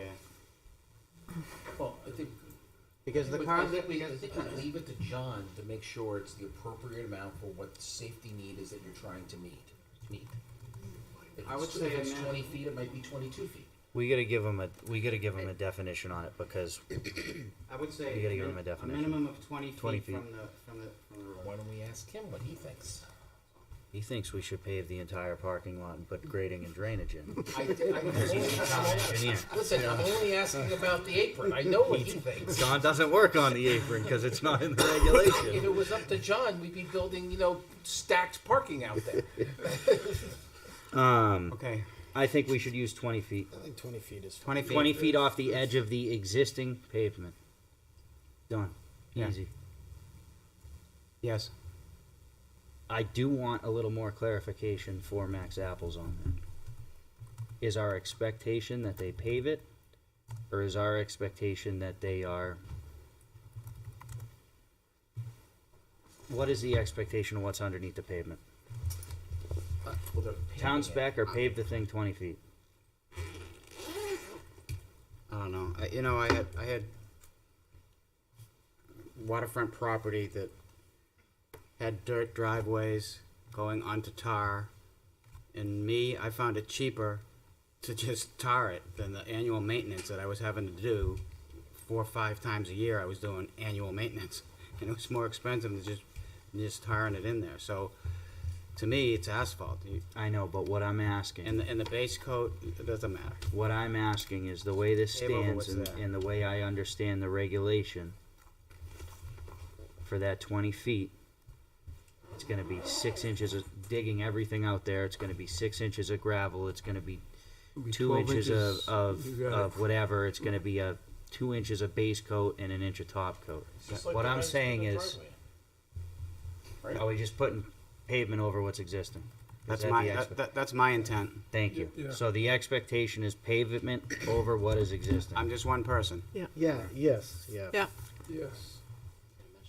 So, Pavement over existing. yeah. All right. We don't need Can to you get clar- Continental out there to. And one thing that Kyle just mentioned, if I may I? Sorry. Oh, I know it's getting late.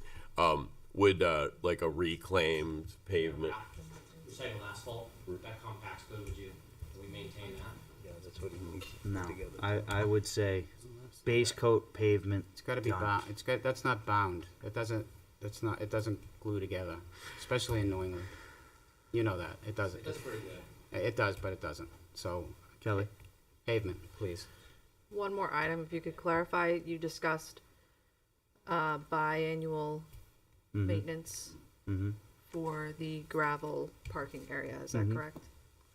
So can you just reiterate your expectation? So the expectation is that it's done in the springtime after winter or mud season, which is right around now, and then before winter, which is sometime in November.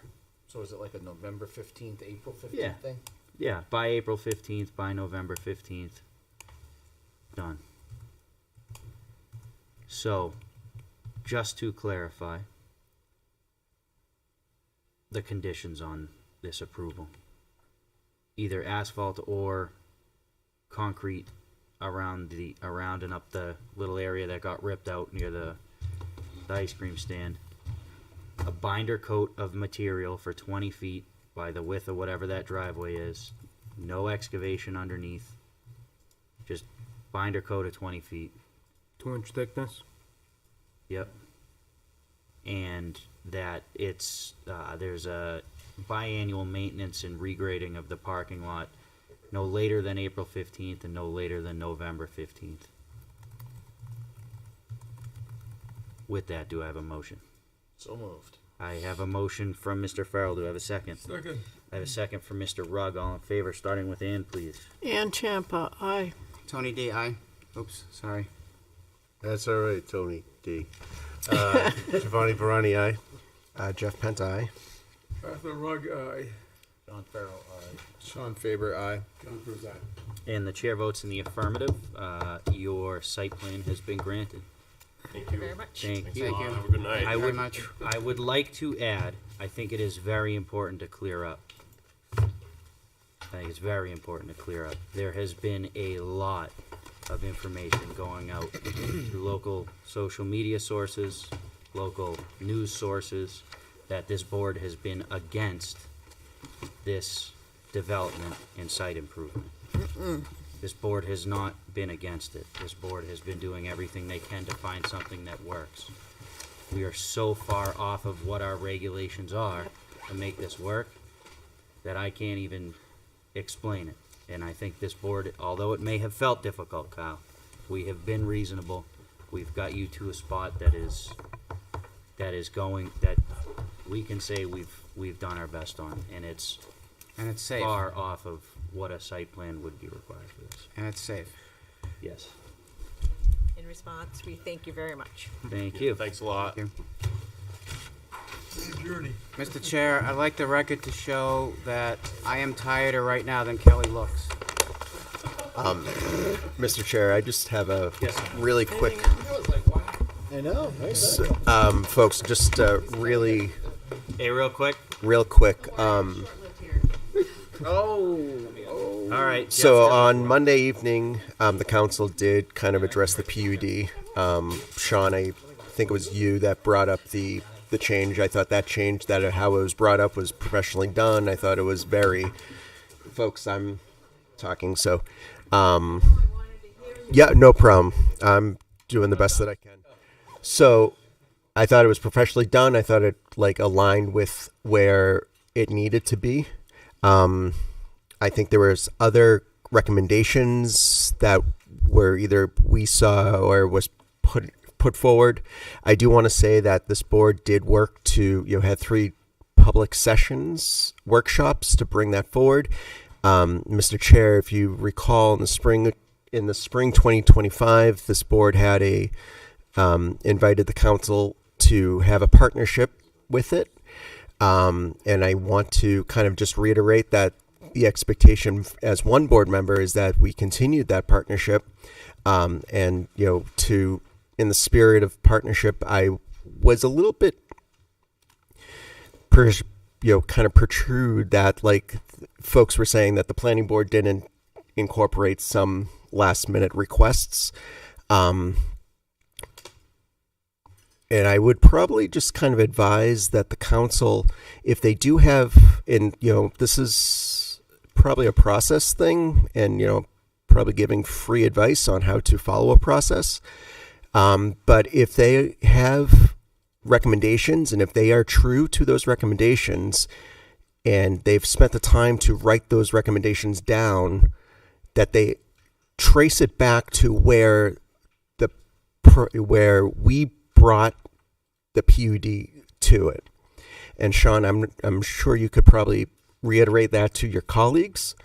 But it does this town no good for one board to point a finger saying, well, the planning board did not do this, or the planning board did not do that. With the amount of work that this planning board did, with the amount of work that our town staff did, and to kind of have the council bring it to us to say, well, I just thought that everyone would read it and that we could just throw it in there.